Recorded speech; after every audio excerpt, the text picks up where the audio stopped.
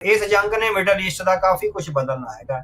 ਜਿਸ ਤਰ੍ਹਾਂ Iran retaliate ਕਰਿਆ ਹੈਗਾ, ਉਹਦੇ ਨਾਲ ਇੱਕ ਨਵਾਂ ਫੇਸ ਆ। ਜੇ ਤਾਂ ਉਹ ਸਫਲ ਹੋ ਗਏ ਇਰਾਨ ਵਿੱਚ ਰਜੀਮ ਚੇਂਜ ਕਰਨ ਵਿੱਚ ਜਾਂ ਸਰਕਾਰ ਚੇਂਜ ਕਰਨ ਵਿੱਚ, ਵੀ ਉਹ ਪ੍ਰੋ ਅਮਰੀਕਨ ਤੇ ਪ੍ਰੋ ਇਜ਼ਰਾਈਲੀ ਸਰਕਾਰ ਆ ਜਾਂਦੀ ਆ, ਫਿਰ ਕੁਝ ਹੋਰ ਕਿਸਮ ਦੇ ਚੈਲੰਜਸ ਆਉਣਗੇ। ਪਰ ਜੇ ਉਹ ਅੜੇ ਰਹੇ ਇਰਾਨ ਵਾਲੇ, ਵੀ ਜੇ ਲੜਾਈ ਸਿਰਫ ਇਜ਼ਰਾਈਲ ਤੇ ਇਰਾਨ ਦਰਮਿਆਨ ਹੁੰਦੀ ਤਾਂ ਇਜ਼ਰਾਈਲ ਦਾ ਪਲੜਾ ਬਹੁਤ ਭਾਰੀ ਆ। ਇਜ਼ਰਾਈਲ ਨੇ ਘੱਟੋ ਘੱਟ ਜਿਸ ਢੰਗ ਨਾਲ ਤੁਸੀਂ ਦੇਖੋ ਵੀ ਰਾਤੋਂ ਰਾਤ ਉਹਨਾਂ ਦੇ ਕਿੰਨੇ ਲੰਮੇ ਸਮੇਂ ਤੋਂ ਉਹਨਾਂ ਨੇ ਸਾਰੀ ਪਲੈਨਿੰਗ ਕਰਕੇ ਉਹਨਾਂ ਦੇ ਟੌਪ ਸਾਇੰਟਿਸਟ ਤੇ ਉਹਨਾਂ ਦੀਆਂ ਟੌਪ ਜਿਹੜੀਆਂ ਸੀਕ੍ਰੇਟ ਸਾਈਟਸ ਸੀਗੀਆਂ ਉਹ ਮਾਰੀਆਂ। ਇਟ ਮੀਨਸ ਉਹਦੀ ਕੈਪੇਬਿਲਿਟੀ ਤਾਂ ਹੈਗੀ ਆ ਇਜ਼ਰਾਈਲ ਦੀ, ਵੀ ਹਮਲਾ ਕਰਨ ਦੀ। ਹਾਂ, ਇਹ ਹੈਗਾ ਵੀ ਇਰਾਨ ਨੇ ਆਪਣੀ ਕੈਪੇਬਿਲਿਟੀ ਪਹਿਲੀ ਵਾਰ ਦਿਖਾਈ, ਅਸੀਂ ਦੇਖਿਆ, ਕਿਉਂਕਿ ਪਹਿਲਾਂ ਉਹ ਛੋਟੀਆਂ ਮਜ਼ਾਈਲਾਂ ਛੱਡ ਕੇ ਇੱਕ ਗੁੱਸਾ ਜਿਹਾ ਹੀ ਕੱਢਦਾ ਹੁੰਦਾ ਸੀ। ਕਿਉਂਕਿ ਆਇਰਨ ਡੋਮ ਸਿਸਟਮ ਵੀ 100% ਫੁੱਲ ਪ੍ਰੂਫ ਨਹੀਂ ਹੈਗਾ, ਉਹਦੀਆਂ ਵੀ ਆਪਣੀਆਂ ਇੱਕ ਤਰ੍ਹਾਂ ਨਾਲ ਕੁਝ ਲਿਮਿਟੇਸ਼ਨਸ ਹੈਗੀਆਂ। ਇਹਨਾਂ ਕੋਲ ਕਿੰਨਾ ਇਕਵਿਪਮੈਂਟ ਆ, ਇਹ ਇੱਕੋ ਟਾਈਮ ਤੇ ਉਹ ਕਿੰਨੀਆਂ ਕੁ ਮਜ਼ਾਈਲਾਂ ਨੂੰ ਉਹ ਇੰਟਰਸੈਪਟ ਕਰ ਸਕਦਾ। ਹੁਣ ਜੇ ਹਜ਼ਾਰਾਂ ਹੀ ਮਜ਼ਾਈਲਾਂ ਆ ਜਾਣ, ਫਿਰ ਜੇ ਆਇਰਨ ਡੋਮ ਦੀ ਕੈਪੇਬਿਲਿਟੀ 200-400 ਮਜ਼ਾਈਲਾਂ ਵਨ ਸਾ ਟਾਈਮ ਕਰਨ ਦੀ ਆ, ਤਾਂ ਉਹਦੇ ਚੋਂ ਬਾਕੀ ਤਾਂ ਫਿਰ ਨਿਕਲਣਗੀਆਂ। ਆਮ ਲੋਕਾਂ ਦੇ ਵਿੱਚ ਵੀ ਤੇ ਇਜ਼ਰਾਈਲ ਵਾਲੇ ਵੀ ਇਹੀ ਮੰਨਦੇ ਸੀ ਵੀ ਇਹ ਭਿੰਨ ਹੈਗਾ, ਵੀ ਇਸ ਨੂੰ ਤੋੜਿਆ ਨਹੀਂ ਜਾ ਸਕਦਾ। ਕਿਉਂਕਿ ਆਇਰਨ ਡੋਮ ਸਿਸਟਮ ਨਾ ਇਸ ਢੰਗ ਨਾਲ ਬਣਾਇਆ ਗਿਆ ਹੈਗਾ ਵੀ ਜਿਹੜੀ ਦੁਸ਼ਮਣ ਦੀ ਮਜ਼ਾਈਲ ਆਉਂਦੀ ਆ ਉਹਨੂੰ ਉਹ ਇੰਟਰਸੈਪਟ ਕਰ ਲੈਂਦਾ। ਦੂਰ ਤੋਂ ਆਉਂਦੀ ਦਾ ਪਤਾ ਲੱਗ ਜਾਂਦਾ ਵੀ ਆਹ ਦੁਸ਼ਮਣ ਦੀ ਮਜ਼ਾਈਲ ਆ ਰਹੀ ਆ। ਉਹਨੂੰ ਭੰਨਦਾ ਕਿਤੇ ਵੀ ਇੱਥੋਂ ਆਇਰਨ ਡੋਮ ਸਿਸਟਮ ਆਪਣੀ ਇੱਕ ਮਜ਼ਾਈਲ ਛੱਡਦਾ, ਉਹ ਹਵਾ 'ਚ ਹੀ ਦੁਸ਼ਮਣ ਦੀ ਮਜ਼ਾਈਲ ਆ ਜਿਹੜੀ ਉਹਨੂੰ ਖਤਮ ਕਰ। ਹੁਣ ਉਹਦੇ 'ਚੋਂ ਹੈਗਾ ਵੀ ਜਿਹੜੀ ਇੱਕ ਮਜ਼ਾਈਲ ਉਹ ਛੱਡਦਾ ਦੁਸ਼ਮਣ ਦੀ ਮਜ਼ਾਈਲ ਨੂੰ ਭੰਨਣ ਲਈ, ਉਹ $50,000 ਦੀ ਹੈ ਇੱਕ ਮਜ਼ਾਈਲ। ਸੋ ਜਿਹੜਾ ਉਹਦਾ ਲਾਂਚਰ ਆ, ਜਿਹੜੇ ਲਾਂਚਰ ਵਿੱਚ ਉਹ ਮਜ਼ਾਈਲ ਰੱਖੀ ਹੋਈ ਆ ਹਨਾ, ਵੀ ਉਹ $3 ਲੱਖ ਦਾ। ਜਿਹੜਾ ਉਹਦਾ ਬੈਕਅਪ ਹੈਗਾ ਨਾ, ਸੋ ਉਹ ਇੱਕ ਤਾਂ ਮਜ਼ਾਈਲ ਹੋ ਗਈ $50,000 ਦੀ, ਉਹਦਾ ਲਾਂਚਰ $3 ਲੱਖ ਦਾ ਹੈਗਾ, ਉਹਦਾ ਬੈਕਅਪ ਪ੍ਰੋਗਰਾਮ ਕਹਿੰਦਾ ਵੀ $1 ਬਿਲੀਅਨ ਦਾ ਹੈਗਾ। ਸੋ ਇਹ ਗੱਲ ਤਾਂ ਵੀ ਇੰਨਾ ਫਲੋ ਆਫ ਮਨੀ ਇਜ਼ਰਾਈਲ ਕੋਲ ਹੈਗੀ ਆ ਕਿ ਨਹੀਂ। ਇੰਡੀਆ ਪਾਕਿਸਤਾਨ ਦੀ ਲੜਾਈ, ਕੌਨਫਲਿਕਟ, ਝੜਪ ਆ, ਉਸ ਦੇ ਵੇਲੇ ਵੀ ਤੇ ਹੁਣ ਵੀ ਇਹ ਜਿਹੜੀ ਗੱਲ ਦੁਬਾਰਾ ਚੱਲ ਪਈ ਹੈ। ਜਦੋਂ ਵੀ ਕਿਤੇ ਵੀ ਲੜਾਈ ਹੁੰਦੀ ਆ, ਤੀਜੇ ਵਿਸ਼ਵ ਯੁੱਧ ਦੀ, 3rd ਵਰਲਡ ਵਾਰ ਦੀ, ਕੀ ਇਹ ਲੜਾਈ ਆਪਾਂ ਨੂੰ ਉਸ ਪਾਸੇ ਵੱਲ ਨੂੰ ਧੱਕ ਰਹੀ ਆ ਜਾਂ ਅਜੇ ਆਪਾਂ ਉਸ ਤੋਂ ਦੂਰ? ਤੇ ਹਲੇ 3rd ਵਰਲਡ ਵਾਰ ਵਾਲੀ ਤਾਂ ਕੋਈ ਗੱਲ ਨਹੀਂ ਹੈਗੀ। ਸੋ ਜਿਹੜਾ ਸਮੁੱਚਾ ਘਟਨਾਕ੍ਰਮ ਚੱਲ ਰਿਹਾ ਬੜਾ ਕੰਟੇਨਡ ਆ ਤੇ ਇੱਕ ਖਾਸ ਘੇਰੇ ਵਿੱਚ ਹੀ ਹੈਗਾ। ਸੋ ਉਹਦੇ ਚੋਂ ਇੰਟਰਨੈਸ਼ਨਲ ਡਿਪਲੋਮੇਸੀ ਹੁਣ ਕਾਫੀ ਐਡਵਾਂਸ ਹੋ ਚੁੱਕੀ ਆ, ਸਿਆਣੀ ਹੋ ਚੁੱਕੀ ਆ, ਮੈਚਿਓਰ ਹੋ ਚੁੱਕੀ ਆ। ਉਹ ਇੱਕ ਕੰਟੇਨਡ ਜਿਹੜਾ ਹੈਗਾ ਹਮਲਾ ਤਾਂ ਚੱਲੇਗਾ, ਪਰ ਇੰਡੀਆ ਖੁੱਲੀ ਜੰਗ ਦੀਆਂ ਹਲੇ ਕੋਈ ਸੰਭਾਵਨਾ ਨਜ਼ਰ ਨਹੀਂ ਆਉਂਦੀ। ਨੈਤਿਕ ਤੌਰ ਤੇ ਚੀਨ ਔਰ ਰੂਸ ਨੇ ਉਹਨਾਂ ਦੀ ਹਮਾਇਤ ਕਰ ਦਿੱਤੀ ਹੈਗੀ ਆ। ਇਹ ਨੈਤਿਕ ਜਿਹੜੀ ਹਮਾਇਤ ਹੈਗੀ ਆ, ਇਹ ਮਿਲੀਟੈਰੀਲੀ ਮਟੀਰੀਅਲਾਈਜ਼ ਕਿਸ ਤਰ੍ਹਾਂ ਹੁੰਦੀ ਹੈਗੀ ਆ, ਇਹ ਦੇਖਣ ਵਾਲੀ ਗੱਲ ਹੋਵੇਗੀ। ਜੇ ਇਹ ਦੋਵੇਂ ਮੁਲਕ ਆ ਜਿਹੜੇ ਈਰਾਨ ਦੀ ਹਮਾਇਤ ਤੇ ਆ ਜਾਂਦੇ ਹੈਗੇ ਤਾਂ ਫਿਰ ਅਮਰੀਕਾ ਤੇ ਇਜ਼ਰਾਈਲ ਨੂੰ ਵੀ ਜਿਹੜੀ ਹੈਗੀ ਆ ਵੀ ਡਬਲ ਮਾਈਂਡ ਆ, ਵੀ ਉਹ ਸੋਚਣਾ ਪਵੇਗਾ ਵੀ ਅਸੀਂ ਅੱਗੇ ਵਧਣਾ ਜਾਂ ਨਹੀਂ ਵਧਣਾ। ਜਿਸ ਜੀ ਆਪਾਂ ਭਾਰਤ ਪਾਕਿਸਤਾਨ ਜੰਗ ਵੇਲੇ ਇਹ ਗੱਲ ਕਹੀ ਸੀ ਵੀ ਜੰਗ ਜਦੋਂ ਸ਼ੁਰੂ ਹੋ ਜਾਂਦੀ ਆ ਫਿਰ ਉਹ ਬੰਦ ਕਰਨੀ ਬੜੀ ਔਖੀ ਹੁੰਦੀ ਆ। ਜੰਗ ਹੈ ਜਿਹੜੀ ਤੁਹਾਡੇ ਹੱਥਾਂ ਵਿੱਚੋਂ ਨਿਕਲ ਜਾਂਦੀ ਹੁੰਦੀ ਹੈ। ਜੰਗ ਨੂੰ ਡਿਸਿਪਲਿਨ ਢੰਗ ਨਾਲ ਨਹੀਂ ਚਲਾਇਆ ਜਾ ਸਕਦਾ ਹੁੰਦਾ। ਉਹ ਕਹਿੰਦਾ ਵੀ ਜਿਹੜੀ ਪਰਮਾਣੂ ਹਥਿਆਰਾਂ ਦਾ ਬਹਾਨਾ ਉਹ ਤਾਂ ਸਮੋਕ ਸਕਰੀਨ ਆ। ਅਸਲ ਵਿੱਚ ਇਜ਼ਰਾਈਲ ਤੇ ਅਮਰੀਕਾ ਉੱਥੋਂ ਦੀ ਜਿਹੜੀ ਸਰਕਾਰ ਆ ਉਹਨੂੰ ਤਬਦੀਲ ਕਰਨਾ ਚਾਹੁੰਦੇ, ਉੱਥੋਂ ਦੀ ਲੀਡਰਸ਼ਿਪ ਨੂੰ ਤਬਦੀਲ ਕਰਨਾ ਚਾਹੁੰਦੇ ਹੈਗੇ ਆ। ਵੀ ਅਖੰਡ ਇਜ਼ਰਾਈਲ, ਜਿਸ ਤਰ੍ਹਾਂ ਅਖੰਡ ਭਾਰਤ ਦਾ ਮੁੱਦਾ ਆ ਰਿਹਾ ਨਾ, ਬਿਲਕੁਲ ਭਾਰਤ ਦੀ ਤਰ੍ਹਾਂ ਉਹ ਚੱਲ ਰਿਹਾ। ਜਿੱਦਾਂ ਨਰਿੰਦਰ ਮੋਦੀ ਉਹਨਾਂ ਦਾ ਵੀ ਉਧਰ ਜਿਹੜਾ ਹੈਗਾ ਅਰੁਣਾਚਲ ਪ੍ਰਦੇਸ਼ ਤੋਂ ਉਹਨਾਂ ਦਾ ਜਿਹੜਾ ਸਕਾਈ ਚਿੰਨ੍ਹ ਆ ਉਹਨੂੰ ਵੀ ਲੈ ਲਈਏ, ਇਧਰ ਪਾਕਿਸਤਾਨ ਵਾਲਾ ਜਿਹੜਾ ਕਸ਼ਮੀਰ ਆ ਉਹਨੂੰ ਵੀ ਲੈ ਲਈਏ। ਸੋ ਅਖੰਡ ਭਾਰਤ ਦਾ ਸੁਪਨਾ, ਇਸੇ ਤਰ੍ਹਾਂ ਅਖੰਡ ਇਜ਼ਰਾਈਲ ਦਾ ਜਿਹੜਾ ਸੁਪਨਾ ਲਗਾਤਾਰ ਚੱਲ ਰਿਹਾ ਆ। ਜਿਹੜਾ ਨੇਤਨਯਾਹੂ ਆ ਉਹ ਮੋਦੀ ਲਈ ਇੱਕ ਰੋਲ ਮਾਡਲ ਹੈ, ਵੀ ਜਿਸ ਤਰ੍ਹਾਂ ਨੇਤਨਯਾਹੂ ਗਾਜ਼ਾ ਵਿੱਚ ਇਰਾਨ ਤੇ ਕਰ ਰਿਹਾ, ਉਸੇ ਤਰ੍ਹਾਂ ਭਾਰਤ ਆ ਜਿਹੜਾ ਪਾਕਿਸਤਾਨ ਵਿੱਚ ਕਰਨਾ ਚਾਹ ਰਿਹਾ। ਔਰ ਜੇ ਪਾਕਿਸਤਾਨ ਵਿੱਚ ਉਹ ਆਪ ਨਾ ਕਰ ਸਕੇ ਤਾਂ ਇਰਾਨ ਦੀ ਸਕਸੈਸਫੁਲ ਇਨਵੇਸ਼ਨ ਤੋਂ ਬਾਅਦ ਉਹ ਇਜ਼ਰਾਈਲ ਨੂੰ ਪ੍ਰਵੋਕ ਕਰ ਸਕਦਾ ਵੀ ਪਾਕਿਸਤਾਨ ਦਾ ਕੰਡਾ ਵੀ ਹੁਣ ਕੱਢ ਹੀ ਦਿਓ, ਕਿਉਂਕਿ ਵੀ ਉਹ ਵੀ ਇਸਲਾਮੀ ਮੁਲਕ ਹੈਗਾ। ਸੋ ਚਾਈਨਾ ਦਾ ਹੀ ਜਿਹੜਾ ਰਡਾਰ ਸਿਸਟਮ ਹੈ ਜਿਹੜਾ ਉਹਨਾਂ ਕੋਲ ਹੈਗਾ, ਸੇ ਚਾਈਨਾ ਦੇ ਜਿਹੜੇ ਸੈਟੇਲਾਈਟ ਉਹਨਾਂ ਨੇ ਉੱਪਰ ਛੱਡੇ ਹੋਏ ਆ ਜਿਹੜੇ ਉਹਨਾਂ ਨੂੰ ਇਨਫੋਰਮੇਸ਼ਨ ਦਿੰਦੇ ਹੈਗੇ, ਉਹ ਸਾਰੇ ਸੋ ਉਹਨਾਂ ਕੋਲ ਕੰਪਲੀਟ ਪੈਕੇਜ ਹੈ ਜਿਹੜਾ ਚਾਈਨਾ ਦਾ, ਇੱਕੋ ਕੰਟਰੀ ਦਾ ਪੈਕੇਜ ਆ। ਸੋ ਉਹਨਾਂ ਦਾ ਸਕਸੈਸ ਇਸ ਕਰਕੇ ਹੋਇਆ ਵੀ ਸਭ ਕੁਝ ਚਾਈਨਾ ਦਾ ਹੋਣ ਕਰਕੇ ਉਹਨਾਂ ਦੀ ਆਪਸ ਵਿੱਚ ਜਿਹੜੇ ਹਵਾਈ ਜਹਾਜ਼ ਆ ਉਹਨਾਂ ਦੀ ਮਜ਼ਾਈਲਾਂ ਨਾਲ ਕੋਲੈਬੋਰੇਸ਼ਨ ਆ, ਮਜ਼ਾਈਲਾਂ ਦੀ ਜਿਹੜੇ ਉੱਪਰ ਸੈਟੇਲਾਈਟ ਛੱਡੇ ਹੋਏ ਉਹਨਾਂ ਨਾਲ ਕੋਲੈਬੋਰੇਸ਼ਨ ਆ, ਉਹਨਾਂ ਸੈਟੇਲਾਈਟਾਂ ਦੀ ਫਿਰ ਜਿਹੜਾ 에ਅਰ ਡਿਫੈਂਸ ਸਿਸਟਮ ਆ ਉਹਦੇ ਨਾਲ ਕੋਲੈਬੋਰੇਸ਼ਨ ਆ। ਭਾਰਤ ਕਿੱਥੇ ਹਾਰ ਰਿਹਾ ਹੈਗਾ, ਉਹਦੇ ਕੋਲ 에ਅਰ ਡਿਫੈਂਸ ਸਿਸਟਮ ਹੈਗਾ ਰੂਸ ਦਾ, ਜਿਹੜੇ ਰਾਫੇਲ ਜਹਾਜ਼ ਹੈਗੇ ਉਹ ਫਰਾਂਸ ਦੇ, ਉਹ ਕੰਬਾਈਨ ਹੀ ਨਹੀਂ ਕਰ ਰਹੇ। ਇੱਕ ਵੈਸਟ ਦੀ ਪ੍ਰੋਡਕਟ ਆ, ਇੱਕ ਰਸ਼ੀਆ ਦੀ ਪ੍ਰੋਡਕਟ ਆ, ਦੋਹੇ ਐਨਮੀ ਕੰਟੀਨੈਂਟਸ ਦੇ ਪ੍ਰੋਡਕਟ ਹੈਗੇ ਆ। ਗਾਜ਼ਾ ਨੂੰ ਲੈ ਕੇ ਉਹਨਾਂ ਦੇ ਗੱਲਾਂ ਬਾਤਾਂ ਜਿਹੜੀਆਂ ਉਹ ਨਜ਼ਰ ਆਉਂਦੀਆਂ ਆ। ਓਵਰਆਲ ਤੁਸੀਂ ਕੀ ਸੋਚਦੇ ਆ ਵੀ ਅਰਬ ਮੁਲਕ ਇਸ ਦੇ ਉੱਤੇ ਕੀ ਪ੍ਰਤੀਕਰਨ ਜਿਹੜਾ ਇਹਨਾਂ ਦਾ ਰਹਿ ਸਕਦਾ ਆ? ਕੁਝ ਠੋਸ ਕਦਮ ਉਹ ਚੱਕਣਗੇ, ਕੁਛ ਇਸ ਦੀ ਮੁਖਾਲਫਤ ਜਿਹੜੀ ਉਹ ਕਰਨਗੇ? ਨਹੀਂ, ਉਹ ਹਲੇ ਵੇਟ ਐਂਡ ਵਾਚ ਤੇ ਹੀ ਹੈਗੇ ਆ ਜਿਹੜੇ ਚੱਲ ਰਹੇ ਹੈਗੇ ਆ। ਸੋ ਉਹ ਅਮਰੀਕਾ ਨਾਲ ਤੇ ਇਜ਼ਰਾਈਲ ਨਾਲ ਸਿੱਧੇ ਕਿਸੇ ਕੌਨਫਲਿਕਟ ਵਿੱਚ ਨਹੀਂ ਆਉਣਾ ਚਾਹੁੰਦੇ, ਕਿਉਂਕਿ ਉਹਨਾਂ ਦੇ ਬਹੁਤ ਵੱਡੇ ਆਪਾਂ ਕਹਿ ਸਕਦੇ ਬਿਜ਼ਨਸ ਇੰਟਰਸਟ ਆ ਸਾਰੇ ਪਾਸੇ ਵੈਸਟਰਨ ਵਰਲਡ ਵਿੱਚ। ਇੱਕ ਸਾਊਥ ਚਾਈਨਾ ਨਿਊਜ਼ਪੇਪਰ ਹੈਗਾ, ਸਾਊਥ ਚਾਈਨਾ ਡੇਲੀ ਹੈਗਾ, ਉਹਨੇ ਰਿਪੋਰਟ ਦਿੱਤੀ ਹੈਗੀ ਆ ਵੀ ਭਾਰਤ ਨੇ G7 ਸੰਮੇਲਨ ਵਿੱਚ ਸੱਦਾ ਹਾਸਲ ਕਰਨ ਲਈ ਬਹੁਤ ਵੱਡੀ ਕੀਮਤ ਅਦਾ ਕਰੀ ਹੈ। ਉਹਨੇ ਇਹ ਰਿਪੋਰਟ ਲਾਈ। ਸਾਡੇ ਲਈ ਸਟੇਟ ਇੰਨੀ ਜ਼ਰੂਰੀ ਨਹੀਂ ਹੈਗੀ, ਸਾਡੀ ਕੌਮ ਦੀ ਹੋਂਦ ਜ਼ਰੂਰੀ ਆ ਜਿਹਨੂੰ ਕਿ ਅਸੀਂ ਬਿਲਡ ਕਰਨਾ ਹੈ ਨਾ। ਡਿਵੈਲਪਮੈਂਟ ਐਂਡ ਨੇਸ਼ਨ ਬਿਲਡਿੰਗ, ਜਿਹੜੀ ਨੇਸ਼ਨ ਬਿਲਡਿੰਗ ਹੈਗੀ ਆ, ਨੇਸ਼ਨ ਬਿਲਡਿੰਗ ਸਾਨੂੰ ਸ਼੍ਰੀ ਗੁਰੂ ਗ੍ਰੰਥ ਸਾਹਿਬ ਚੋਂ, ਆਪਣੇ ਇਤਿਹਾਸ ਚੋਂ, ਆਪਣੀਆਂ ਪਰੰਪਰਾਵਾਂ ਚੋਂ ਤੇ ਆਪਣੀਆਂ ਰਵਾਇਤਾਂ ਚੋਂ ਆ ਜਿਹੜੀ ਉਹ ਹੋਣੀ ਹੈਗੀ ਹੈ। ਸਟੇਟ ਸਾਡੇ ਲਈ ਸੈਕੰਡਰੀ ਮਸਲਾ ਹੈਗਾ। ਸੋ ਧਰਮ ਸਾਡੇ ਲਈ ਪ੍ਰਮੁੱਖ ਹੋਵੇਗਾ ਤਾਂ ਨੇਸ਼ਨ ਬਿਲਡਿੰਗ ਹੋਵੇਗੀ। ਜਦੋਂ ਨੇਸ਼ਨ ਇੰਨਾ ਪਵਿੱਤਰ ਬਿਲਡ ਹੋਊਗਾ ਤਾਂ ਉਹਦੀ ਜਿਹੜੀ ਸਟੇਟ ਹੈ ਉਹ ਵੀ ਕਿਸੇ ਬੱਚਿਆਂ ਦਾ ਕਤਲੇਆਮ ਨਹੀਂ ਕਰੇਗੀ, ਕਿਸੇ ਔਰਤਾਂ ਦਾ ਕਤਲੇਆਮ ਨਹੀਂ ਕਰੇਗੀ, ਕਿਸੇ ਨਿਹੱਥੇ ਦਾ ਕਤਲੇਆਮ ਨਹੀਂ ਕਰੇਗੀ।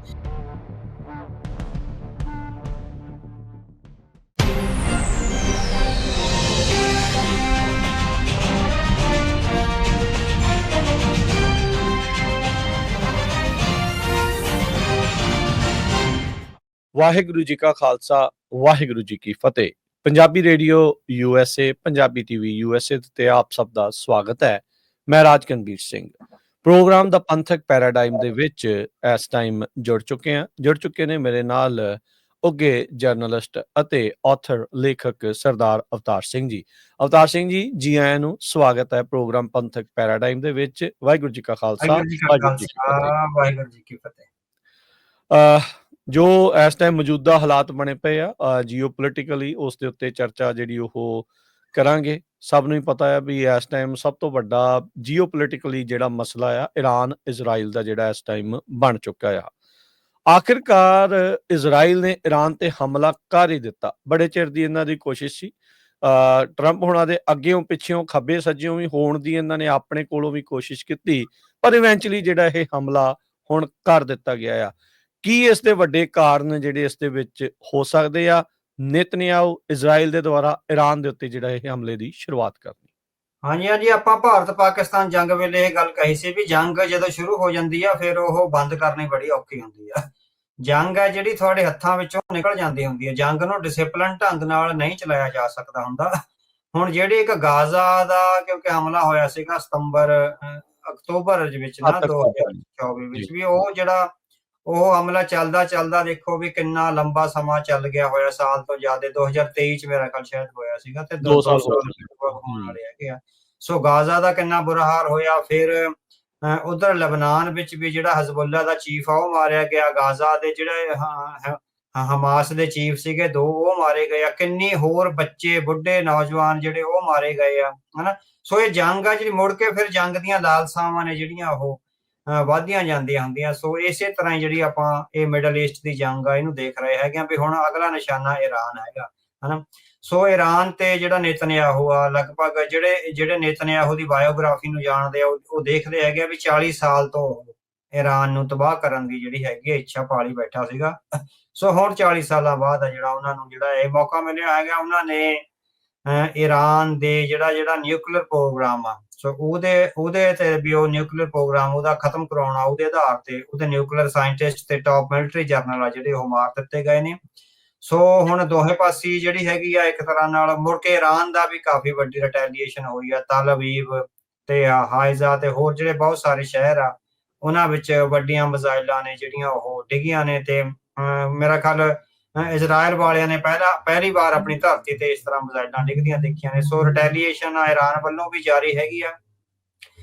ਇਹਦੇ ਚੋਂ ਜਿਹੜਾ ਆਮ ਨੁਕਸਾਨ ਆ ਉਹ ਦੋਵੇਂ ਪਾਸਿਆਂ ਜਿਹੜਾ ਸ਼ਹਿਰੀਆਂ ਦਾ ਹੋਵੇਗਾ। ਪਰ ਇਹ ਜੰਗ ਹੁਣ ਇਸ ਤਰ੍ਹਾਂ ਲੱਗ ਰਿਹਾ ਹੈਗਾ ਵੀ ਕਾਫੀ ਵੱਡੀ ਪੱਧਰ ਤੇ ਵਧੇਗੀ। ਜਦੋਂ 14 ਅਕਤੂਬਰ 2003 ਨੂੰ ਹਮਲਾ ਹੋਇਆ ਸੀਗਾ ਇਜ਼ਰਾਈਲ ਤੇ, ਤਾਂ ਇਜ਼ਰਾਈਲ ਦੇ ਪ੍ਰਧਾਨ ਮੰਤਰੀ ਨੇਤਨਯਾਹੂ ਨੇ ਅਗਲੇ ਦਿਨ ਹੀ ਐਲਾਨ ਕਰਿਆ ਸੀ ਵੀ ਜਿਹੜੀ ਜੰਗ ਅਸੀਂ ਹੁਣ ਲੜਨ ਜਾ ਰਹੇ ਹਾਂ ਇਹ ਮਿਡਲ ਈਸਟ ਦਾ ਮੁਹਾਂਦਰਾ ਬਦਲ ਕੇ ਰੱਖ ਦੇਵੇਗੀ। ਸੋ ਸਾਨੂੰ ਲੱਗ ਰਿਹਾ ਹੈਗਾ ਵੀ ਉਹ ਮਿਡਲ ਈਸਟ ਦਾ ਮੁਹਾਂਦਰਾ ਜਿਹੜੀ ਐਕਸਪੈਂਸ਼ਨਿਸਟ ਉਹਨਾਂ ਦੀ ਪਾਲਿਸੀ ਹੈਗੀ ਆ ਵੀ ਫਲਸਤੀਨ ਨੂੰ ਤਾਂ ਕਬਜ਼ਾ ਕਰਨਾ ਹੀ ਕਰਨਾ, ਤੋਂ ਅੱਗੇ ਜਿਹੜੀਆਂ ਹੋਰ ਟੈਰੀਟਰੀਜ਼ ਆ ਜੇ ਉਹਨਾਂ ਤੇ ਵੀ ਹੋ ਜਾਂਦਾ, ਕਿਉਂਕਿ ਜਾਰਡਨ ਵਿੱਚ ਵੀ ਬਹੁਤ ਸਾਰੇ ਫਲਸਤੀਨੀ ਬੈਠੇ ਨੇ, ਜਾਂ ਇਜਿਪਟ ਤੇ ਲਬਨਾਨ ਆ ਤੇ ਸੀਰੀਆ ਹੈਗਾ ਜਿਹੜਾ, ਇਹ ਸਾਰੇ ਬਾਰਡਰ ਸਟੇਟਸ ਆ, ਇਹਨਾਂ ਦੇ ਵੱਡੇ ਜਿਹੜੇ ਚੰਕ ਨੇ ਉਹ ਉਹਨਾਂ ਤੇ ਕਬਜ਼ਾ ਕਰਨ ਦੀ ਜਿਹੜੀ ਨੇਤਨਯਾਹੂ ਦੀ ਜਿਹੜੀ ਨੀਤੀ ਹੈਗੀ ਆ। ਤੇ ਦੂਸਰਾ ਇਹ ਹੈਗਾ ਵੀ ਉੱਥੇ ਹੁਣ ਇਹ ਦੋ ਧਾਰੀ ਜਿਹੜੀ ਹੈਗੀ ਆ ਜੰਗ ਚੱਲ ਰਹੀ ਹੈਗੀ ਆ। ਪਹਿਲੀ ਧਾਰਾ ਤਾਂ ਇਹ ਹੈਗੀ ਆ ਵੀ ਉਹਨਾਂ ਤੇ ਵੱਡਾ ਹਮਲਾ ਕਰਕੇ ਉਹਨਾਂ ਨੂੰ ਤਬਾਹ ਕੀਤਾ ਜਾਵੇ, ਪਰ ਅੱਜ ਰੀਸੈਂਟਲੀ ਮੈਂ ਹੁਣੇ ਪ੍ਰੋਗਰਾਮ ਸ਼ੁਰੂ ਹੋਣ ਤੋਂ ਪਹਿਲਾਂ ਜਿਹੜਾ ਯੂਰਪ ਦਾ ਮੈਗਜ਼ੀਨ ਹੈਗਾ ਫੋਰਨ ਪਾਲਿਸੀ ਉਹ ਦੇਖ ਰਿਹਾ ਸੀ, ਉਹ ਕਹਿੰਦਾ ਵੀ ਜਿਹੜੀ ਪਰਮਾਣੂ ਹਥਿਆਰਾਂ ਦਾ ਬਹਾਨਾ ਉਹ ਤਾਂ ਸਮੋਕ ਸਕਰੀਨ ਆ, ਅਸਲ ਵਿੱਚ ਇਜ਼ਰਾਈਲ ਤੇ ਅਮਰੀਕਾ ਉੱਥੋਂ ਦੀ ਜਿਹੜੀ ਸਰਕਾਰ ਆ ਉਹਨੂੰ ਤਬਦੀਲ ਕਰਨਾ ਚਾਹੁੰਦੇ, ਉੱਥੋਂ ਦੀ ਲੀਡਰਸ਼ਿਪ ਨੂੰ ਤਬਦੀਲ ਕਰਨਾ ਚਾਹੁੰਦੇ ਹੈਗੇ ਆ।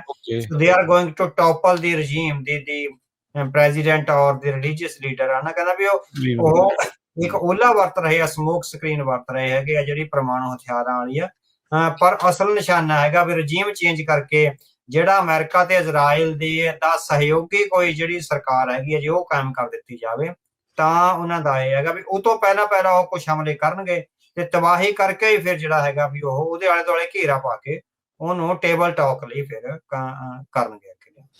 ਅਨਕੰਡੀਸ਼ਨਲ ਸਰੈਂਡਰ ਦੀ ਗੱਲ ਟਰੰਪ ਹੋਣਾ ਨੇ ਕੀਤੀ ਵੀ ਈਰਾਨ ਨੂੰ ਅਨਕੰਡੀਸ਼ਨਲ ਸਰੈਂਡਰ ਜਿਹੜਾ ਉਹ ਕਰ ਦੇਣਾ ਚਾਹੀਦਾ ਆ। ਕੀ ਜਿਹੜਾ ਆਇਤੁੱਲਾ ਖਮੀਨੀ ਆ ਇਹ ਜਾਂ ਉਹਨਾਂ ਦਾ ਸੁਪਰੀਮ ਲੀਡਰ, ਕਿਉਂਕਿ ਵੱਡੇ ਵੱਡੇ ਜਰਨੈਲ ਵੀ ਉਹਨਾਂ ਦੇ ਮਾਰਤੇ, ਸਾਇੰਟਿਸਟ ਵੀ ਉਹਨਾਂ ਨੇ ਮਾਰ ਦਿੱਤੇ, ਕੀ ਲੱਗਦਾ ਵੀ ਉਹ ਵਾਕਿਆ ਟੇਬਲ ਟਾਕ ਦੇ ਉੱਤੇ ਆ ਜਾਊਗਾ ਹੁਣ? ਨਹੀਂ ਦੇਖੋ, ਸਾਨੂੰ ਲੱਗਦਾ ਵੀ ਜਿਸ ਤਰ੍ਹਾਂ ਉਹ ਕਹਿ ਰਹੇ ਆ ਵੀ ਜਿਹੜਾ ਵੀ ਸਰੈਂਡਰ ਆ ਉਹ ਹੁਣ ਉਹਨਾਂ ਦੀਆਂ ਆਪਣੀਆਂ ਕੁਝ ਰਵਾਇਤਾਂ ਨੇ, ਉਹਨਾਂ ਦੀਆਂ ਧਾਰਮਿਕ ਰਵਾਇਤਾਂ ਵੀ ਨੇ ਹਨਾ, ਜੇ ਮੇਰਾ ਖਿਆਲ ਉਹ ਧਾਰਮਿਕ ਰਵਾਇਤਾਂ 'ਚ ਹੋ ਸਕਦਾ ਵੀ ਇਸ ਤਰ੍ਹਾਂ ਸਰੈਂਡਰ ਨਾ ਕਰੇ, ਟੇਬਲ ਟਾਕ ਵਾਲੀ ਗੱਲ ਆ ਜਿਹੜੀ ਉਹ ਹੋ ਸਕਦੀ ਹੈ ਕਿ ਸੋ ਟੇਬਲ ਟਾਕ ਲਈ ਤਾਂ ਉਹਨਾਂ ਦਾ ਫੋਰਨ ਮਿਨਿਸਟਰ ਦੀ ਮੈਂ ਅੱਜ ਵੀ ਸੁਣ ਰਿਹਾ ਸੀਗਾ, ਉਹ ਅਲ ਜਜ਼ੀਰਾ ਤੇ ਬੋਲ ਰਹੇ ਸੀਗੇ ਵੀ ਅਸੀਂ ਤਾਂ ਕਦੇ ਵੀ ਡਿਪਲੋਮੇਸੀ ਤੋਂ ਨਹੀਂ ਭੱਜੇ ਹਨਾ, ਵੀ ਡਿਪਲੋਮੈਟਿਕਲੀ ਤੁਸੀਂ ਸਾਡਾ, ਉਹ ਕਹਿੰਦੇ ਵੀ ਸਾਡਾ ਜਿਹੜਾ ਨਿਊਕਲੀਅਰ ਪ੍ਰੋਗਰਾਮ ਆ ਉਹ IAF ਦੇ ਅਧੀਨ ਆ, ਜਿਹੜਾ ਵੀ ਉਹਦੀਆਂ ਸ਼ਰਤਾਂ ਔਰ ਉਹਦੀਆਂ ਕੰਡੀਸ਼ਨ ਦੇ ਅਧੀਨ ਹੀ ਅਸੀਂ ਚੱਲ ਰਹੇ ਹੈਗੇ ਆ। ਸੋ ਜਿਹੜਾ ਸਰੈਂਡਰ ਆ ਨਾ ਇਸ ਤਰ੍ਹਾਂ ਵੰਗਾਰ ਕੇ ਸਰੈਂਡਰ ਕਰਨਾ ਇਹ ਥੋੜਾ ਜਿਹਾ ਹਲੇ ਔਖਾ ਲੱਗ ਰਿਹਾ, ਕਿਉਂਕਿ ਉਹ ਜਿਸ ਰਿਲੀਜੀਅਸ ਬੈਕਗਰਾਉਂਡ ਚੋਂ ਆਇਆ ਉਹਦੇ ਚੋਂ ਇਸ ਤਰ੍ਹਾਂ ਇੱਕ ਤਾਂ ਇਹ ਹੋਊਗਾ ਵੀ ਨੈਤਿਕ ਤੌਰ ਤੇ ਆਪਣਾ ਸਿਰ ਵੱਢ ਕੇ ਤੁਸੀਂ ਜਿਹੜਾ ਆਪਣੇ ਦੁਸ਼ਮਣ ਦੇ ਪੈਰਾਂ ਹੇਠ ਰੱਖ ਦਿਓ। ਸੋ ਇਹ ਜੇ ਤਾਂ ਉਹ ਇਸ ਲੈਵਲ ਤੇ ਧਾਰਮਿਕ ਤੌਰ ਤੇ ਪ੍ਰਪੱਕ ਹੋਏ ਹਨਾ ਵੀ ਤਾਂ ਉਹ ਮਨ ਲੱਗਦੀ ਹੈ ਵੀ ਫਿਰ ਨਹੀਂ ਕਰਨਗੇ। ਜੇ ਹੋਇਆ ਵੀ ਹਾਂ ਕੋਈ ਜਸਟ ਡਿਪਲੋਮੈਟਿਕ ਚੈਨਲ ਖੁੱਲਿਆ ਹੋਇਆ behind the scene we diplomacy ਆਪਣਾ ਵਰਕ ਕਰ ਰਹੀ ਹੈਗੀ ਹੈ ਜੰਗ ਦੇ ਨਾਲ ਹੀ, ਤੋਂ ਅਗਲੇ ਦਿਨਾਂ ਦੌਰਾਨ ਜੰਗ ਬੰਦ ਹੋ ਜਾਂਦੀ ਹੈ ਤੇ ਮੁੜ ਕੇ ਟੇਬਲ ਟਾਕ ਸ਼ੁਰੂ ਹੋ ਜਾਂਦੀ ਆ, ਉਸ ਸਥਿਤੀ ਵਿੱਚ ਆ ਜਿਹੜਾ ਚਾਹੇ ਉਹਨੂੰ ਫਿਰ ਸਰੈਂਡਰ ਦਾ ਨਾਂ ਲੈ ਲਿਓ ਚਾਹੇ ਡਿਪਲੋਮੈਟਿਕ ਐਫਰਟਸ ਦਾ, ਤੇ ਜਿਹੜੀ ਡਿਪਲੋਮੇਸੀ ਦੀ ਸੈਕੰਡ ਲਾਈਨ ਦੀ ਜਿਹੜੀ ਹੁੰਦੀ ਹੈ ਬੈਕਡੋਰ ਪਾਲਿਸੀ ਉਹ ਚੱਲ ਰਹੀ ਹੈ ਕਿ ਉਹਨੂੰ ਤੁਸੀਂ ਸ਼ਬਦ ਜਿਹੜੇ ਮਰਜ਼ੀ ਦੇ ਲਿਓ, ਪਰ ਇਹ ਹੈਗਾ ਵੀ ਇੱਕਦਮ ਜੇ ਤੁਸੀਂ ਇਹ ਕਹੋ ਵੀ ਹਾਂ ਉਹ ਇਸ ਤਰ੍ਹਾਂ ਸਰੈਂਡਰ ਕਰਨਗੇ, ਕਿਉਂਕਿ ਜਿਸ ਢੰਗ ਨਾਲ ਉਹਨਾਂ ਨੇ ਹਮਲਾ ਜਿਹੜਾ ਮੋੜਵਾਂ ਹਮਲਾ ਕਰਿਆ ਉਹ ਕਾਫੀ ਤਿੱਖਾ, ਹਾਲਾਂਕਿ ਵੱਡੇ ਜਰਨੈਲਾਂ ਤੇ ਸਾਇੰਟਿਸਟਾਂ ਦੀ ਮੌਤ ਤੋਂ ਬਾਅਦ ਉਹਨਾਂ ਕੋਲੋਂ ਜਿਸ ਕਿਸਮ ਦੀ ਉਮੀਦ ਸੀ, ਕਿਉਂਕਿ ਪਿਛਲੀ ਵਾਰ ਜਦੋਂ ਹੋਇਆ ਸੀਗਾ ਤਾਂ ਉਹਨਾਂ ਨੇ ਰਾਕਟ ਵਗੈਰਾ ਜਾਂ ਛੋਟੇ ਜਿਹੜੇ ਹੈਗੇ ਡਰੋਨ ਵਗੈਰਾ ਛੱਡ ਕੇ ਕੰਮ ਸਾਰ ਲਿਆ ਸੀ, ਔਰ ਸਾਰੇ ਇਜ਼ਰਾਈਲ ਨੇ ਜਿਹੜੇ ਡਾਈਫਿਊਜ਼ ਕਰ ਰਹੇ ਸੀਗੇ, ਪਰ ਇਸ ਵੇਲੇ ਉਹਨਾਂ ਦੀ ਜਿਹੜੀ ਕੈਪੇਬਿਲਿਟੀ ਆ ਡਾਈਫਿਊਜ਼ ਕਰਨ ਦੀ ਇਜ਼ਰਾਈਲ ਦੀ ਆ ਉਹ ਖਤਮ ਹੋ ਚੁੱਕੀ ਆ। ਸੋ ਮਿਜ਼ਾਈਲਾਂ ਨੇ ਜਿਹੜੀਆਂ ਹਾਈਫਾ ਬੰਦਰਗਾਹ ਤੇ ਹੋਈਆਂ, ਹੁਣ ਹਾਈਫਾ ਬੰਦਰਗਾਹ ਦਾ ਜਿਹੜਾ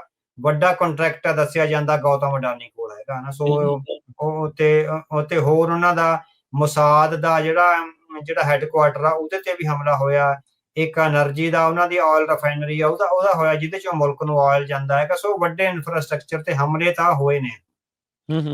ਹੁਣ ਇਹ ਹੈਗਾ ਵੀ ਕਿੰਨੀ ਸੈਂਸਰਸ਼ਿਪ ਆ, ਕਿੰਨੀ ਗੱਲ ਸਾਹਮਣੇ ਆ ਰਹੀ ਹੈਗੀ ਆ। ਵੈਸੇ ਤਾਂ CNN, ਫੌਕਸ ਨਿਊਜ਼ ਤੇ ਇਵਨ BBC ਰਿਪੋਰਟ ਕਰ ਰਹੀ ਹੈ, ਚਾਈਨਾ ਦੇ ਟੈਲੀਵਿਜ਼ਨ ਵੀ ਰਿਪੋਰਟ ਕਰ ਰਹੇ ਹੈਗੇ ਆ। ਸੋ ਇਹ ਹੈਗਾ ਵੀ ਹਾਲੇ ਵੀ ਚਲੋ ਉਹ ਜਵਾਬ ਦੇ ਰਹੇ ਆ ਇਰਾਨ ਵਾਲੇ, ਟੇਬਲ ਟਾਕ ਤੇ ਤਾਂ ਆਉਣਾ ਹੀ ਪਵੇਗਾ ਅਕਸਰ ਨੂੰ, ਜਿਹੜੀਆਂ ਜਦੋਂ ਸੀਜ਼ ਫਾਇਰ ਹੁੰਦੇ ਉਹ ਤੋਂ ਬਾਅਦ ਗੱਲਬਾਤ ਤਾਂ ਜਿਹੜੀ ਟੇਬਲ ਟਾਕ ਤੇ ਹੀ ਹੋਏਗੀ, ਪਰ ਜਿਸ ਕਿਸਮ ਨਾਲ ਉਹ ਵੰਗਾਰ ਰਹੇ ਹੈਗੇ ਸਾਨੂੰ ਲੱਗਦਾ ਵੀ ਹਾਲ ਦੀ ਘੜੀ ਉਸ ਵੰਗਾਰ ਚੋਂ ਨਹੀਂ, ਜੇ ਟੇਬਲ ਟਾਕ ਤੇ ਆਏ ਤਾਂ ਡਿਪਲੋਮੈਟਿਕਲੀ ਆਉਣਗੇ। ਕੀ ਇਜ਼ਰਾਈਲ ਜਿਹੜਾ ਇਹ ਮਿਡਲ ਈਸਟ ਮੱਧ ਪੂਰਬ ਆ ਇਸ ਦੇ ਵਿੱਚ ਜਿਹੜਾ ਆਪਣਾ ਦਬਦਬਾ ਕਾਇਮ ਰੱਖਣਾ ਚਾਹੁੰਦਾ ਆ, ਇਹ ਉਸ ਦੇ ਵਿੱਚ ਕਾਮਯਾਬ ਹੋ ਰਿਹਾ ਹੈ ਜਾਂ ਕਿੱਦਾਂ ਆ? ਬਾਕੀਆਂ ਦਾ ਕੀ ਇਸ ਚੀਜ਼ ਨੂੰ ਲੈ ਕੇ ਕਿੱਦਾਂ ਦੇ ਪ੍ਰਤੀਕਰਨ ਤੁਸੀਂ ਦੇਖ ਰਹੇ, ਕਿਵੇਂ ਇਹ ਸਾਰੀਆਂ ਚੀਜ਼ਾਂ ਨੂੰ ਵਾਚਿਆ ਜਾ ਰਿਹਾ ਹੈ? ਹਾਂਜੀ, ਸੋ ਐਕਸਪੈਂਸ਼ਨਿਜ਼ਮ ਦਾ ਤਾਂ ਉਹਨਾਂ ਦਾ ਹੈਗਾ, ਉਹ ਸਿਕਿਉਰਿਟੀ ਦੀ ਪ੍ਰੋਬਲਮ ਚਲੋ ਆਪਾਂ ਅਸਲ 'ਚ ਜੇ ਦੇਖੀਏ ਸਿਕਿਉਰਿਟੀ ਦੀ ਪ੍ਰੋਬਲਮ ਇੱਕ ਤਰ੍ਹਾਂ ਨਾਲ ਪਰਸੈਪਸ਼ਨ ਤਾਂ ਬਣ ਜਾਂਦੀ ਆ ਵੀ ਇੱਕ ਰੋਗ ਸਟੇਟ ਆ, ਇੱਕ ਤਰ੍ਹਾਂ ਨਾਲ ਵੀ ਉਹ ਸਾਡੀ ਦੁਸ਼ਮਣ ਸਟੇਟ ਹੈਗੀ ਆ। ਹੁਣ ਜੇ ਆਪਾਂ ਸਿੱਖਾਂ ਦਾ ਮਾਮਲਾ ਲਾ ਕੇ ਦੇਖੀਏ ਵੀ ਸਿੱਖ ਘਿਰੇ ਹੋਣ, ਹਨਾ? ਜੀ ਸਿੱਖਾਂ ਦੀ ਇੱਕ ਛੋਟੀ ਜਿਹੀ ਸਟੇਟ ਹੋਵੇ, ਉਹਦੇ ਆਲੇ ਦੁਆਲੇ ਨਿਊਕਲੀਅਰ ਪਾਵਰਸ ਹੋਣ, ਹਿੰਦੁਸਤਾਨ ਹੋਵੇ ਜਾਂ ਕੋਈ ਹੋਰ ਹੋਵੇ, ਸਿੱਖ ਵੀ ਇਸ ਤਰ੍ਹਾਂ ਸੋਚਣਗੇ ਤਾਂ ਸਹੀ ਹੈ ਨਾ। ਪਰ ਜਿਹੜੀ ਹੈਗੀ ਆ ਵੀ ਉਹਦੇ ਚੋਂ ਨੇਤਨਯਾਹੂ ਦੀ ਖਾਸ ਕਰਕੇ ਐਕਸਪੈਂਸ਼ਨਿਸਟ ਪਾਲਿਸੀ ਵੀ ਹੈਗੀ ਆ। ਸੋ ਉਹ ਜਿਹੜੀ ਹੈਜਮਨੀ ਆ, ਸੋ ਫੋਰਨ ਪਾਲਿਸੀ ਨੇ ਵੀ ਜਿਹੜੇ ਹੁਣੇ ਆਰਟੀਕਲ ਆਇਆ ਉਹਦੇ ਵਿੱਚ ਲਿਖਿਆ ਹੈਗਾ ਵੀ ਜਿਹੜੀ ਹੈਜਮਨੀ ਆ ਉਹ ਕ੍ਰੀਏਟ ਕਰਨੀ ਚਾਹੁੰਦਾ ਹੈਗਾ।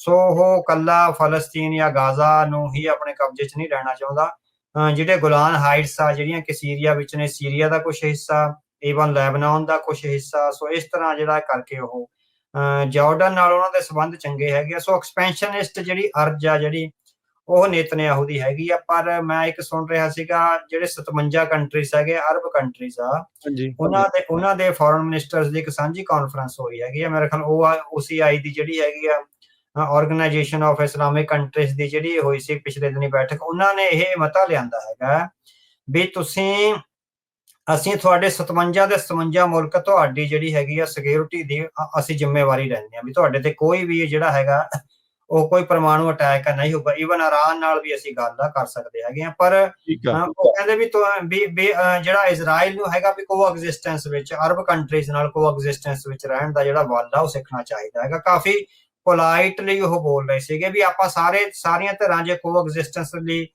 ਇੱਕ ਦੂਜੇ ਦਾ ਸਤਿਕਾਰ ਕਰਦਿਆਂ ਕਰੀਏ, ਵੀ ਇੱਕ ਦੂਜੇ ਤੇ ਹਮਲਾਵਰ ਜਾਂ ਨਾ ਕਰੀਏ। ਉਹ ਕਹਿੰਦੇ ਵੀ ਅਸੀਂ Israel the safety and security ਦਾ ਅਸੀਂ 57 ਦੇ 57 ਮੁਲਕ ਆ ਜਿਹੜੇ ਇੱਕ ਤਰ੍ਹਾਂ ਨਾਲ ਉਹ ਜਿੰਮਾ ਲੈਂਦੇ ਹੈਗੇ। ਉਹ OIC ਦੀ ਉਹ ਜਿਹੜੀ ਮੀਟਿੰਗ ਆ, ਬੈਠਕ 15-20 ਦਿਨ ਪਹਿਲਾਂ ਹੀ ਹੋਈ ਹੈਗੀ ਆ, ਜਿਹਦੇ ਵਿੱਚ ਮੇਰਾ ਖਿਆਲ ਭਾਰਤ ਪਾਕਿਸਤਾਨ ਵਾਲਾ ਜਿਹੜੇ ਉਦੋਂ ਜੰਗ ਜੀ ਚੱਲੀ ਹੋਈ ਸੀ ਤੇ ਉਹਦਾ ਵੀ ਜਿਹੜਾ ਮਸਲਾ ਸਾਹਮਣੇ ਆਇਆ ਸੀਗਾ। ਸੋ ਐਕਸਪੈਂਸ਼ਨਿਜ਼ਮ ਆ ਜਿਹੜਾ ਉਹ ਨੇਤਨਯਾਹੂ ਦੀ ਆ ਪਾਲਿਸੀ। ਸੋ ਇਜ਼ਰਾਈਲ ਦੇ ਲੋਕਾਂ ਦੀ ਹੋਵੇ ਨਾ ਹੋਵੇ ਨਾ, ਇਹਦੇ ਚ ਹੁਣ ਆਪਾਂ ਨੂੰ ਡਿਫਰੈਂਸ਼ੀਏਟ ਕਰਨ ਦੀ ਲੋੜ ਹੈਗੀ ਆ ਵੀ ਇਜ਼ਰਾਈਲ ਦੇ ਲੋਕ ਆ ਬਿਲਕੁਲ ਉਸੇ ਤਰ੍ਹਾਂ ਜਿਸ ਤਰ੍ਹਾਂ ਆਪਾਂ ਹਿੰਦੁਸਤਾਨ ਤੇ ਨਰਿੰਦਰ ਮੋਦੀ ਦੇ ਰਜੀਮ ਨੂੰ ਆ ਜਿਹੜਾ ਦੇਖਦੇ ਹੈਗੇ ਆ ਵੀ ਹਿੰਦੁਸਤਾਨ ਦੇ ਆਮ ਲੋਕ ਆ ਜਿਹੜੇ ਉਹਨਾਂ ਦਾ ਸਿੱਖਾਂ ਨਾਲ ਕੋਈ ਵੀ ਇਸ ਤਰ੍ਹਾਂ ਦਾ ਕੋਈ ਟਕਰਾਓ ਨਹੀਂ ਹੈ, ਹਨਾ। ਜਿਹੜੇ ਅਸਲੀ ਧਾਰਮਿਕ ਹਿੰਦੂ ਨੇ ਜਾਂ ਜਿਹੜੀਆਂ ਧਾਰਮਿਕ ਜਾਂ ਜਿਹੜੇ ਸਹਿਹੋਂਦ ਵਿੱਚ ਰਹਿਣਾ ਚਾਹੁੰਦੇ, ਜਿਨ੍ਹਾਂ ਨੂੰ ਸਿੱਖਾਂ ਦੇ ਇਤਿਹਾਸ ਦਾ ਪਤਾ ਹੈ। ਪਰ ਕੁਝ ਜੰਗਬਾਜ਼ ਲੋਕ ਆ ਜਿਹੜੇ ਉਹ ਆਪਣੇ ਆਪ ਨੂੰ ਹਿੰਦੂਆਂ ਦੇ ਨੁਮਾਇੰਦੇ ਅਖਵਾ ਕੇ ਵੀ ਅਸੀਂ ਸਮੁੱਚੀ ਹਿੰਦੂ ਕੌਮ ਦੀ ਨੁਮਾਇੰਦਗੀ ਕਰਦੇ ਆ, ਉਹ ਜੰਗ ਭੜਕਾ ਰਹੇ ਆ ਤੇ ਸਿੱਖਾਂ ਦੇ ਖਿਲਾਫ ਆ ਜਿਹੜੀ ਇੱਕ ਮੁਹਿੰਮ ਆ ਜਿਹੜੀ ਚਲਾ ਰਹੇ ਆ। ਹੁਣ ਇਸੇ ਤਰ੍ਹਾਂ ਇਹ ਇਜ਼ਰਾਈਲ ਵਾਲਾ ਜਿਹੜਾ ਡਿਫਰੈਂਸ਼ੀਏਟ ਕਰਨ ਦੀ ਲੋੜ ਹੈਗੀ ਆ ਵੀ ਜੂਡਾਇਜ਼ਮ ਐਂਡ ਜ਼ੀਓਨਿਜ਼ਮ ਆ ਜਿਹੜਾ ਉਹਨੂੰ ਡਿਫਰੈਂਸ਼ੀਏਟ ਕਰਨ ਦੀ ਲੋੜ ਹੈਗੀ। ਜਿਹੜੇ ਜ਼ਾਇਨਿਸਟ ਲੋਕ ਹੈਗੇ ਆ, ਜਿਹੜੇ ਜੰਗਬਾਜ਼ ਆ, ਜਿਹਨਾਂ ਨੂੰ ਲੱਗਦਾ ਵੀ ਜੰਗ ਨਾਲ ਹੀ ਸਾਰੇ ਮਸਲੇ ਹੱਲ ਹੋ ਸਕਦੇ ਆ, ਉਹ ਫਿਰ ਐਕਸਪੈਂਸ਼ਨਿਜ਼ਮ ਆ ਜਿਹੜੇ ਵਧਾ ਰਹੇ ਆ, ਉਹ ਕੋਐਗਜ਼ਿਸਟੈਂਸ ਨਹੀਂ ਚਾਹੁੰਦੇ। ਪਰ ਜਿਹੜੇ ਜੁਡਾਇਕ ਲੋਕ ਨੇ ਆਮ ਤੌਰ ਤੇ ਜਿਹੜੇ ਚੰਗੇ ਜਿਹੜੇ ਯਹੂਦੀ ਨੇ, ਉਹ ਅਸਲ 'ਚ ਜੰਗ ਨਹੀਂ ਚਾਹੁੰਦੇ। ਸੋ ਇਹ ਡਿਫਰੈਂਸਿਸ ਆ, ਇਹ ਬੜੇ ਫਿਸ਼ਰਿੰਗ ਪੁਆਇੰਟ ਹੈਗੇ ਨੇ, ਬੜੀ ਵੋਲਾਟਾਈਲ ਸਿਚੁਏਸ਼ਨ ਆ ਕਿ ਇਹਨੂੰ ਕਿੱਧਰ ਡਿਫਾਈਨ ਕਰੀਏ। ਇਹ ਗਲੋਬਲ ਪੋਲਿਟਿਕਸ ਐਂਡ ਡਿਪਲੋਮੇਸੀ ਵਿੱਚ ਹਲੇ ਕਲੀਅਰ ਨਹੀਂ ਹੋ ਰਿਹਾ, ਕਿਉਂਕਿ ਸਮੋਕ ਸਕਰੀਨ ਆ ਜਿਹੜੀ ਉਹ ਇੰਨੀ ਹਾਰਡ ਹੋ ਚੁੱਕੀ ਆ, ਉਹਦੇ 'ਚ ਦੂਜੇ ਪਾਰ ਦੇਖਣਾ ਹੈਗਾ ਜਿਹੜਾ ਕਾਫੀ ਔਖਾ ਹੈਗਾ ਲੱਗ ਰਿਹਾ ਹੈਗਾ।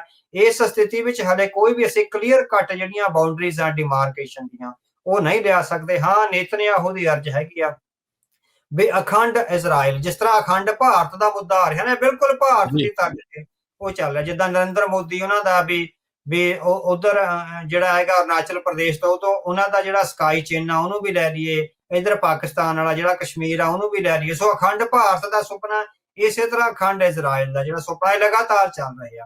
ਦੋਹਾਂ ਹੀ ਪ੍ਰਧਾਨ ਮੰਤਰੀਆਂ ਦੀ ਜਿਹੜੀ ਹੈਗੀ ਆ ਉਹ ਨੀਤ ਤੇ ਨੀਤੀ ਆ ਇੱਕ ਤਰ੍ਹਾਂ ਦੀ ਹੈਗੀ ਆ। ਸੋ ਬਿਲਕੁਲ ਐਕਸਪੈਂਸ਼ਨਿਜ਼ਮ ਦੀਆਂ ਨੀਤੀਆਂ ਬੈਂਜਾਮਿਨ ਨੇਤਨਯਾਹੂ ਦੀਆਂ ਹੈਗੀਆਂ ਨੇ। ਉਹਨਾਂ ਨੂੰ ਬੂਰ ਕਿੰਨਾ ਪੈਂਦਾ, ਇਹ ਹੁਣ ਇਸ ਜੰਗ ਨੇ ਮਿਡਲ ਈਸਟ ਦਾ ਕਾਫੀ ਕੁਝ ਬਦਲਣਾ ਹੈਗਾ। ਜਿਸ ਤਰ੍ਹਾਂ ਇਰਾਨ ਰਿਟੈਲੀਏਟ ਕਰਿਆ ਹੈਗਾ, ਉਹਦੇ ਨਾਲ ਇੱਕ ਨਵਾਂ ਫੇਸ ਆ। ਜੇ ਤਾਂ ਉਹ ਸਫਲ ਹੋ ਗਏ ਇਰਾਨ ਵਿੱਚ ਰਜੀਮ ਚੇਂਜ ਕਰਨ ਵਿੱਚ ਜਾਂ ਸਰਕਾਰ ਚੇਂਜ ਕਰਨ ਵਿੱਚ, ਵੀ ਉਹ ਪ੍ਰੋ ਅਮਰੀਕਨ ਤੇ ਪ੍ਰੋ ਇਜ਼ਰਾਈਲੀ ਸਰਕਾਰ ਆ ਜਾਂਦੀ ਆ, ਫਿਰ ਕੁਝ ਹੋਰ ਕਿਸਮ ਦੇ ਚੈਲੰਜਸ ਆਉਣਗੇ। ਪਰ ਜੇ ਉਹ ਅੜੇ ਰਹੇ ਇਰਾਨ ਵਾਲੇ ਤੇ ਫਿਰ ਜਿਹੜਾ ਹੈਗਾ ਸਾਨੂੰ ਲੱਗਦਾ ਵੀ ਇਹ ਕਾਫੀ ਚੈਲੰਜਸ ਆ ਗਲੋਬਲ ਪੋਲਿਟਿਕਸ ਲਈ ਵੀ ਤੇ ਵਰਲਡ ਆਰਡਰ ਲਈ ਵੀ ਜਿਹੜੇ ਹੈਗੇ ਆ ਕਾਫੀ ਚੈਲੰਜਸ ਸਾਹਮਣੇ ਆਉਣਗੇ।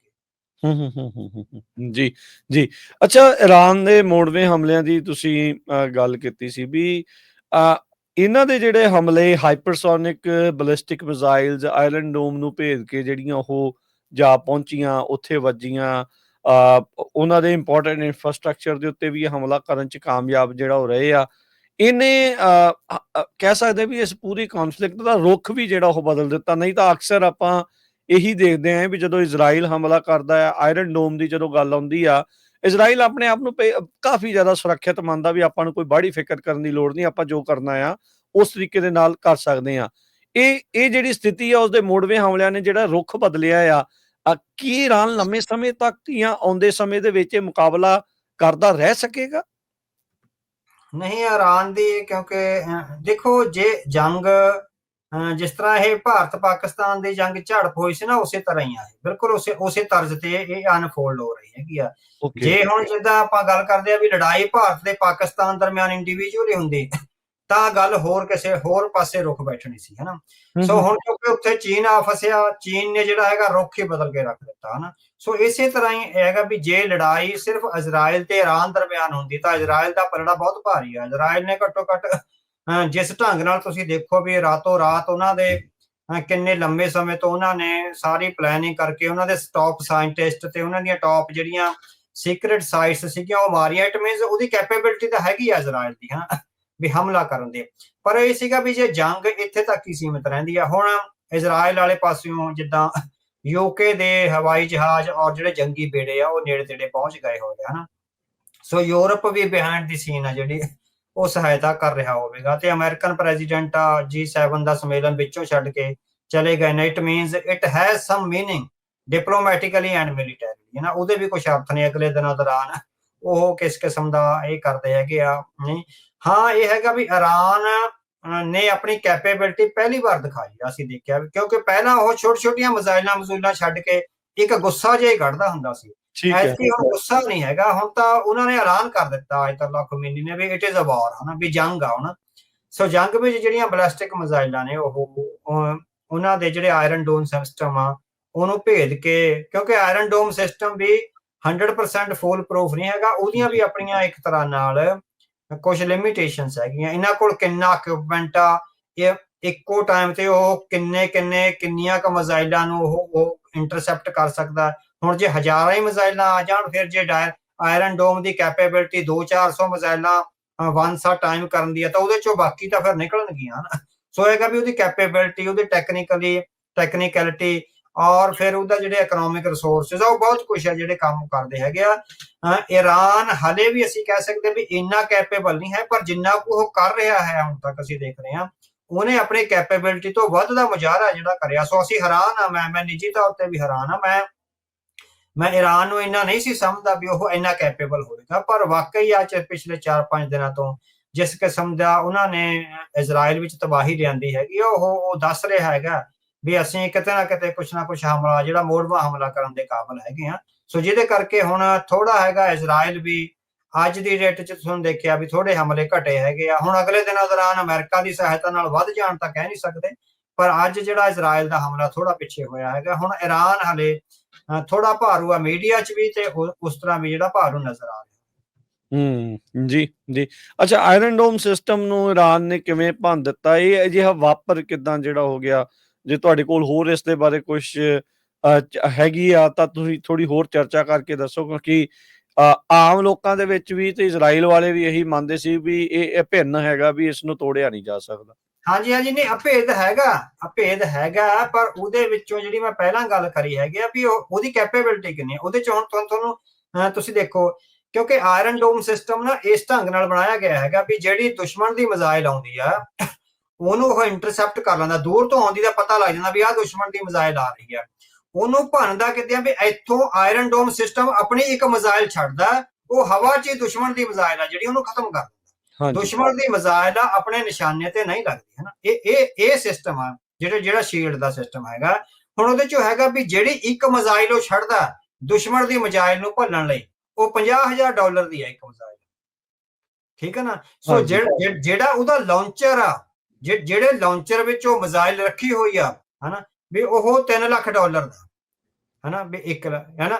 ਉੱਤੇ ਉਹਦਾ ਜਿਹੜਾ ਬੈਕਅਪ ਹੈਗਾ ਨਾ, ਸੋ ਇੱਕ ਤਾਂ ਮਿਜ਼ਾਈਲ ਹੋਗੀ $50,000 ਦੀ, ਉਹਦਾ ਲਾਂਚਰ $3 ਲੱਖ ਦਾ ਹੈਗਾ, ਉਹਦਾ ਬੈਕਅਪ ਪ੍ਰੋਗਰਾਮ ਕਹਿੰਦਾ ਵੀ $1 ਬਿਲੀਅਨ ਦਾ ਹੈਗਾ।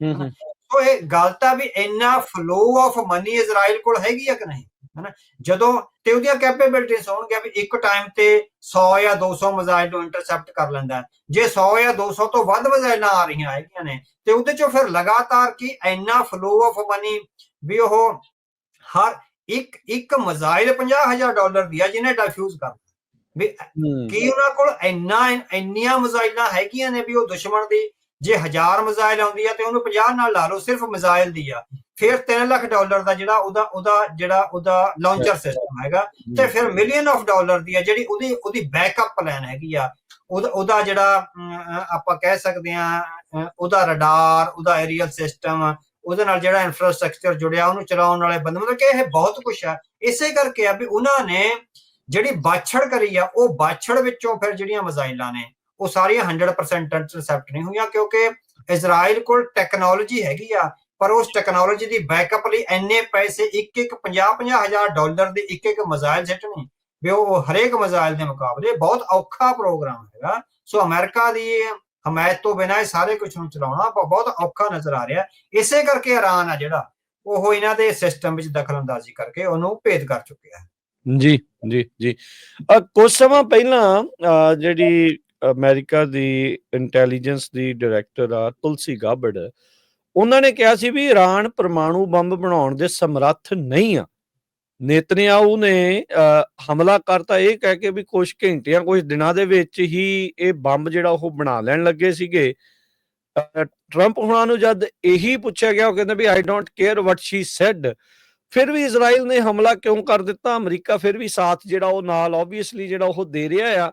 ਸੋ ਕੀ ਆਪਣੀ ਡਾਇਰੈਕਟਰ ਦੀ ਇੰਟੈਲੀਜੈਂਸ ਦੀ ਡਾਇਰੈਕਟਰ ਦੀ ਗੱਲ ਦੇ ਉੱਤੇ ਵੀ ਯਕੀਨ ਨਹੀਂ ਸੀ? ਨਹੀਂ, ਯਕੀਨ ਦੀ ਗੱਲ ਨਹੀਂ। ਹੁਣ ਜਦੋਂ ਜੰਗ ਉਹਨਾਂ ਨੇ ਸ਼ੁਰੂ ਕਰ ਲਿਆ ਤਾਂ ਇੱਕ ਨੈਤਿਕ ਤੌਰ ਤੇ ਜਿਹੜਾ ਵੈਸਟਰਨ ਵਰਲਡ ਆ ਉਹ ਇਜ਼ਰਾਈਲ ਦੇ ਪਿੱਠ ਤੇ ਖੜਾ ਹੈਗਾ, ਹਨਾ। ਸੋ ਉਹਦੇ ਚੋਂ ਚੰਗਾ ਆ ਮਾੜਾ, ਹੁਣ ਗਾਜ਼ਾ ਵਿੱਚ ਕਿੰਨਾ ਕੁਝ ਹੋਇਆ, ਸੋ ਉਹਦੇ ਤੇ ਮੀਡੀਆ ਨੇ ਜਾਂ ਸਾਰੇ ਵੈਸਟਰਨ ਵਰਲਡ ਨੇ ਉਸ ਲੈਵਲ ਤੇ ਜਿਹੜੀ ਹੈਗੀ ਹੈ ਨਿਖੇਧੀ ਨਹੀਂ ਕਰੀ। ਹੁਣ ਤੁਲਸੀ ਗੈਬਰਡ ਦੀ ਮੇਰੇ ਖਿਆਲ ਫੈਬਰਵਰੀ ਦੇ ਲਾਸਟ ਵਿੱਚ ਉਹਨਾਂ ਨੇ ਸਟੈਂਡਿੰਗ ਕਮੇਟੀ ਨੂੰ, ਇੱਕ ਪਾਰਲੀਮੈਂਟਰੀ ਕਮੇਟੀ ਅੱਗੇ ਬੋਲਦਿਆਂ ਇਹ ਕਿਹਾ ਸੀਗਾ ਵੀ ਉਹਦੇ ਵਿੱਚ ਇੰਨੀ ਕੈਪੇਬਿਲਿਟੀ ਨਹੀਂ ਹੈਗੀ। ਔਰ ਜਿੱਦਾਂ ਇਰਾਨ ਦੀ ਲੀਡਰਸ਼ਿਪ ਵੀ ਕਹਿ ਰਹੀ ਹੈਗੀ ਵੀ ਅਸੀਂ ਇੰਟਰਨੈਸ਼ਨਲ ਐਟੋਮਿਕ એનર્ਜੀ ਦੇ ਨਾਲ ਜਿਹੜਾ ਹੈਗਾ ਮਿਲ ਜੁਲ ਕੇ ਆ ਜਿਹੜਾ ਕੰਮ ਕਰ ਰਿਹਾ ਹੈਗਾ। ਇਟ ਮੀਨਸ ਜੇ ਤੁਲਸੀ ਗੈਬਰਡ ਇਹ ਕਹਿ ਰਹੇ ਹੈਗੇ ਆ, ਸੋ ਉਹਦੇ ਵਿੱਚ ਕੁਝ ਵੀ ਝੂਠ ਨਹੀਂ ਹੈਗਾ। ਸੋ ਅਸੀਂ ਪਹਿਲਾਂ ਵੀ ਕਿਹਾ ਹੈਗਾ ਵੀ ਜਿਹੜੇ ਜਿਸ ਤਰ੍ਹਾਂ ਉਹ ਸਦਾਮ ਹੁਸੈਨ ਦੇ ਸੀਗੇ ਨਾ ਵੀ ਵੈਪਨਸ ਆਫ ਮਾਸ ਡਿਸਟਰਕਸ਼ਨ, ਅਸਲ 'ਚ ਕੁਝ ਵੀ ਨਹੀਂ ਨਿਕਲਿਆ ਮੁੜ ਕੇ, ਤੁਸੀਂ ਦੇਖੋ। ਸੋ ਸਦਾਮ ਹੁਸੈਨ ਮਾਰਿਆ ਗਿਆ ਤੇ ਉਹਨੂੰ ਫਾਂਸੀ ਤੇ ਚੜਾਤਾ, ਜੋ ਵੀ ਹੋਇਆ, ਕਿੰਨੇ ਲੋਕ ਮਾਰੇ ਗਏ, ਹਨਾ। ਪਰ ਇਹਦੇ ਚੋਂ ਇਹ ਹੈਗਾ ਵੀ ਉਹ ਸਮੋਕ ਸਕਰੀਨ ਆ, ਇਹ ਹੁਣ ਉਹਦਾ ਰਜੀਮ ਚੇਂਜ ਕਰਨ ਜਾਂ ਫਿਰ ਜਿਹੜੀ ਹੈਗੇ ਵੱਡੇ ਪੱਧਰ ਤੇ ਹਮਲਾ ਕਰਨ ਦਾ ਜਿਹੜਾ ਹੈਗਾ। ਸੋ ਸਾਡੀ ਖਬਰ ਅਨੁਸਾਰ ਇਜ਼ਰਾਈਲ ਇਹ ਕਹਿ ਰਿਹਾ ਹੈਗਾ ਵੀ ਜਿਸ ਤਰ੍ਹਾਂ ਅਫਗਾਨਿਸਤਾਨ ਦੀਆਂ ਪਹਾੜੀਆਂ ਤੇ ਕਾਰਪਟ ਬੰਬਿੰਗ ਹੋਈ ਆ, ਸੋ ਉਸ ਤਰ੍ਹਾਂ ਦੀ ਕਾਰਪਟ ਬੰਬਿੰਗ ਆ ਜਿਹੜੀ ਉਹ ਕਰੀ ਜਾਵੇ, ਕਿਉਂਕਿ ਉਹਨਾਂ ਦੇ ਜਿਹੜੇ ਕੁਝ ਜ਼ਖੀਰੇ ਹੈਗੇ ਆ, ਜਿਹੜੇ ਜਿੱਥੇ ਯੂਰੇਨੀਅਮ ਵਗੈਰਾ ਹੈਗਾ, ਉਹ ਪਹਾੜੀਆਂ ਦੇ ਥੱਲੇ ਦੱਸਿਆ ਜਾਂਦਾ ਵੀ 2-3 ਪਹਾੜੀਆਂ ਦੇ ਨਾਂ ਆਏ ਆ ਵੀ ਉਹਨਾਂ ਪਹਾੜੀਆਂ ਦੇ ਥੱਲੇ ਉਹਨਾਂ ਨੇ ਟਰਨਲਸ ਬਣਾ ਕੇ ਉੱਥੇ ਸੁਰੱਖਿਅਤ ਰੱਖੇ ਆ। ਸੋ ਉਹਨਾਂ ਪਹਾੜਾਂ ਤੇ ਹੁਣ ਜਿਹੜੀ ਹੈਗੀ ਆ ਕਾਰਪਟ ਬੰਬਿੰਗ ਆ, ਉਹ ਸਿਰਫ USA ਕੋਲ ਆ ਪੂਰੀ ਦੁਨੀਆ ਵਿੱਚ, ਨਾ। ਸੋ ਉਸ ਤਰ੍ਹਾਂ ਦਾ ਉਹ ਕਰਨ ਦੀ ਬੇਨਤੀ ਕਰ ਰਹੇ ਹੈਗੇ। ਫੋਰਦੋ ਕਰਕੇ ਆਈ ਥਿੰਕ ਇਲਾਕਾ ਇਰਾਨ ਦੇ ਵਿੱਚ ਜਿਹਦੇ ਉੱਤੇ B2 ਬੰਬਰ ਦੀ ਚਰਚਾ ਬਹੁਤ ਚੱਲ ਰਹੀ ਹੈ ਇੱਥੇ, ਅਵਤਾਰ ਸਿੰਘ ਜੀ, ਅਮਰੀਕਾ ਦੇ ਵਿੱਚ ਵੀ ਉਹਦੇ ਦੁਆਰਾ ਜਿਹੜਾ ਬੰਕਰ ਬਸਟਰ ਬੰਬ ਆ ਉਹਨਾਂ ਦੀ ਉਹੀ ਕਹਿ ਰਹੇ ਹੈਗੇ ਵੀ ਉਹ ਬੰਕਰ ਬਸਟਰ ਬੰਬ ਆ ਜਿਹੜਾ ਉਹ ਚਲਾਇਆ ਜਿਹੜਾ ਹੋ ਜਾਵੇ। ਸੋ ਦੇਖੋ ਕੀ ਹੁੰਦਾ ਐਕਟੀਵਿਟੀ ਉਦਾਂ ਜੇ ਅਮਰੀਕੀ ਫੌਜ ਦੀ, 에ਅਰ ਫੋਰਸ ਦੀ ਦੇਖੀ ਜਾਵੇ ਤਾਂ ਉਸ ਖੇਤਰ ਦੇ ਵਿੱਚ ਵਧੀਆ ਡਾਇਰੈਕਟ ਇਨਵੋਲਵਮੈਂਟ ਕਰਦੇ ਜਾਂ ਨਹੀਂ ਕਰਦੇ, ਇਸ ਦੀ ਵਰਤੋਂ ਹੋਊਗੀ ਨਹੀਂ ਹੋਊਗੀ, ਇਹ ਤਾਂ ਆਉਣ ਵਾਲਾ ਸਮਾਂ ਜਿਹੜਾ ਇਸ ਦੇ ਵਿੱਚ ਜਿਹੜਾ ਉਹ ਦੱਸਦਾ ਆ। ਜਦੋਂ ਯੂਕਰੇਨ ਤੇ ਰਸ਼ੀਆ ਦਾ ਪੇਚਾ ਪਿਆ ਸੀ, ਰਸ਼ੀਆ ਨੇ ਜਦੋਂ ਹਮਲਾ ਕੀਤਾ ਸੀ ਉਦੋਂ ਵੀ ਇਹ ਚਰਚਾ ਚੱਲੀ। ਇੰਡੀਆ ਪਾਕਿਸਤਾਨ ਦੀ ਲੜਾਈ, ਕੌਨਫਲਿਕਟ, ਝੜਪ ਆ ਉਸ ਦੇ ਵੇਲੇ ਵੀ, ਤੇ ਹੁਣ ਵੀ ਇਹ ਜਿਹੜੀ ਗੱਲ ਦੁਬਾਰਾ ਚੱਲ ਪਈ ਹੈ। ਜਦੋਂ ਵੀ ਕਿਤੇ ਵੀ ਲੜਾਈ ਹੁੰਦੀ ਆ ਤੀਜੇ ਵਿਸ਼ਵ ਯੁੱਧ ਦੀ, 3rd ਵਰਲਡ ਵਾਰ ਦੀ, ਕੀ ਇਹ ਲੜਾਈ ਆਪਾਂ ਨੂੰ ਉਸ ਪਾਸੇ ਵੱਲ ਨੂੰ ਧੱਕ ਰਹੀ ਆ ਜਾਂ ਅਜੇ ਆਪਾਂ ਉਸ ਤੋਂ ਦੂਰ? ਨਹੀਂ ਹਲੇ, ਕਿਉਂਕਿ ਜਿੰਨੀ ਕਿ ਸਾਨੂੰ ਡਿਪਲੋਮੇਸੀ ਦੀ ਸਮਝ ਹੈਗੀ ਆ ਤੇ ਹਲੇ 3rd ਵਰਲਡ ਵਾਰ ਵਾਲੀ ਤਾਂ ਕੋਈ ਗੱਲ ਨਹੀਂ ਹੈਗੀ। ਸੋ ਜਿਹੜਾ ਸਮੁੱਚਾ ਘਟਨਾਕ੍ਰਮ ਚੱਲ ਰਿਹਾ ਬੜਾ ਕੰਟੇਨਡ ਆ ਤੇ ਇੱਕ ਖਾਸ ਘੇਰੇ ਵਿੱਚ ਹੀ ਹੈਗਾ। ਸੋ ਉਹਦੇ ਚੋਂ ਚੀਨ ਤੇ ਰੂਸ ਆ। ਜੇ ਵਰਲਡ ਵਾਰ ਤਾਂ ਲੱਗੂਗੀ ਜੇ ਦੂਜੀਆਂ ਦੋ ਤਾਕਤਾਂ ਚੀਨ ਤੇ ਰੂਸ ਆ ਜਿਹੜੀਆਂ ਆਮੋ ਸਾਹਮਣੇ ਆ ਜਾਂਦੀਆਂ ਹੈਗੀਆਂ। ਸੋ ਉਹ ਆਮੋ ਸਾਹਮਣੇ ਆਉਣ ਦੀ ਕੋਈ ਸੰਭਾਵਨਾ ਨਹੀਂ ਹੈ ਹਾਲ ਦੀ ਘੜੀ, ਪਰ ਉਹ ਨੇੜੇ ਆ ਰਹੀਆਂ ਨੇ ਈਰਾਨ ਦੇ। ਹੁਣ ਇਹ ਅਗਲੇ ਦਿਨਾਂ ਦੌਰਾਨ ਆ ਜਿਹੜੀ ਹਾਲਾਤ ਇਹਨੇ ਤਬਦੀਲ ਕਰਨੇ ਹੈਗੇ ਆ ਵੀ ਬਈ ਚੀਨ ਤੇ ਰੂਸ ਆ ਈਰਾਨ ਦੀ ਪਿੱਠ ਤੇ ਕਿੰਨੇ ਖੜਦੇ ਆ ਕੇ। ਸੋ ਉਹ ਜੰਗ ਦੇ ਹਾਲਾਤ ਕਿਸ ਤਰ੍ਹਾਂ ਬਦਲਦੇ ਆ, ਕਿਉਂਕਿ ਸੀਰੀਆ ਦੀ ਪਿੱਠ ਤੇ ਜਦੋਂ ਰੂਸ ਖੜਿਆ ਸੀ ਤਾਂ ਉਹਨੇ ਜੰਗ ਦੇ ਜਿਹੜੇ ਹੈਗੇ ਮਹਾਨ ਆ ਉਹ ਬਦਲ ਦਿੱਤੇ ਸੀ। ਅਮਰੀਕਾ ਨੂੰ ਫਿਰ ਬਹੁਤ ਹੀ ਡਿਸਪਲਿਨਡ ਹਮਲੇ ਕਰਨੇ ਪਏ ਸੀ, ਕਿ ਉਹ ਤੋਂ ਪਹਿਲਾਂ ਬਹੁਤ ਖੁੱਲ੍ਹੇਆਮ ਹਮਲੇ ਆ ਜਿਹੜੇ ਅਮਰੀਕਾ ਨੇ ਸਾਰੇ ਟੈਰਰਿਸਟ ਆਰਗੇਨਾਈਜੇਸ਼ਨ ਤੇ ਜਿਹੜੇ ISIS ਵਗੈਰਾ ਸੀਗੇ ਉਹਨਾਂ ਤੇ ਹਮਲੇ ਕਰੇ ਸੀਗੇ। ਜੇ ਉਹ ਨੈਤਿਕ ਤੌਰ ਤੇ ਤਾਂ ਹਮਾਇਤ ਉਹ ਦੇ ਰਹੇ ਹੈਗੇ ਆ, ਸੋ ਨੈਤਿਕ ਤੌਰ ਤੇ ਉਹਨਾਂ ਨੇ ਹਮਾਇਤ ਦਿੱਤੀ ਆ। ਜੇ ਉਹ ਮਿਲੀਟੈਰਿਟੀ ਵੀ ਕਿਸ ਤਰ੍ਹਾਂ ਕਰਦੇ ਆ, ਹੁਣ ਕੁਛ ਚਾਈਨੀਜ਼ ਅਖਬਾਰਾਂ ਵਿੱਚ ਤੇ ਚਾਈਨੀਜ਼ ਮੀਡੀਆ 'ਚ ਛਪ ਰਿਹਾ ਹੈਗਾ ਵੀ ਜਿਹੜਾ ਈਰਾਨ ਆ ਉਹਨੂੰ ਕੁਛ ਦੇਰ ਪਹਿਲਾਂ ਕਿਉਂਕਿ ਸਿਆਣਪ ਕਰਨੀ ਚਾਹੀਦੀ ਸੀ ਵੀ ਇੰਡੀਆ ਨਾਲ ਨੇੜੇ ਜਾਣ ਤੋਂ ਉਹਨੂੰ ਹੈਗਾ ਜਿਹੜਾ ਚੀਨ ਦੇ ਨਾਲ JF-10 ਦੇ ਜਿਹੜੇ ਸੌਦੇ ਆ ਉਹ ਕਰ ਲੈਣੇ ਚਾਹੀਦੇ ਸੀ, ਤਾਂ ਕਿ ਉਹਦਾ ਜਿਹੜਾ ਸਿਕਿਉਰਿਟੀ ਪ੍ਰੋਗਰਾਮ ਆ ਉਹ ਜ਼ਿਆਦਾ ਵੱਧ ਜਾਂਦਾ। ਹੁਣ ਇਹਦੇ ਚੋਂ ਪਾਕਿਸਤਾਨ ਦੀ ਇਨਵੋਲਵਮੈਂਟ ਤੇ ਚਾਈਨਾ ਦੀ ਇਨਵੋਲਵਮੈਂਟ ਤੇ ਨਾਲ ਹੀ ਜਿਹੜਾ ਹੈਗਾ ਵੀ ਇਹ ਉਹ ਤੋਂ ਪਹਿਲਾਂ ਆਪਾਂ ਗੱਲ ਕੀਤੀ ਹੈਗੀ ਆ ਵੀ ਜਿਹੜੇ ਤਿੰਨੇ ਵਿਦੇਸ਼ ਮੰਤਰੀ ਅਫਗਾਨਿਸਤਾਨ, ਪਾਕਿਸਤਾਨ ਤੇ ਚੀਨ ਆ ਜਿਹੜੇ ਉਹਦੇ ਵਿਦੇਸ਼ ਮੰਤਰੀਆਂ ਦੀ ਇਨਵੋਲਵਮੈਂਟ ਹੋਈ ਆ। ਸੋ ਉਹ ਇੱਕ ਜਿਹੜਾ ਗਰੁੱਪ ਬਣ ਰਿਹਾ ਹੈਗਾ ਉਹਦੇ ਚੋਂ ਜੇ ਈਰਾਨ ਵੀ ਚੀਨ ਨਾਲ ਚਲਿਆ ਜਾਂਦਾ ਹੈਗਾ ਤਾਂ ਭਾਰਤ ਲਈ ਕਾਫੀ ਜਿਹੜੇ ਹੈਗੇ ਇਕਨੋਮਿਕਲੀ ਸੈਟਬੈਕ ਆ ਉਹ ਆਉਣਗੇ ਹੈਗੇ। ਪਰ ਹੁਣ ਇਸ ਜੰਗ ਦੀ ਸਥਿਤੀ ਵਿੱਚ ਚੀਨ ਕਿਸ ਤਰ੍ਹਾਂ ਲੈ ਕੇ ਆਉਂਦਾ ਹੈਗਾ ਤੇ ਰੂਸ ਕਿਸ ਤਰ੍ਹਾਂ ਦੀ ਮਦਦ ਕਰਦਾ ਉਹ ਡਿਪੈਂਡ ਕਰੇਗਾ। ਪਰ ਹਾਲੇ ਵੀ ਤੁਹਾਡਾ ਸਵਾਲ ਤੀਜੀ ਜੰਗ ਬਾਰੇ ਸੀ, ਸੋ ਤੀਜੀ ਜੰਗ ਦਾ ਇਸ ਤਰ੍ਹਾਂ ਦੀ ਕੋਈ ਸੰਭਾਵਨਾ ਨਹੀਂ। ਇੰਟਰਨੈਸ਼ਨਲ ਡਿਪਲੋਮੇਸੀ ਹੁਣ ਕਾਫੀ ਐਡਵਾਂਸ ਹੋ ਚੁੱਕੀ ਆ, ਸਿਆਣੀ ਹੋ ਚੁੱਕੀ ਆ, ਮੈਚਿਓਰ ਹੋ ਚੁੱਕੀ ਆ। ਉਹ ਇੱਕ ਕੰਟੇਨਡ ਜਿਹੜਾ ਹੈਗਾ ਹਮਲਾ ਤਾਂ ਚੱਲੇਗਾ, ਪਰ ਇੰਡੀਆ ਖੁੱਲੀ ਜੰਗ ਦੀਆਂ ਹਾਲੇ ਕੋਈ ਸੰਭਾਵਨਾ ਨਜ਼ਰ ਨਹੀਂ ਆਉਂਦੀ। ਚੀਨ ਤੇ ਰੂਸ ਹੁਣ ਕਿੱਥੇ ਖੜਨਗੇ? ਤੁਸੀਂ ਥੋੜਾ ਜਿਹਾ ਇਹਨਾਂ ਦਾ ਜ਼ਿਕਰ ਕੀਤਾ, ਆਪਾਂ ਥੋੜਾ ਹੋਰ ਖੋਲ ਕੇ ਤੁਸੀਂ ਇਸ ਦੇ ਬਾਰੇ ਜਿਹੜਾ ਉਹ ਦੱਸੋ। ਈਰਾਨ ਦੇ ਮਾਮਲੇ ਵਿੱਚ ਹੁਣ ਇਹ ਸਾਰੇ ਮਾਮਲੇ ਦੇ ਵਿੱਚ ਉਹ ਕਿੱਥੇ ਆ ਕੇ ਜਿਹੜਾ ਉਹ ਖੜਨਗੇ? ਹਾਂਜੀ, ਤੁਸੀਂ ਦੇਖੋ ਵੀ ਜਿਹੜੀ ਇਹ ਕਾਨਫਰੰਸ ਪਿਛਲੇ ਦਿਨੀ ਸ਼ੰਘਾਈ ਕਾਰਪੋਰੇਸ਼ਨ ਜਿਹੜੀ ਕਾਰਪੋਰੇਟਿਵ ਆਰਗੇਨਾਈਜੇਸ਼ਨ ਦਾ ਇੱਕਦਮ ਜਿਹੜਾ ਸੈਸ਼ਨ ਬੁਲਾਇਆ ਗਿਆ। ਸੋ ਉਸ ਸੈਸ਼ਨ ਵਿੱਚ ਜਿਸ ਤਰ੍ਹਾਂ ਹੈਗਾ ਵੀ ਡਟਕਾ ਜਿਹੜਾ ਵਿਰੋਧ ਕੀਤਾ ਗਿਆ। ਸੋ ਇਜ਼ਰਾਈਲ ਦੇ ਹਮਲੇ ਦਾ ਵਿਰੋਧ ਕੀਤਾ ਗਿਆ ਔਰ ਈਰਾਨ ਦੀ ਹਮਾਇਤ ਵਿੱਚ ਜਿਹੜਾ ਮਤਾ ਪਾਇਆ ਗਿਆ ਉਹਦਾ ਭਾਰਤ ਵੀ ਮੈਂਬਰ ਸੀ, ਪਰ ਭਾਰਤ ਨੇ ਜਿਹੜਾ ਹੈਗਾ ਇਜ਼ਰਾਈਲ ਦੇ ਖਿਲਾਫ ਮਤਾ ਨਹੀਂ ਪਾਇਆ। ਸੋ ਉਹਦੇ ਵਿੱਚ ਬਹੁਤ ਸਾਰੇ ਮੁਲਕ, ਜਿਸ ਤਰ੍ਹਾਂ ਆਸੀਆਨ ਮੁਲਕ ਦੀ ਇੱਕ ਤਰ੍ਹਾਂ ਨਾਲ ਆਪਾਂ ਕਹਿ ਸਕਦੇ ਹਾਂ ਨਾ ਵੀ ਆਸੀਆਨ ਮੁਲਕ ਤੇ ਲਗਭਗ ਭਾਰਤ ਆ ਜਿਹੜਾ ਉਹ ਜ਼ਿਆਦਾ ਮਜ਼ਬੂਤ ਸਥਿਤੀ ਵਿੱਚ ਹੁੰਦਾ। ਇਹ ਸ਼ੰਘਾਈ ਕੋਆਪਰੇਟਿਵ ਆਰਗੇਨਾਈਜੇਸ਼ਨ ਹੈਗੀ ਆ, SCO ਕਹਿੰਦੇ ਆ। ਸੋ ਪੋਲੀਟੀਕਲ ਐਂਡ ਸਿਕਿਉਰਿਟੀ ਬਲੌਕ ਹੈਗਾ 2001 ਵਿੱਚ ਆ ਜਿਹੜਾ ਬਣਿਆ ਸੀਗਾ। ਇਹਦੇ ਵਿੱਚ China, Belarus, India, Iran, Kazakhstan, Kyrgyzstan, Pakistan, Russia, Tajikistan ਤੇ ਉਜ਼ਬੇਕਿਸਤਾਨ ਆ ਜਿਹੜੇ ਇਹ ਸਾਰੇ ਮੈਂਬਰ ਹੈਗੇ ਆ। ਸੋ ਰਸ਼ੀਆ, ਚਾਈਨਾ ਨੇ ਡਟ ਕੇ ਜਿਹੜਾ ਹੈਗਾ ਈਰਾਨ ਤੇ ਹੋਏ ਹਮਲੇ ਦਾ ਵਿਰੋਧ ਕਰਿਆ। ਭਾਰਤ ਅਬਸਟੇਨ ਰਿਹਾ, ਬਾਕੀ ਸਾਰਿਆਂ ਨੇ ਯੂਨੈਨੀਮਸਲੀ ਹੈਗੀ ਆ ਜਿਹੜਾ ਇਹ ਕਰਿਆ ਹੈਗਾ। ਸੋ ਚੀਨ ਇੱਕ ਤਰ੍ਹਾਂ ਨਾਲ ਡਿਪਲੋਮੈਟਿਕਲੀ ਆਪਣੇ ਪੱਤੇ ਖੋਲ ਰਿਹਾ। ਹੁਣ ਇਹ ਈਰਾਨ ਤੇ ਡਿਪੈਂਡ ਕਰਦਾ ਵੀ ਉਹ ਡਿਪਲੋਮੇਸੀ ਨਾਲ ਹੀ ਚੀਨ ਨਾਲ ਚੱਲਣਾ ਚਾਹੁੰਦਾ ਜਾਂ ਮਿਲੀਟੈਰੀਲੀ ਵੀ ਉਹ ਤੋਂ ਕੋਈ ਸਹਾਇਤਾ ਲਏਗਾ। ਜੇ ਜੰਗ ਵੱਧ ਜਾਂਦੀ ਆ ਈਰਾਨ ਕਿੱਥੇ ਖੜਦਾ? ਆਇਆ ਅਮਰੀਕਾ ਤੇ ਇਜ਼ਰਾਈਲ ਦਾ ਜਿਹੜਾ ਅਟੈਕ ਹੈਗਾ ਉਹ ਈਰਾਨ ਦੀ ਲੀਡਰਸ਼ਿਪ ਨੂੰ ਕੁਝ ਸੋਚਣ ਲਈ ਟਾਈਮ ਵੀ ਦੇਵੇਗਾ ਜਾਂ ਨਹੀਂ ਦੇਵੇਗਾ ਵੀ ਉਹ ਇੱਕਦਮ ਚੀਨ ਨਾਲ ਜਾ ਸਕਣ ਜਾਂ ਚੀਨ ਨਾਲ ਇੰਨੀ ਤੇਜ਼ੀ ਨਾਲ ਆਪਣੇ ਸੰਬੰਧ ਵਧਾ ਕੇ ਜਿਹੜੀ ਹਥਿਆਰਾਂ ਦੀ ਸਪਲਾਈ ਆ ਉਹ ਲੈ ਸਕਣ। ਸੋ ਇਹ ਕਾਫੀ ਕੁਛ ਹੈ ਜਿਹੜਾ ਟੈਕਨੀਕਲੀ ਦੇਖਣ ਵਾਲਾ ਹੋਵੇਗਾ। ਨੈਤਿਕ ਤੌਰ ਤੇ ਚੀਨ ਨਾਲ ਰੂਸ ਨੇ ਉਹਨਾਂ ਦੀ ਹਮਾਇਤ ਕਰ ਦਿੱਤੀ ਹੈਗੀ ਆ। ਇਹ ਨੈਤਿਕ ਜਿਹੜੀ ਹਮਾਇਤ ਹੈਗੀ ਆ ਇਹ ਮਿਲੀਟੈਰੀਲੀ ਮਟੀਰੀਅਲਾਈਜ਼ ਕਿਸ ਤਰ੍ਹਾਂ ਹੁੰਦੀ ਹੈਗੀ ਆ ਇਹ ਦੇਖਣ ਵਾਲੀ ਗੱਲ ਹੋਵੇਗੀ। ਜੇ ਇਹ ਦੋਵੇਂ ਮੁਲਕ ਆ ਜਿਹੜੇ ਈਰਾਨ ਦੀ ਹਮਾਇਤ ਤੇ ਆ ਜਾਂਦੇ ਹੈਗੇ ਤਾਂ ਫਿਰ ਅਮਰੀਕਾ ਤੇ ਇਜ਼ਰਾਈਲ ਨੂੰ ਵੀ ਜਿਹੜੀ ਹੈਗੀ ਆ ਵੀ ਡਬਲ ਮਾਈਂਡ ਆ ਵੀ ਉਹ ਸੋਚਣਾ ਪਵੇਗਾ ਵੀ ਅਸੀਂ ਅੱਗੇ ਵਧਣਾ ਜਾਂ ਨਹੀਂ ਵਧਣਾ। ਜਿਸ ਤਰ੍ਹਾਂ ਸੀਰੀਆ ਵਿੱਚ ਪੈਰ ਜਿਹੜੇ ਰੁਕੇ ਹੈਗੇ ਅਮਰੀਕਾ ਦੇ, ਸੋ ਉਸ ਤਰ੍ਹਾਂ ਦੀ ਸਥਿਤੀ ਆ ਸਕਦੀ। ਫਿਰ ਲੰਬੀ ਗੱਲ ਚੱਲ ਸਕਦੀ ਹੈ। ਸੀਰੀਆ ਵਿੱਚ ਤੁਸੀਂ ਦੇਖੋ ਕਿੰਨਾ ਲੰਬਾ ਸਮਾਂ ਕੰਮ ਚੱਲਦਾ ਰਿਹਾ, ਹੁਣ ਆ ਕੇ ਕਿਧਰੇ ਉੱਤੇ ਹੈਗਾ ਰਜੀਮ ਚੇਂਜ ਹੋਇਆ। ਸੋ ਇਸ ਤਰ੍ਹਾਂ ਵੀ ਇਹ ਤੀਜੀ ਸੰਸਾਰ ਜੰਗ ਦੀ ਕੋਈ ਸੰਭਾਵਨਾ ਨਹੀਂ ਹਲੇ। ਪਰ ਚੀਨ ਤੇ ਰੂਸ ਦੀ ਨੈਤਿਕ ਹਮਾਇਤ ਮਟੀਰੀਅਲਾਈਜ਼ ਕਿੰਨੀ ਹੁੰਦੀ ਆ, ਉਹ ਕਿੰਨਾ ਕੁ ਈਰਾਨ ਉਹਨੂੰ ਮਟੀਰੀਅਲਾਈਜ਼ ਕਰਦਾ ਹੈਗਾ ਡਿਪਲੋਮੈਟਿਕਲੀ ਮਿਲੀਟੈਰੀਲੀ, ਇਹਦੇ ਤੇ ਜ਼ਿਆਦਾ ਡਿਪੈਂਡ ਕਰਦਾ। ਅੱਛਾ, ਜਿੱਦਾਂ ਤੁਸੀਂ ਸ਼ੁਰੂਆਤ 'ਚ ਜ਼ਿਕਰ ਕੀਤਾ ਵੀ ਉੱਥੇ ਜਿਹੜਾ ਤਖਤਾ ਪਲਟਣ ਦੇ ਲਈ ਜਾਂ ਜੋ ਇਸ ਟਾਈਮ ਸੱਤਾ 'ਚ ਨੇ ਉਹਨਾਂ ਨੂੰ ਲਾਂਭੇ ਕਰਨ ਦੇ ਲਈ ਇਹ ਸਾਰਾ ਚੱਲ ਰਿਹਾ। ਕੀ ਈਰਾਨ ਦੇ ਵਿੱਚ ਇਹ ਲੋਕ ਜੋ ਇਸ ਟਾਈਮ ਸੱਤਾ 'ਚ ਨੇ, ਖਮੀਨੀ ਤੇ ਉਹਨਾਂ ਦਾ ਜਿਹੜਾ ਨਾਲ ਦੇ ਨਾਲ ਸਾਰੇ ਜਾਣੇ ਆ, ਕੀ ਉਹ ਅਨਪੋਪੂਲਰ ਹੈਗੇ ਆ ਵੀ ਉੱਤੇ ਇਹ ਤਖਤਾ ਪਲਟ ਹੋ ਸਕਦਾ ਹੈ? ਦੇਖੋ ਜਿਸ ਤਰ੍ਹਾਂ ਆਪਾਂ ਇਹ ਨਹੀਂ ਕਹਿ ਸਕਦੇ ਵੀ ਮੈਜੋਰਿਟੀ ਲੋਕ ਆ, ਪਰ ਫਿਰ ਵੀ ਜੇ ਆਪਾਂ ਕਹੀਏ ਵੀ 30-35% ਜਿਹੜੇ ਲੋਕ ਨੇ ਜਿਹੜੇ ਪੜ੍ਹੇ ਲਿਖੇ ਨੇ, ਜਿਨ੍ਹਾਂ ਨੂੰ ਐਜੂਕੇਸ਼ਨ ਨੇ ਫਿਰ ਖਾਸ ਕਰਕੇ ਵੈਸਟਰਨ ਵਰਲਡ ਦੀ ਚਕਾਚੌਂਧ ਤੇ ਵੈਸਟਰਨ ਵਰਲਡ ਦੀ ਡਿਵੈਲਪਮੈਂਟ ਆ ਜਿਹੜੀ, ਉਹਨੇ ਇੱਕ ਤਰ੍ਹਾਂ ਨਾਲ ਕੋਈ ਉਹਦੀ ਜਾਣਕਾਰੀ ਦਿੱਤੀ ਹੈ ਵਾਇਆ ਇੰਟਰਨੈਟ ਆ ਜਿਹੜੀ ਆਉਂਦੀ, ਉਹ ਇੱਕ ਸੰਤੋਸ਼ ਦੀ ਭਾਵਨਾ ਵਿੱਚ ਹੈ, ਕਿਉਂਕਿ ਬੜੀ ਕਲੋਜ਼ਡ ਸੁਸਾਇਟੀ ਆ। ਇੱਕ ਤਾਂ ਇੰਟਰਨੈਸ਼ਨਲ ਲੈਵਲ ਤੇ ਬਹੁਤ ਸੈਂਕਸ਼ਨ ਲੱਗੀਆਂ ਹੋਈਆਂ ਨੇ, ਉਹਦੇ ਕਰਕੇ ਲੋਕਾਂ ਦੇ ਆਮ ਹਾਲਾਤ ਬਹੁਤ ਮਾੜੇ ਨੇ, ਹਨਾ। ਸੋ ਦੂਸਰਾ ਹੈਗਾ ਵੀ ਉਹ ਵੈਸਟਰਨ ਵਰਲਡ ਨਾਲ ਇੰਟਰੈਕਟ ਕਰਨਾ ਚਾਹੁੰਦੇ ਆ, ਵੀ ਆਪਾਂ ਇਹ ਝਗੜਾ ਛੱਡੀਏ, ਪੱਛਮੀ ਦੁਨੀਆ ਨਾਲ ਇੰਟਰੈਕਟ ਕਰੀਏ, ਆਪਣੇ ਬੱਚਿਆਂ ਨੂੰ ਵਧੀਆ ਐਜੂਕੇਸ਼ਨ ਦਈਏ, ਉਹਨਾਂ ਨੂੰ ਚੰਗੇ ਸ਼ਹਿਰੀ ਬਣਾਈਏ। ਸੋ ਇਸ ਤਰ੍ਹਾਂ ਦੀ ਇੱਕ ਬਹੁਤ ਵੱਡਾ ਤਬਕਾ ਹੈਗਾ 30-35% ਦਾ, 30% ਤੱਕ ਜਿਹੜੀ ਹੈਗੀ ਪੋਲਸ ਆ ਉਹ ਆ ਰਹੀਆਂ ਹੈਗੀਆਂ ਵੀ ਉਹ ਤਬਕਾ ਹੈਗਾ ਹੈ ਜਿਹੜਾ ਰਜੀਮ ਚੇਂਜ ਆ ਜਿਹੜਾ ਚਾਹੁੰਦਾ। ਸੋ 30% ਦਾ ਤਬਕਾ ਬਹੁਤ ਥੋੜਾ ਨਹੀਂ ਹੁੰਦਾ।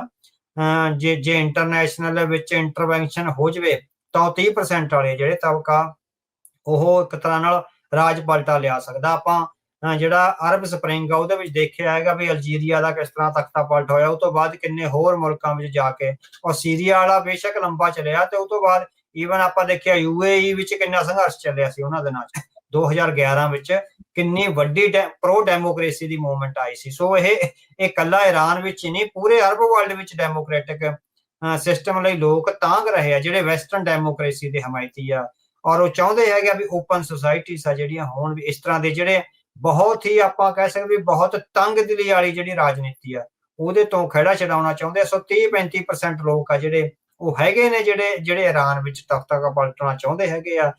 ਪੜ੍ਹੀ ਲਿਖੀ ਜਨਰੇਸ਼ਨ ਆਪ ਅੱਗੇ ਆਉਣਾ ਚਾਹੁੰਦੀ, ਸੋ ਉਹਦੀਆਂ ਸੰਭਾਵਨਾਵਾਂ ਹੈਗੀਆਂ ਨੇ। ਬਾਕੀ ਦੇਖੋ ਵੀ ਐਗਜ਼ੈਕਟ ਟਾਈਮ ਕਿੱਦਾਂ, ਈਵਨ ਹੁਣ ਰਸ਼ੀਆ 'ਚ ਵੀ ਆਈਆਂ, ਰਸ਼ੀਆ 'ਚ ਵੀ 50% ਤੋਂ ਵੀ ਜ਼ਿਆਦਾ ਲੋਕ ਆ ਜਿਹੜੇ ਵਲਾਦੀਮੀਰ ਪੁਤਿਨ ਦੇ ਜਿਹੜਾ ਹੈਗਾ ਵੀ ਉਹ ਚਾਹੁੰਦੇ ਅੰਦਰੋਂ ਅੰਦਰੀ, ਬੇਸ਼ੱਕ ਉੱਥੇ ਕੋਈ ਹਾਲੇ ਪੋਲਸ ਨਹੀਂ ਆ ਰਹੀਆਂ, ਪਰ ਜਿਹੜੀਆਂ ਅੰਦਰੂਨੀ ਖਬਰਾਂ ਨੇ ਉਹ ਹੈਗੀਆਂ ਵੀ ਜਿਹੜਾ 50% ਪੜ੍ਹਿਆ ਲਿਖਿਆ ਤਬਕਾ ਉਹ ਚਾਹੁੰਦਾ ਵੀ ਵਲਾਦੀਮੀਰ ਪੁਤਿਨ ਤੋਂ ਖੜਾ ਛਡਾ ਕੇ ਡੈਮੋਕ੍ਰੇਟਿਕਲੀ ਜਿਹੜਾ ਯੂਰਪ ਨਾਲ ਤੇ ਅਮਰੀਕਾ ਨਾਲ ਹੋਰ ਸੰਬੰਧ ਚੰਗੇ ਹੋਣ, ਤੇ ਜਿਹੜਾ ਐਜੂਕੇਸ਼ਨ ਦਾ, ਹੈਲਥ ਦਾ ਤੇ ਹੋਰ ਜਿਹੜੀਆਂ ਬੇਸਿਕ ਫੈਸਿਲਿਟੀਜ਼ ਆ ਉਹ ਇੱਕ ਜੰਗ ਤੋਂ ਰਹਿਤ ਦੁਨੀਆ ਵਿੱਚ ਅਸੀਂ ਰਿਹਾ ਜਾਵੇ। ਸੋ ਇਹ ਸੰਭਾਵਨਾਵਾਂ ਈਰਾਨ ਵਿੱਚ ਵੀ ਵੱਡੀਆਂ ਹੈਗੀਆਂ। ਜੀ ਜੀ। ਭਾਰਤ ਦਾ ਤੁਸੀਂ ਜ਼ਿਕਰ ਕੀਤਾ ਸੀਗਾ, ਭਾਰਤ ਕਿਸ ਨੀਤੀ ਦੇ ਉੱਤੇ ਇਸ ਪੂਰੇ ਕੌਨਫਲਿਕਟ ਨੂੰ ਲੈ ਕੇ ਚੱਲ ਰਿਹਾ ਹੈ? ਹਾਂ, ਭਾਰਤ ਦੀ ਜ਼ਿਆਦਾ ਜਿਹੜੀ ਹੈਗੀ ਵੀ ਬੇਸ਼ੱਕ ਈਰਾਨ ਵਿੱਚ ਵੀ ਉਹਨੇ ਕਾਫੀ ਜ਼ਿਆਦਾ ਇਨਵੈਸਟਮੈਂਟ ਕਰੀ ਹੋਈ ਆ। ਸੋ ਹੁਣ ਈਰਾਨ ਵਿੱਚ ਜਿਹੜੀ ਇਨਵੈਸਟਮੈਂਟ ਉਹ ਕਰ ਰਿਹਾ ਹੈਗਾ, ਅਸਲ 'ਚ ਆਪਾਂ ਈਰਾਨ ਵਾਲੀ ਇਨਵੈਸਟਮੈਂਟ ਆ ਜਿਹੜੀ ਜੇ ਚੰਗੀ ਤਰ੍ਹਾਂ ਸਮਝਣੀ ਹੋਵੇ ਤਾਂ ਉਹ ਅਫਗਾਨਿਸਤਾਨ ਵਾਲੀ ਇਨਵੈਸਟਮੈਂਟ ਵਾਂਗ ਹੀ ਹੈਗੀ ਆ। ਉਹ ਈਰਾਨ ਤੇ ਅਫਗਾਨਿਸਤਾਨ ਵਿੱਚ ਇਨਵੈਸਟਮੈਂਟ ਕਰਕੇ ਭਾਰਤ ਆ ਜਿਹੜਾ ਅਸਲ 'ਚ ਪਾਕਿਸਤਾਨ ਦੀ ਜਿਹੜੀ ਉਹਨਾਂ ਨੂੰ ਹੈਗਾ ਵੀ ਪਾਕਿਸਤਾਨ ਦੇ ਟੁਕੜੇ ਕਰਨੇ ਆ, ਜਿਹੜਾ ਵੀ ਉਹਦਾ ਸਾਰਾ ਤਬਾਹੀ ਕਰਨੀ ਆ। ਸੋ ਉਸ ਖੇਡ ਤੇ ਚੱਲ ਰਿਹਾ ਹੈਗਾ, ਹਨਾ। ਸੋ ਹੁਣ ਤੁਸੀਂ ਦੇਖੋ ਵੀ ਈਰਾਨ ਨਾਲ ਚੰਗੇ ਰਿਲੇਸ਼ਨ ਆ, ਪਰ ਹਮਾਇਤ ਦੀ ਵਿੱਚ ਇਜ਼ਰਾਈਲ ਦੇ ਵਿੱਚ ਜਿਹੜਾ ਹੈਗਾ ਉਹ ਕਰਦਾ ਹੈਗਾ। ਈਵਨ ਫਲਸਤੀਨ ਦੀ ਹਮਾਇਤ ਵੀ ਕਰੀ ਜਾਂਦਾ ਹੈ, ਯੂਕਰੇਨ ਦੀ ਹਮਾਇਤ ਵੀ ਕਰ ਜਾਂਦਾ ਹੈ, ਤੇ ਸੰਬੰਧ ਆ ਜਿਹੜੇ ਵਲਾਦੀਮੀਰ ਪੁਤਿਨ ਨਾਲ ਬਹੁਤ ਚੰਗੇ ਹੈਗੇ ਆ। ਸੋ ਭਾਰਤ ਆ ਜਿਹੜੀ ਇੱਕ ਤਰ੍ਹਾਂ ਨਾਲ ਸਾਰੇ ਪਾਸੇ ਇਹਨੂੰ ਚਾਣਕਿਆ ਨੀਤੀ ਵੀ ਵਧੀਆ ਕਹਿੰਦੇ ਵੀ ਸਾਰਿਆਂ ਨਾਲ ਆ ਜਿਹੜੀ ਆਪਣੀ ਬਣਾ ਕੇ ਹੈਗਾ ਉਹ ਰੱਖ ਰਿਹਾ ਹੈਗਾ। ਇਜ਼ਰਾਈਲ ਦੀ ਉਹ ਵੱਡੀ ਹਮਾਇਤ ਆ ਉਹ ਕਰ ਰਿਹਾ ਹੈਗਾ। ਸੋ ਇਨਫੋਰਮੇਸ਼ਨ ਦੇ ਲੈਵਲ ਤੇ ਵੀ, ਔਰ ਜਿਹੜਾ ਹੈਗਾ ਕਿਉਂਕਿ ਇਜ਼ਰਾਈਲ ਜਿਹੜਾ ਨੇਤਨਯਾਹੂ ਆ ਉਹ ਮੋਦੀ ਲਈ ਇੱਕ ਰੋਲ ਮਾਡਲ ਹੈਗਾ, ਵੀ ਜਿਸ ਤਰ੍ਹਾਂ ਨੇਤਨਯਾਹੂ ਗਾਜ਼ਾ ਵਿੱਚ ਈਰਾਨ ਤੇ ਕਰ ਰਿਹਾ, ਉਸੇ ਤਰ੍ਹਾਂ ਭਾਰਤ ਆ ਜਿਹੜਾ ਪਾਕਿਸਤਾਨ ਵਿੱਚ ਕਰਨਾ ਚਾਹ ਰਿਹਾ। ਔਰ ਜੇ ਪਾਕਿਸਤਾਨ ਵਿੱਚ ਉਹ ਆਪ ਨਾ ਕਰ ਸਕੇ ਤਾਂ ਈਰਾਨ ਦੀ ਸਕਸੈਸਫੁਲ ਇਨਵੇਸ਼ਨ ਤੋਂ ਬਾਅਦ ਉਹ ਇਜ਼ਰਾਈਲ ਨੂੰ ਪ੍ਰਵੋਕ ਕਰ ਸਕਦਾ ਵੀ ਪਾਕਿਸਤਾਨ ਦਾ ਕੰਡਾ ਵੀ ਹੁਣ ਕੱਢ ਹੀ ਦਿਓ, ਕਿਉਂਕਿ ਵੀ ਉਹ ਵੀ ਇਸਲਾਮੀ ਮੁਲਕ ਹੈਗਾ ਔਰ ਉਹਦੇ ਕੋਲ ਵੀ ਪਰਮਾਣੂ ਹਥਿਆਰ ਨੇ। ਸੋ ਉਹ ਇਜ਼ਰਾਈਲ ਨੂੰ ਇਸ ਤਰ੍ਹਾਂ ਵਰਤਣਾ ਚਾਹੁੰਦੇ ਹੈਗੇ ਆ ਵੀ ਜੇ ਕੰਮ ਸਾਤੋਂ ਨਾ ਹੋਇਆ ਤਾਂ ਅਸੀਂ ਇਜ਼ਰਾਈਲ ਦੇ ਥਰੂ ਹੈਗਾ ਵੀ ਇਸ ਇਸਲਾਮਿਕ ਕੰਟਰੀ ਤੋਂ ਵੀ ਜਿਹੜੇ ਪਰਮਾਣੂ ਹਥਿਆਰ ਆ ਉਹ ਤਬਾਹ ਕਰ ਲਏ ਜਾਣ। ਸੋ ਭਾਰਤ ਬੜੀ ਬੈਲੈਂਸਡ ਰਾਜਨੀਤੀ ਕਰ ਰਿਹਾ, ਸਾਰਿਆਂ ਨਾਲ ਬਣਾ ਕੇ ਚੱਲ ਰਿਹਾ ਹੈਗਾ, ਪਰ ਕਈ ਵਾਰੀ ਇਹ ਹੁੰਦਾ ਕਿ ਵੀ ਸਾਰਿਆਂ ਨਾਲ ਬਣਾ ਕੇ ਚੱਲਣ ਦੀ ਜਿਹੜੀ ਨੀਤੀ ਹੈਗੀ ਆ ਕਿਤੇ ਨਾ ਕਿਤੇ ਆ ਕੇ ਤੁਹਾਨੂੰ ਜਿਹੜਾ ਹੈਗਾ ਵੀ ਮੂੰਹ ਦੇ ਮੂੰਹ ਆ ਜਿਹੜੀ ਸਿੱਟ ਲੈਂਦੀ ਹੁੰਦੀ ਆ। ਸੋ ਕਾਫੀ ਕਲੈਰਿਟੀ ਨਾਲ ਹੁਣ ਅਗਲੇ 10 ਸਾਲ ਆ ਨਾ ਜਿਹੜੇ ਪੋਲੀਟੀਕਲ ਮਾਹਰ ਜਿਹੜੇ ਪੰਡਤ ਆਪਾਂ ਕਹਿ ਸਕਦੇ ਹਾਂ ਪੋਲਿਟਿਕਸ ਦੇ, ਗਲੋਬਲ ਪੋਲਿਟਿਕਸ ਦੇ, ਉਹ ਕਹਿ ਰਹੇ ਕਿ ਵੀ ਅਗਲੇ 10 ਸਾਲ ਬਹੁਤ ਕ੍ਰੂਸ਼ੀਅਲ ਹੋਣਗੇ ਪੂਰੀ ਦੁਨੀਆ ਦੀ ਰਾਜਨੀਤੀ ਦੀ। ਸੋ ਉਹਦੇ ਵਿੱਚ ਭਾਰਤ ਲਈ ਵੀ ਇਹ ਕ੍ਰੂਸ਼ੀਅਲ ਆ ਜਿਹੜੇ ਹੋਣਗੇ। ਈਵਨ ਪਿਛਲੇ ਦਿਨੀ ਕਾਂਗਰਸ ਦੇ ਨੇਤਾ ਹੈਗੇ ਪਵਨ ਖੇੜਾ, ਉਹਨਾਂ ਨੇ ਇੱਕ ਬਹੁਤ ਵੱਡਾ ਜਿਹੜਾ ਆਰਟੀਕਲ ਦਾ ਪ੍ਰਿੰਟ ਵਿੱਚ ਛਪਿਆ ਹੈਗਾ ਵੀ ਜਦੋਂ ਇਹ ਬਹੁਤ ਟਰਬਲਸਮ ਡੈਕੇਡ ਆ ਸਾਡੇ ਸਾਹਮਣੇ ਆ ਰਿਹਾ ਹੈਗਾ ਵੀ ਨਰਿੰਦਰ ਮੋਦੀ ਆ ਜਿਹੜੇ ਉਹ ਸਿਰਫ ਆਪਣੀ ਲੋਕਲ ਚੋਣਾਂ ਦੀ ਰਾਜਨੀਤੀ ਵਿੱਚ ਉਲਝੇ ਹੋਏ ਆ, ਜਿਹੜੀ ਗਲੋਬਲ ਪੋਲਿਟਿਕਸ ਵਿੱਚ ਵੱਡੀਆਂ ਤਬਦੀਲੀਆਂ ਹੋ ਰਹੀਆਂ ਤੇ ਹੋਣੀਆਂ ਨੇ, ਉਹ ਕਹਿੰਦੇ ਵੀ ਉਹਨੂੰ ਜਿਹੜਾ ਹੈਗਾ ਵੀ ਟੈਕਲ ਕਰਨ ਵਿੱਚ ਨਰਿੰਦਰ ਮੋਦੀ ਬਹੁਤੇ ਸਕਸੈਸਫੁਲ ਨਜ਼ਰ ਨਹੀਂ ਆ ਰਹੇ। ਸੋ ਇਹ ਅਗਲੇ ਜਿਹੜੇ 10 ਸਾਲ ਹੈਗੇ ਆ 2035 ਤੱਕ ਕਾਫੀ ਕਰੂਸ਼ਲ ਹੋਣਗੇ ਵਰਲਡ ਪੋਲਿਟਿਕਸ ਲਈ। ਸੋ ਭਾਰਤ ਉਹਦੇ ਵਿੱਚ ਕਿੱਦਾਂ ਟ੍ਰੈਡ ਕਰਦਾ ਹੈ। ਸੋ ਇਹ ਕਿਉਂਕਿ ਉਹਦੇ ਲਈ ਜਿਹੜੇ ਹੈਗੇ ਆ ਵੈਸਟਰਨ ਪੋਲਿਟਿਕਸ ਵਿੱਚ ਜਿਹੜੀ ਆਹ ਟ੍ਰਾਂਸਨੈਸ਼ਨਲ ਰਿਪਰੈਸ਼ਨ ਦੇ ਉਹਦੇ ਤੇ ਦੋਸ਼ ਲੱਗੇ ਹੈਗੇ ਆ, ਉਦੋਂ ਤੋਂ ਬਾਅਦ ਵੈਸਟਰਨ ਕੰਟਰੀਜ਼ ਕਿੰਨਾ ਵਿਸ਼ਵਾਸ ਕਰਦੇ ਆ ਜਾਂ ਕਿੰਨੀ ਬੇਵਿਸ਼ਵਾਸੀ ਇਹ ਕਰਦੇ ਹੈਗੇ ਆ, ਉਹਦੇ ਤੇ ਡਿਪੈਂਡ ਕਰੂਗਾ ਵੀ ਭਾਰਤ ਕਿੰਨਾ ਸਕਸੈਸਫੁਲੀ ਅੱਗੇ ਵੱਧ ਸਕਦਾ ਹੈ। ਸ਼ੰਘਾਈ ਕਾਰਪੋਰੇਸ਼ਨ ਆਰਗੇਨਾਈਜੇਸ਼ਨ ਦੀ ਤੁਸੀਂ ਚਰਚਾ ਕੀਤੀ ਸੀ ਵੀ ਉਹ ਤੇ ਜਿਹੜਾ ਇਜ਼ਰਾਈਲ ਦੇ ਦੁਆਰਾ ਹਮਲਾ ਦੇ ਉਲਟ ਜਿਹੜਾ ਮਤਾ ਆਇਆ ਸੀਗਾ, ਉਹਦੇ ਵਿੱਚ ਭਾਰਤ ਨੇ ਹਿੱਸੇਦਾਰੀ ਨਹੀਂ ਪਾਈ, ਉਹਦੇ ਵਿੱਚ ਸਾਈਨ ਕਰਨ ਤੋਂ ਨਾ ਕਰਤੇ। ਇੱਕ ਪਾਸੇ ਜਿੱਦਾਂ ਤੁਸੀਂ ਕਿਹਾ ਵੀ 2 ਬੇੜੀਆਂ ਨਹੀਂ ਕਈ ਬੇੜੀਆਂ ਦਾ ਸਵਾਰ ਇਸ ਟਾਈਮ ਭਾਰਤ ਜਿਹੜਾ ਉਹ ਬਣਿਆ ਆ ਡਿਪਲੋਮੈਟਿਕ ਤੌਰ ਦੇ ਉੱਤੇ ਇਸ ਤਰੀਕੇ ਨਾਲ ਚੱਲ ਰਿਹਾ ਵੀ ਸਾਰਿਆਂ ਦਾ ਮਿੱਤਰ ਕਿੰਨਾ ਚਿਰ ਆ।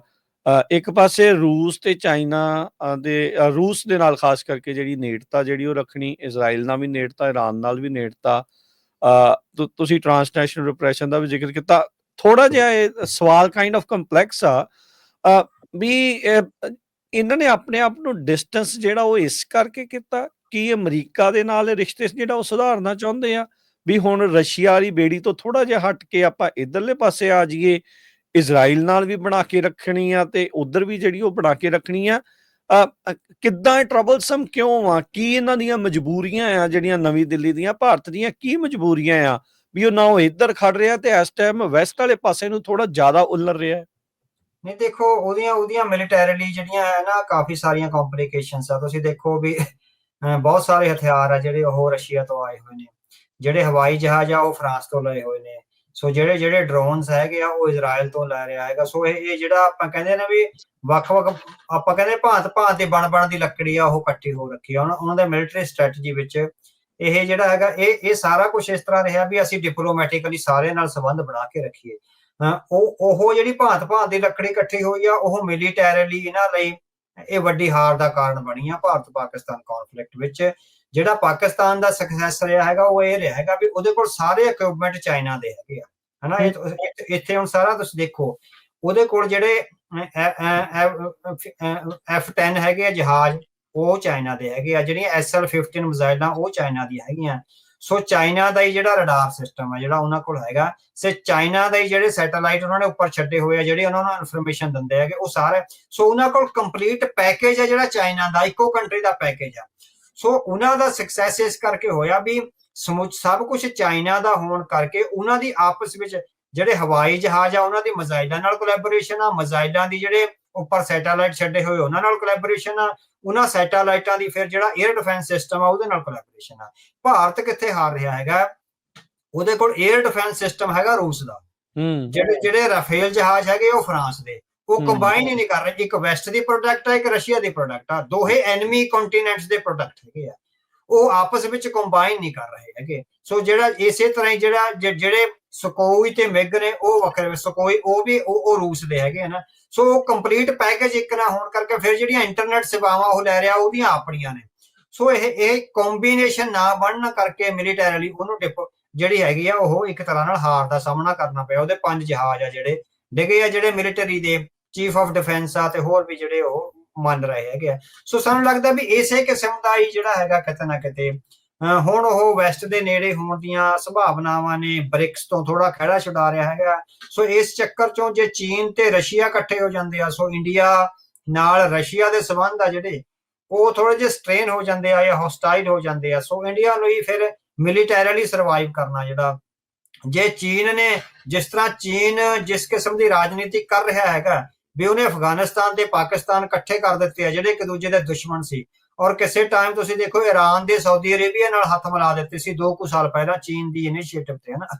ਸੋ ਆਹ ਜਿਹੜੀ ਟ੍ਰਾਇੰਗਲ ਸਮਝ ਆ ਰਹੀ ਹੈ ਨਾ ਵੀ ਜੇ ਅਫਗਾਨਿਸਤਾਨ, ਚੀਨ, ਪਾਕਿਸਤਾਨ ਤੇ ਰਸ਼ੀਆ ਇਹ ਸਾਰਾ ਜਿਹੜਾ 4 ਕਾਰਨਰ ਜਿਹੜਾ ਹੈਗਾ ਇੱਕ ਗਰੁੱਪ ਬਣ ਜਾਂਦਾ ਸਾਊਥ ਏਸ਼ੀਆ ਦੇ ਮਾਮਲੇ ਵਿੱਚ, ਤਾਂ ਉਹਦੇ ਲਈ ਭਾਰਤ ਤਾਂ ਆਈਸੋਲੇਟ ਹੁੰਦਾ ਨਜ਼ਰ ਆਏਗਾ।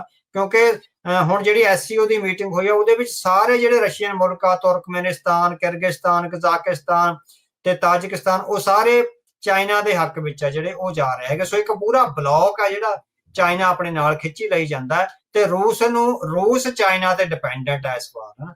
ਸੋ ਰੂਸ ਮਿਲੀਟੈਰਲੀ ਹੁਣ ਚਾਈਨਾ ਦੀਆਂ ਹਥਿਆਰਾਂ ਤੇ ਡਿਪੈਂਡ ਆ, ਉਹਨੂੰ ਯੂਕਰੇਨ ਦੀ ਵਾਰ ਨੇ ਐਗਜ਼ੌਸਟ ਆ ਜਿਹੜਾ ਕਰ ਦਿੱਤਾ ਹੋਇਆ, ਇਕਨੋਮਿਕਲੀ ਵੀ ਤੇ ਮਿਲੀਟੈਰਲੀ ਵੀ। ਲਗਾਤਾਰ ਇੰਨੇ ਲੰਬੇ ਸਮੇਂ ਤੱਕ ਸਪਲਾਈ ਆਉਣੀ, ਉਹ ਤਾਂ ਇਜ਼ਰਾਈਲ ਦੀ ਮੁੱਕ ਜਾਣੀ ਆ ਜੇ ਹੋਰ 2-4 ਮਹੀਨੇ ਇਸ ਤਰ੍ਹਾਂ ਹੋਇਆ। ਸੋ ਇਟ ਮੀਨਸ ਰਸ਼ੀਆ ਤਾਂ ਇਜ਼ਰਾਈਲ ਨਾਲੋਂ ਤਾਂ ਕੈਪੇਬਲ ਨਹੀਂ ਹੈਗਾ ਨਾ। ਸੋ ਇਸ ਲਈ ਭਾਰਤ ਨੂੰ ਕਿਸੇ ਨਾ ਕਿਸੇ ਢੰਗ ਨਾਲ ਸਾਊਥ ਏਸ਼ੀਆ ਵਿੱਚ ਜਿਹੜੀ ਉਹਦੇ ਖੁਰ ਰਹੀ ਸਥਿਤੀ ਹੈਗੀ ਆ, ਉਹਦੇ ਕਰਕੇ ਉਹ ਫਿਰ ਅਮਰੀਕਾ ਨਾਲ ਰਿਲੇਸ਼ਨ ਆ ਜਿਹੜੇ ਵਧਾਉਣ ਦੇ ਯਤਨ ਕਰ ਰਿਹਾ ਹੈਗਾ। ਪਰ ਅਮਰੀਕਾ ਦੇ ਜੇ ਨੇੜੇ ਹੋ ਜਾਂਦਾ ਤਾਂ ਇਧਰੋਂ ਰਸ਼ੀਆ ਜਿਹੜਾ ਹੈਗਾ, ਚਾਈਨਾ ਨੇ ਜਿਹੜਾ ਕਾਬੂ ਕਰ ਲੈਣਾ ਹੈਗਾ। ਸੋ ਇਹ ਕਾਫੀ ਜ਼ਿਆਦੇ, ਬਹੁਤ ਜ਼ਿਆਦੇ ਭਾਰਤ ਦੇ ਡਿਪਲੋਮੈਟਸ ਲਈ ਜਿਹੜੀ ਹੈਗੀ ਆ ਹਾਰਡ ਵਰਕਿੰਗ ਵਾਲਾ ਕੰਮ ਹੋਏਗਾ, ਵੀ ਸਾਰਿਆਂ ਪਾਸੇ ਬਣਾ ਕੇ ਰੱਖਣੀ। ਬਹੁਤ ਅਗਲੇ 10 ਸਾਲਾਂ ਦੇ ਜਿਹੜੀ ਡਿਪਲੋਮੈਟਿਕ ਐਫਰਟ ਆ ਭਾਰਤ ਲਈ, ਉਹ ਕਾਫੀ ਆਪਾਂ ਕਹਿ ਸਕਦੇ ਦੁਖਦਾਈ ਔਰ ਚੈਲੰਜ ਵਾਲੇ ਹੋਣਗੇ। ਜੀ, ਜਿੱਥੇ ਆਪਣੇ ਮਿੱਤਰ ਅਡਾਨੀ ਦੇ ਉਹਨੇ ਪੋਰਟ ਵੀ ਬਚਾਉਣੇ ਆ, ਉੱਥੋਂ ਤੇਲ ਵੀ ਇੱਕ ਪਾਸਿਓਂ ਜਿਹੜਾ ਉਹ ਲੈਣਾ ਆ। ਦੋਨਾਂ ਮੁਲਕਾਂ ਦੇ ਵਿੱਚ ਜਿਹੜੇ ਇੱਕ ਦੂਜੇ ਦੇ ਕੱਟੜ ਦੁਸ਼ਮਣ ਆ, ਉਹਨਾਂ ਦੇ ਨਾਲ ਜਿਹੜੇ ਚੱਲ ਰਹੇ ਸੰਬੰਧ ਨੇ, ਖਾਸ ਕਰਕੇ ਟ੍ਰੇਡ ਵਾਲੇ, ਇੱਕ ਛੱਡਣਾ ਇੱਕ ਰੱਖਣਾ ਪਊਗਾ। ਪਰ ਇਹ ਦੋਨੋਂ ਰੱਖਣੇ ਚਾਹੁੰਦਾ ਆ, ਇਹ ਨਾ ਹੋਵੇ ਵੀ ਦੋਨਾਂ ਚੋਂ ਕੁਝ ਵੀ ਨਾ ਰਵੇ। ਸੋ ਸਥਿਤੀ ਉਹਨਾਂ ਦੇ ਲਈ ਕਾਫੀ ਜਿਹੜੀ ਇਸ ਟਾਈਮ ਕਹਿ ਸਕਦੇ ਵੀ ਸੰਵੇਦਨਸ਼ੀਲ ਬੜੀ ਆ। ਇਹ SCO ਦੇ ਵਿੱਚੋਂ ਨਾ ਸਾਈਨ ਕਰਨ ਦੀ ਬਹੁਤ ਵੱਡੀਆਂ ਜਿਹੜੀਆਂ ਇਸ ਟਾਈਮ ਖਬਰਾਂ, ਇਸ ਟਾਈਮ ਓਵਰਆਲ ਦੁਨੀਆ ਦੀਆਂ ਅਖਬਾਰਾਂ ਦੇ ਵਿੱਚ ਸਾਰੇ ਪਾਸੇ ਜਿਹੜੀ ਚਰਚਾ ਚੱਲ ਰਹੀ ਆ ਵੀ ਭਾਰਤ ਨੇ ਉਸ ਦੇ ਵਿੱਚ ਸਾਥ ਕਿਉਂ ਨਹੀਂ ਦਿੱਤਾ। ਇਹ ਸਾਰੀਆਂ ਚੀਜ਼ਾਂ ਦੇ ਦਰਮਿਆਨ ਆਪਾਂ ਕਾਫੀ ਏਰੀਏ ਜਿਹੜਾ ਸ਼ਬਦ, ਇਹ ਜਿਹੜਾ ਫਰੇਜ਼ ਆ ਉਹ ਦੇਖਿਆ, ਰੀਸਟਰਕਚਰਿੰਗ। ਸਾਊਥ ਈਸਟ ਏਸ਼ੀਆ ਦੀ, ਰਸ਼ੀਆ ਦੀ, ਮਿਡਲ ਈਸਟ ਦਾ ਰੌਲਾ ਤੇ ਪੈਰਲਲੀ ਨਾਲ ਹੀ ਸ਼ੁਰੂ ਤੋਂ ਹੀ ਜਿਹੜਾ ਉਹ ਚੱਲਦਾ ਆ ਰਿਹਾ। ਇਹ ਰੀਸਟਰਕਚਰਿੰਗ ਇੱਥੇ ਵੀ ਆਪਾਂ ਨੂੰ ਨਜ਼ਰ ਆ ਰਹੀ ਹੈ। ਹਾਂਜੀ। ਸੋ ਮਿਡਲ ਈਸਟ ਵਿੱਚ ਵੀ ਜਿਹੜੀ ਰੀਸਟਰਕਚਰਿੰਗ ਆ, ਆਪਾਂ ਪਹਿਲਾਂ ਹੀ ਕਿਹਾ ਹੈਗਾ ਵੀ ਜੇ ਉਹ ਸਕਸੈਸਫੁਲੀ ਇਰਾਨ ਦੀ ਰਜੀਮ, ਜਿਹੜੇ ਇਰਾਨ ਦੀ ਪੋਲੀਟੀਕਲ ਲੀਡਰਸ਼ਿਪ ਆ, ਉਹਨੂੰ ਤਬਦੀਲ ਕਰਨ ਵਿੱਚ ਕਾਮਯਾਬ ਹੋ ਜਾਂਦੇ ਆ, ਤਾਂ ਉਹਦੇ ਨਾਲ ਨਵੇਂ ਰਿਸ਼ਤੇ ਇਰਾਨ ਦੇ ਬਾਕੀ ਅਰਬ ਕੰਟਰੀਆਂ ਨਾਲ, ਜਿਹੜੇ ਮੁਸਲਿਮ ਵਰਲਡ ਆ ਉਹਨਾਂ ਨਾਲ ਸਾਹਮਣੇ ਆਉਣਗੇ। ਤੇ ਜਿਹੜਾ ਹੈਗਾ ਇਰਾਨ ਦੇ ਜਿਹੜੇ ਹੈਗੇ ਫਿਰ ਅਮਰੀਕਾ ਤੇ ਜਿਹੜੇ ਇਜ਼ਰਾਈਲ ਨਾਲ ਆ, ਉਹ ਨਵੇਂ ਰਿਸ਼ਤੇ ਆ ਜਿਹੜੇ ਸਾਹਮਣੇ ਆਉਣਗੇ। ਪਰ ਜਿਹੜੀਆਂ ਗਲੋਬਲ ਪ੍ਰੈਡਿਕਸ਼ਨਸ ਆ, ਜਿਹੜੀਆਂ ਉਹ ਥੋੜੀਆਂ ਜਿਹੀਆਂ ਤਿੱਖੀਆਂ ਆ ਰਹੀਆਂ। ਫੋਰਨ ਪਾਲਿਸੀ ਨੇ ਆ ਜਿਹੜਾ ਉਹਦਾ ਰੀਸੈਂਟ ਆਇਆ, ਉਹਦੇ 3 ਆਰਟੀਕਲ ਆਏ ਹੈਗਾ। Israel cannot be a hegemon, ਵੀ ਇਜ਼ਰਾਈਲ ਨੂੰ ਇਸ ਤਰ੍ਹਾਂ ਹੈਜਮਨੀ ਨਹੀਂ ਕਰਨੀ ਚਾਹੀਦੀ ਵੀ ਅਸੀਂ ਸਾਰੇ ਕਾਸੀ ਤੇ ਕਬਜ਼ਾ ਕਰ ਲਈਏ। ਸੋ ਇਹ ਫੋਰਨ ਪਾਲਿਸੀ ਦਾ ਅੱਜ ਹੀ ਜਿਹੜਾ ਉਹਨਾਂ ਦੇ ਇੰਟਰਨੈਟ ਤੇ ਜਿਹੜਾ ਹੈਗਾ ਬਹੁਤ ਵੱਡਾ ਆਰਟੀਕਲ ਆ, ਬਹੁਤ ਵੱਡੇ ਵਿਦਵਾਨਾਂ ਦਾ ਉਹ ਛਪਿਆ। ਤੇ ਦੂਜਾ ਕਹਿੰਦਾ ਵੀ ਇਜ਼ਰਾਈਲਸ ਅਟੈਕਸ ਮੇਕ ਐਨ ਇਰਾਨੀਅਨ ਬੰਬ ਮੋਸਟ ਲਾਈਕਲੀ, ਵੀ ਹੁਣ ਇਰਾਨ ਜੇ ਸਰਵਾਈਵ ਕਰ ਜਾਂਦਾ ਤਾਂ ਉਹ ਮੋਸਟ ਲਾਈਕਲੀ ਬੰਬ ਬਣਾਉਣ ਵੱਲ ਆਪਣੇ ਕਦਮ ਵਧਾਏਗਾ ਜੇ ਉਹ ਇਸ ਤਰ੍ਹਾਂ ਕਰ ਸਕਦਾ। ਵੀ ਇਹ ਬਹੁਤ ਵੱਡਾ ਆਰਟੀਕਲ ਆ, ਫੋਰਨ ਪਾਲਿਸੀ ਛਪਿਆ। ਤੀਸਰਾ ਆਰਟੀਕਲ ਆਇਆ ਹੈਗਾ ਵੀ Israel should have let diplomacy run its course, ਵੀ ਇਜ਼ਰਾਈਲ ਨੂੰ ਕਾਲ ਨਹੀਂ ਸੀ ਕਰਨੀ ਚਾਹੀਦੀ, ਉਹਨਾਂ ਨੂੰ ਡਿਪਲੋਮੇਸੀ ਜਿਹੜੀ ਕਿ ਵਾਸ਼ਿੰਗਟਨ ਵੱਲੋਂ ਚਲਾਈ ਜਾ ਰਹੀ ਹੈਗੀ ਆ, ਸੋ ਉਸ ਡਿਪਲੋਮੇਸੀ ਨਾਲ ਜਿਹੜਾ ਹੈਗਾ ਅੱਗੇ ਵਧਣਾ ਚਾਹੀਦਾ ਸੀਗਾ। ਇਸੇ ਕਰਕੇ ਹੈਗਾ ਵੀ ਜਿਹੜੀ ਹੈਜਮੋਨਿਕ ਆਸਪੈਕਟਸ ਹੈਗੇ ਆ, ਜੇ ਹੈਜਮੋਨਿਕ ਆਸਪੈਕਟਸ ਨੇਤਨਯਾਹੂ ਦੇ ਕਾਮਯਾਬ ਹੋ ਜਾਂਦੇ ਆ with the support of America and Europe, ਤਾਂ ਜਿਹੜੇ ਮਿਡਲ ਈਸਟ ਦੀ ਰੀਸਟਰਕਚਰਿੰਗ ਆ ਉਹ ਸਾਡੇ ਸਾਹਮਣੇ ਆਵੇਗੀ। ਪਹਿਲਾਂ ਆਪਾਂ ਦੇਖਿਆ ਵੀ ਇਰਾਕ ਦਾ ਹੋਇਆ, ਸੀਰੀਆ ਦਾ ਹੋਇਆ, ਤੇ ਉਸ ਤੋਂ ਬਾਅਦ ਲੀਬੀਆ ਦਾ ਜਿਹੜਾ ਜਿਸ ਤਰ੍ਹਾਂ ਨਾਲ ਹੋਇਆ। ਸੋ ਲੀਬੀਆ ਨੂੰ ਆਪਾਂ ਕਹਿ ਸਕਦੇ ਹਾਂ ਵੀ ਮਿਡਲ ਈਸਟ ਐਂਡ ਅਫਰੀਕਾ ਦੇ ਇੱਕ ਵਿਚਕਾਰ ਜਿਹਾ, ਉਹ ਅਫਰੀਕਨ ਮਿਡਲ ਈਸਟੀਅਨ ਦੋਹੇ ਤਰ੍ਹਾਂ ਦਾ ਜਿਹੜਾ ਕੰਟਰੀ ਹੈ ਆਪਾਂ ਮੰਨ ਸਕਦੇ ਹੈਗੇ ਆ। ਸੋ ਉਹਦੀ ਰੀਸਟਰਕਚਰਿੰਗ ਹੋਈ ਆ। ਉੱਥੇ ਵੀ ਹਾਲੇ ਜਿਹੜਾ ਬੇਸ਼ੱਕ ਰਜੀਮ ਬੜਾ ਆਪਾਂ ਕਹਿ ਸਕਦੇ ਬੜਾ ਵੋਲਾਟਾਈਲ ਤੇ ਕਮਜ਼ੋਰ ਜਿਹਾ ਚੱਲ ਰਿਹਾ ਹੈਗਾ। ਜੇ ਇਰਾਨ ਵਿੱਚ ਇਸ ਤਰ੍ਹਾਂ ਦਾ ਹੋ ਜਾਂਦਾ ਵੀ ਬੜਾ ਕਮਜ਼ੋਰ ਰਜੀਮ ਆਉਂਦਾ ਹੈਗਾ, ਤਾਂ ਬਾਕੀ ਦੇ ਜਿਹੜੀ ਅਰਬ ਕੰਟਰੀਆਂ, ਮੁਸਲਿਮ ਕੰਟਰੀਜ਼, ਉਹਨਾਂ ਦੇ ਇਰਾਨ ਨਾਲ ਕਿਸ ਤਰ੍ਹਾਂ ਦੇ ਰਿਲੇਸ਼ਨ ਬੈਠਣਗੇ ਨਵੇਂ ਰਜੀਮ 'ਚ। ਸੋ ਇਹ ਕਾਫੀ ਹਾਲੇ ਗੁੰਝਲਦਾਰ ਮਸਲਾ ਜਿਹੜਾ ਹੋਏਗਾ। ਪਰ ਰੀਸਟਰਕਚਰਿੰਗ ਫਿਰ ਜਦੋਂ ਇਰਾਨ ਦੀ ਰੀਸਟਰਕਚਰਿੰਗ ਹੁੰਦੀ ਆ, ਇਰਾਨ ਨਾਲ ਬਲੂਚਿਸਤਾਨ, ਪਾਕਿਸਤਾਨ, ਇੰਡੀਆ, ਤੇ ਜੇ ਚਾਈਨਾ ਇੱਥੇ ਮੇਨ ਪਲੇਅਰ ਦੇ ਤੌਰ ਤੇ ਉੱਭਰਦਾ ਹੈਗਾ, ਅਮਰੀਕਾ ਨੂੰ ਅੱਖਾਂ ਦਿਖਾਉਂਦਾ ਹੈਗਾ ਚਾਈਨਾ। ਸੋ ਇਸ ਲੈਵਲ ਤੇ ਇਹ ਕਾਫੀ ਕੰਪਲੀਕੇਟਡ ਵਰਲਡ ਪੋਲਿਟਿਕਸ ਆ, ਵਰਲਡ ਆਰਡਰ ਪੋਲੀਟੀਕਲ ਜਿਹੜਾ ਖਾਸ ਕਰਕੇ Middle East and South Asia ਦਾ, ਇਹ ਕਾਫੀ ਜਿਹੜਾ ਅਨਪ੍ਰੈਡਿਕਟੇਬਲ ਰਹੇਗਾ ਅਗਲੇ 10 ਸਾਲਾਂ ਦੌਰਾਨ। ਦੇਖੋ ਜਿਉਂ-ਜਿਉਂ ਬਦਲਦਾ ਜਾਵੇਗਾ ਅਸੀਂ ਆਪਾਂ ਨੇ ਦਰਸ਼ਕਾਂ ਨਾਲ ਉਹਦੀਆਂ ਸਾਂਝਾਂ ਪਾਉਂਦੇ ਰਹਾਂਗੇ। ਜੀ। ਅਰਬ ਮੁਲਕਾਂ ਦਾ ਤੁਸੀਂ ਦੱਸਿਆ ਵੀ ਉਹਨਾਂ ਨੇ ਵੀ ਜਿਹੜੀ ਇੱਕ ਕਿਹਾ, ਉਹਨਾਂ ਨੂੰ ਉਸ ਤਰੀਕੇ ਦੇ ਨਾਲ ਗਾਜ਼ਾ ਨੂੰ ਲੈ ਕੇ ਉਹਨਾਂ ਦੇ ਗੱਲਾਂ ਬਾਤਾਂ ਜਿਹੜੀਆਂ ਉਹ ਨਜ਼ਰ ਆਉਂਦੀਆਂ ਆ। ਇਹਦੇ ਵਿੱਚ ਵੀ ਉਹਨਾਂ ਨੇ ਗੱਲਬਾਤ ਜਿਹੜੀ ਇਜ਼ਰਾਈਲ ਨੂੰ ਲੈ ਕੇ ਕੀਤੀ ਆ, ਓਵਰਆਲ ਤੁਸੀਂ ਕੀ ਸੋਚਦੇ ਆ ਵੀ ਅਰਬ ਮੁਲਕ ਇਸ ਦੇ ਉੱਤੇ ਕੀ ਪ੍ਰਤੀਕਰਨ ਜਿਹੜਾ ਇਹਨਾਂ ਦਾ ਰਹਿ ਸਕਦਾ ਆ? ਕੁਝ ਠੋਸ ਕਦਮ ਉਹ ਚੱਕਣਗੇ, ਕੁਛ ਇਸ ਦੀ ਮੁਖਾਲਫਤ ਜਿਹੜੀ ਉਹ ਕਰਨਗੇ, ਜਾਂ ਇਹ ਵੀ ਵੇਟ ਐਂਡ ਵਾਚ ਪਾਲਿਸੀ ਦੇ ਉੱਤੇ ਹੀ ਚੱਲਣਗੇ? ਨਹੀਂ, ਉਹ ਹਲੇ ਵੇਟ ਐਂਡ ਵਾਚ ਤੇ ਹੀ ਹੈਗੇ ਆ ਜਿਹੜੇ ਚੱਲ ਰਹੇ ਹੈਗੇ ਆ। ਸੋ ਉਹ ਅਮਰੀਕਾ ਨਾਲ ਤੇ ਇਜ਼ਰਾਈਲ ਨਾਲ ਸਿੱਧੇ ਕਿਸੇ ਕੌਨਫਲਿਕਟ ਵਿੱਚ ਨਹੀਂ ਆਉਣਾ ਚਾਹੁੰਦੇ, ਕਿਉਂਕਿ ਉਹਨਾਂ ਦੇ ਬਹੁਤ ਵੱਡੇ ਆਪਾਂ ਕਹਿ ਸਕਦੇ ਬਿਜ਼ਨਸ ਇੰਟਰਸਟ ਆ ਸਾਰੇ ਪਾਸੇ ਵੈਸਟਰਨ ਵਰਲਡ ਵਿੱਚ। ਇਹਨਾਂ ਦੇ ਜਿਹੜੇ ਮਿਡਲ ਈਸਟ ਦੇ ਜਿਹੜੇ ਅਮੀਰ ਕੰਟਰੀ ਆ, UAE ਆ, ਕਤਰ ਆ, ਸਾਊਦੀ ਅਰੇਬੀਆ ਹੈਗਾ, ਦੁਬਈ ਹੈਗਾ, ਸੋ ਹੋਰ ਜਿੰਨੇ ਵੀ ਮੁਲਕ ਨੇ, ਈਵਨ ਕੁਵੈਤ ਆ, ਉਹਨਾਂ ਦੇ ਸਾਰੇ ਜਿਹੜੇ ਤੇਲ ਦਾ ਜਿਹੜਾ ਵਪਾਰ ਹੈ, ਸੋ ਇੰਟਰਨੈਸ਼ਨਲ ਲੈਵਲ ਤੇ ਉਹਨਾਂ ਦੇ ਵੱਡੇ ਰਿਲੇਸ਼ਨਸ ਆ। ਉਹ ਬੇਸ਼ੱਕ ਉਹ ਚਾਹੁੰਦੇ ਹੈਗੇ ਆ ਵੀ ਫਲਸਤੀਨ ਨੂੰ ਇੱਕ ਇੰਡੀਪੈਂਡੈਂਟ ਸਟੇਟ ਦੇ ਤੌਰ ਤੇ ਮਾਨਤਾ ਮਿਲੇ, ਪਰ ਉਹ ਆਪ ਇਸ ਤਰ੍ਹਾਂ ਕੋਈ ਵੀ ਜਿਹੜਾ ਹੈਗਾ ਰਿਸਕ ਨਹੀਂ ਲੈਣਾ ਚਾਹੁੰਦੇ, ਫਲਸਤੀਨ ਦੇ ਹੱਕ ਵਿੱਚ ਕੋਈ ਜੰਗ ਨਹੀਂ ਲੜਨਾ ਚਾਹੁੰਦੇ। ਹਾਂ, ਉਹ ਜਿਹੜਾ ਹੈਗਾ ਇਕਨੋਮਿਕਲੀ ਫਲਸਤੀਨ ਨੂੰ ਜੇ ਉਹ ਆਜ਼ਾਦ ਹੋ ਜਾਂਦਾ ਜਾਂ ਉਹਦਾ ਕੋਈ ਸੈਟਲਮੈਂਟ ਹੋ ਜਾਂਦੀ ਹੈ ਤਾਂ ਉਹਨੂੰ ਇਕਨੋਮਿਕਲੀ ਪੂਰੀ ਸਹਾਇਤਾ ਦੇ ਸਕਦੇ ਆ। ਹੁਣ ਤੁਸੀਂ ਦੇਖੋ ਵੀ ਸੀਰੀਆ ਵਾਲਾ ਜਿਹੜਾ ਸਾਰਾ ਜ਼ਿੰਮਾ ਤਨਖਾਹਾਂ ਵਗੈਰਾ ਦੇਣ ਦਾ ਜਾਂ ਇਨਫਰਾਸਟ੍ਰਕਚਰ ਦਾ, ਉਹ ਕਤਰ ਨੇ ਉਠਾ ਲਿਆ।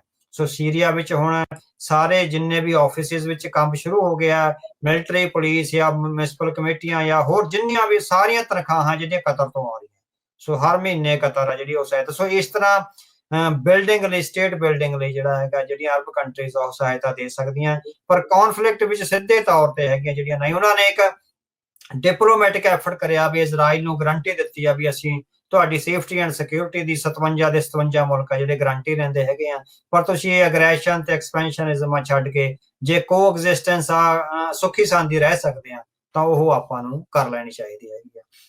ਸਿੱਖਾਂ ਨੂੰ ਇਸ ਪੂਰੇ ਕੌਨਫਲਿਕਟ ਦੇ ਵਿੱਚ ਕੀ ਕਰਨਾ ਚਾਹੀਦਾ ਤੇ ਸਿੱਖਣ ਦੇ ਲਈ ਇਸ ਦੇ ਵਿੱਚ ਕੀ ਆ?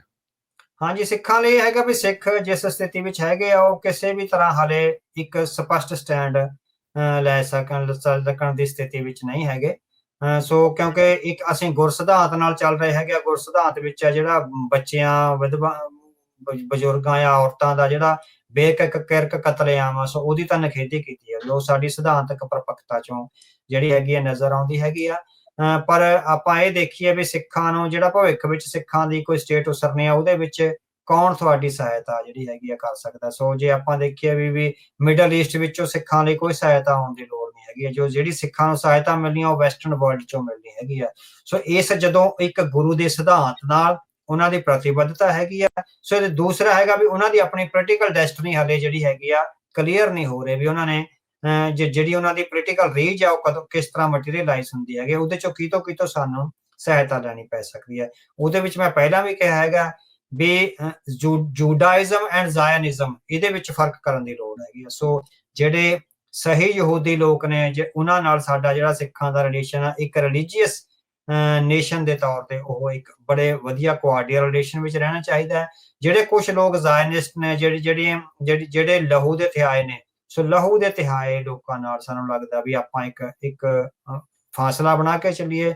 ਉਹਨਾਂ ਦੀਆਂ ਜਿਹੜੀਆਂ ਲੌਬਿੰਗ ਫਰਮਸ ਨੇ ਜਾਂ ਉਹਨਾਂ ਦੀਆਂ ਜਿਹੜੀਆਂ ਹੋਲੋਕਾਸਟ ਦੀਆਂ ਪੀੜਤ ਧਿਰਾਂ ਨੇ, ਉਹ ਆਪਾਂ ਵੀ ਇੱਕ ਤਰ੍ਹਾਂ ਦੇ ਜਿਹੜਾ ਹੈਗਾ ਵੀ ਹੋਲੋਕਾਸਟ ਦੇ ਪੀੜਤੀ ਹੈਗੇ ਵੀ ਸਾਡੇ 18ਵੀਂ ਸਦੀ ਵਿੱਚ ਸਾਡੇ ਤੇ ਜੋ ਕੁਝ ਹੋਇਆ ਉਹ ਇੱਕ ਤਰ੍ਹਾਂ ਨਾਲ ਹੋਲੋਕਾਸਟ ਦਾ ਹੀ ਦੂਜਾ ਰੂਪ ਹੈ। ਬੇਸ਼ੱਕ ਉਹ ਰਜਿਸਟਰ ਉਸ ਤਰ੍ਹਾਂ ਨਹੀਂ ਹੋਇਆ ਨਾ। ਸੋ ਸਾਨੂੰ ਜਿਹੜੀ ਹੈਗੀ ਆ ਸਿੱਖ ਡਿਪਲੋਮੈਟਸ ਤੇ ਪੋਲੀਟੀਸ਼ੀਅਨਸ ਨੂੰ ਬਹੁਤ ਧਿਆਨ ਨਾਲ ਜਿਹੜਾ ਅੱਗੇ ਵਧਣਾ ਪਊਗਾ, ਕਿਉਂਕਿ ਗੁਰੂ ਸਿਧਾਂਤ ਔਰ ਆਪਣੀ ਪੋਲੀਟੀਕਲ ਡੈਸਟਨੀ ਦੀ ਜਿਹੜੀ ਰੀਚ ਆ ਉਹਦੇ ਵਿੱਚ ਇੱਕ ਬੈਲੈਂਸ ਬਣਾ ਕੇ, ਸੋ ਗੁਰ ਸਿਧਾਂਤ ਤਾਂ ਪੱਲਾ ਨਹੀਂ ਛੱਡਣਾ, ਪਰ ਇਹ ਹੈਗਾ ਵੀ ਜਿਹੜੀ ਵੈਸਟਰਨ ਡਿਪਲੋਮੇਸੀ ਆ, ਵੈਸਟਰਨ ਡੈਮੋਕ੍ਰੇਸੀ ਨੇ ਜਿਸ ਕਿਸਮ ਨਾਲ ਸਿੱਖਾਂ ਦਾ ਹੱਥ ਫੜਿਆ ਪਿਛਲੇ 2 ਸਾਲਾਂ ਤੋਂ, ਸੋ ਉਹ ਤੋਂ ਵੀ ਆਪਾਂ ਇੱਕ ਤਰ੍ਹਾਂ ਨਾਲ ਪਿੱਛੇ ਨਹੀਂ ਹੋ ਸਕਦੇ। ਸੋ ਇਹ ਬੜਾ ਆਪਾਂ ਕਹਿ ਸਕਦੇ ਹਾਂ ਵੀ ਡੈਲੀਕੇਟ ਬੈਲੈਂਸ ਬਣਾ ਕੇ ਸਿੱਖਾਂ ਨੂੰ ਅੱਗੇ ਵਧਣਾ ਪਵੇਗਾ। ਅੱਛਾ, ਇੱਥੇ ਅਵਤਾਰ ਸਿੰਘ ਜੀ ਆਪਾਂ ਥੋੜੀ ਗੱਲ ਕਰਦੇ ਹੁਣ G7 ਸਮਿਟ ਦੀ ਵੀ ਨਾਲ। ਹੁਣ 2 ਸਾਲਾਂ ਤੋਂ ਜਿੱਦਾਂ ਤੁਸੀਂ ਕਹਿੰਦੇ ਆ ਵੀ ਸਿੱਖਾਂ ਦਾ ਹੱਕ ਪੂਰਿਆ ਜਾਂ ਪੱਖ ਪੂਰਿਆ ਜਾਂ ਪੱਲਾ ਜਿਹੜਾ ਉਹ ਫੜਿਆ। ਹੁਣ ਜਿੱਥੇ ਆਪਾਂ ਅੱਜ ਸ਼ਹੀਦ ਨਿੱਜਰ ਜੀ ਦੀ ਬਰਸੀ, ਉਹਨਾਂ ਦੀ ਸ਼ਹਾਦਤ ਨੂੰ ਯਾਦ ਕਰ ਰਹੇ ਆ, ਉੱਥੇ ਨਿਊਯਾਰਕ ਟਾਈਮਸ ਤੇ ਹੋਰ ਆਪਾਂ ਨੂੰ ਜਿਹੜੀਆਂ ਵੱਡੀਆਂ ਅਖਬਾਰਾਂ ਤੇ ਇਹਨਾਂ ਮੁਲਕਾਂ ਤੋਂ ਇਹ ਰਿਪੋਰਟ ਆ ਰਹੀਆਂ ਵੀ ਭਾਰਤ ਅਤੇ ਕੈਨੇਡਾ ਆਪਣੇ ਡਿਪਲੋਮੈਟਿਕ ਸੰਬੰਧਾਂ ਦੇ ਵਿੱਚ ਮੁੜ ਤਰੋ-ਤਾਜ਼ਾ ਜਿਹੜਾ ਉਸ ਨੂੰ ਕਰ ਰਹੇ ਆ।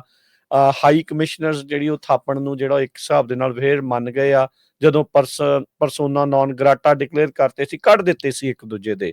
ਇਸ ਪੂਰੀ ਜਿਹੜੀ ਅਸੈਸੀਨੇਸ਼ਨ ਤੋਂ ਬਾਅਦ ਦੇ ਵਿੱਚ ਦੂਜੇ ਪਾਸੇ G7 ਦੀ ਸਮਿਟ ਦੇ ਵਿੱਚ ਟਰਾਂਸਨੈਸ਼ਨਲ ਰਿਪਰੈਸ਼ਨ ਦੇ ਮੁੱਦੇ ਨੂੰ ਜਿਹੜਾ ਉਹ ਛੂਹਿਆ ਗਿਆ ਆ। ਸੋ ਇਹ ਬੈਲੈਂਸ ਕਿੱਦਾਂ ਆ, ਇਹ ਕੰਪਲੈਕਸਿਟੀ ਕੀ ਆ, ਕੀ ਇਹਦੇ ਵਿੱਚ ਆਪਣੇ ਲਈ ਸੰਦੇਸ਼ ਕੀ ਹੈਗਾ? ਹਾਂਜੀ, ਜੇ ਤੁਸੀਂ ਇੱਕ ਸਾਊਥ ਚਾਈਨਾ ਨਿਊਜ਼ਪੇਪਰ ਹੈਗਾ, ਸਾਊਥ ਚਾਈਨਾ ਡੇਲੀ ਹੈਗਾ, ਉਹਨੇ ਰਿਪੋਰਟ ਦਿੱਤੀ ਹੈਗੀ ਆ ਵੀ ਭਾਰਤ ਨੇ G7 ਸੰਮੇਲਨ ਵਿੱਚ ਸੱਦਾ ਹਾਸਲ ਕਰਨ ਲਈ ਬਹੁਤ ਵੱਡੀ ਕੀਮਤ ਅਦਾ ਕਰੀ ਹੈ। ਉਹਨੇ ਇਹ ਰਿਪੋਰਟ ਲਾਈ ਹੈ।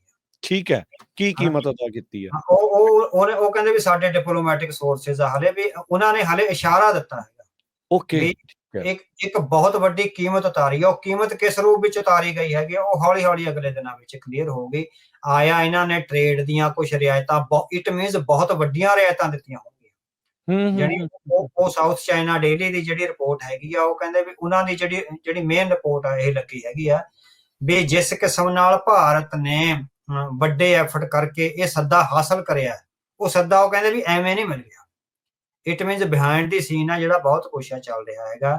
ਸੋ ਡਿਪਲੋਮੈਟਿਕ ਰਿਲੇਸ਼ਨਸ ਦਾ ਹੱਲ ਹੋਣਾ ਤੇ ਦੂਸਰੇ ਪਾਸੇ ਸਰਦਾਰ ਜਗਮੀਤ ਸਿੰਘ ਦੇ ਜਿਹੜਾ ਇੱਕ ਕਤਲ ਦੀ ਰਿਪੋਰਟ ਆਉਣੀ ਵੀ ਉਹਨੂੰ ਕਤਲ ਕਰਨ ਦਾ ਜਿਹੜਾ ਯਤਨ ਆ ਜਿਹੜਾ ਉਹ ਕੀਤਾ ਗਿਆ ਸੀ, ਉਹਦੇ ਵਿੱਚ ਜਿਹੜੇ ਸਟ੍ਰੇਨਡ ਰਿਲੇਸ਼ਨ ਆ, ਹੁਣ ਇਹ ਕੈਨੇਡਾ ਦੇ ਨਵੇਂ ਪ੍ਰਾਈਮ ਮਿਨਿਸਟਰ ਤੇ ਡਿਪੈਂਡ ਕਰਦਾ।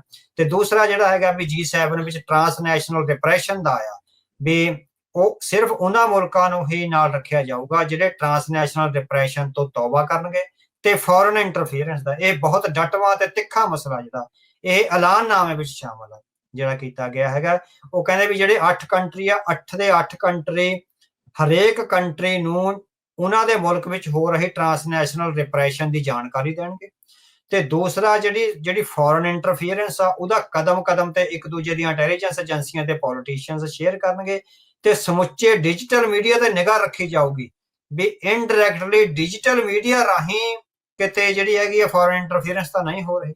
ਸੋ ਇਹ ਮਤਾ ਜਿਹੜਾ ਹੈਗਾ ਇਹ ਕਾਫੀ ਅਹਿਮ ਆ ਜਿਹੜਾ ਹੈਗਾ। ਸਾਨੂੰ ਲੱਗਦਾ ਵੀ ਸੋ ਇਸ ਤਰ੍ਹਾਂ ਨਾਲ ਜੇ ਉਹ ਭਾਰਤ ਨੂੰ ਇੱਕ ਤਰ੍ਹਾਂ ਨਾਲ ਇੱਕ ਸਟਰਕਚਰ ਵਿੱਚ ਲੈ ਆਉਣ ਵੀ ਉਹ ਸਿੱਖਾਂ ਦੇ ਕਤਲੇਆਮ ਤੋਂ ਉਹਨਾਂ ਨੂੰ ਹੋੜਨ ਵੱਲ ਆ ਜਿਹੜੇ ਉਹ ਕਾਮਯਾਬ ਹੋ ਜਾਣ, ਤਾਂ ਵੀ ਆਪਾਂ ਸਮਝਦੇ ਹੈਗੇ ਵੀ ਸਿੱਖਾਂ ਨੇ, ਕਿਉਂਕਿ ਡਿਪਲੋਮੇਸੀ ਵਿੱਚ ਜਦੋਂ ਕਿਸੇ ਕੌਮ ਕੋਲ ਆਪਣਾ ਮੁਲਕ ਨਾ ਹੋਵੇ ਉਹਨੂੰ ਡਿਪਲੋਮੇਸੀ ਵਿੱਚ ਬੜੇ ਸਹਾਰਿਆਂ ਨਾਲ ਚੱਲਣਾ ਪੈਂਦਾ ਹੈਗਾ। ਸੋ ਹਾਲ ਦੀ ਘੜੀ ਆਪਾਂ ਨੂੰ ਵੈਸਟਰਨ ਵਰਲਡ ਦੇ ਸਹਾਰਿਆਂ ਨਾਲ ਆ ਜਿਹੜਾ ਚੱਲਣਾ ਪੈਂਦਾ।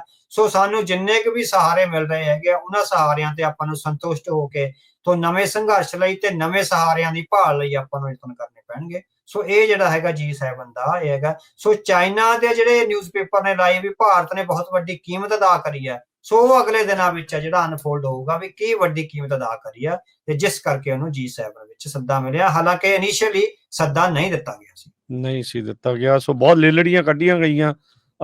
ਉਹ ਹੁਣ ਦੇਖਣਾ ਹੋਊਗਾ ਵੀ ਉਹਦੇ ਪਿੱਛੇ ਉਹਨਾਂ ਨੇ ਕੀ ਜਿਹੜਾ ਉਹ ਕੀਤਾ ਹੈਗਾ ਆ। ਸੋ ਕਾਫੀ ਕੁਛ ਅਵਤਾਰ ਸਿੰਘ ਜੀ ਜਿਹੜਾ ਇਸ ਬਾਬਤ ਜਿਹੜਾ ਉਹ ਚੱਲ ਰਿਹਾ ਆ।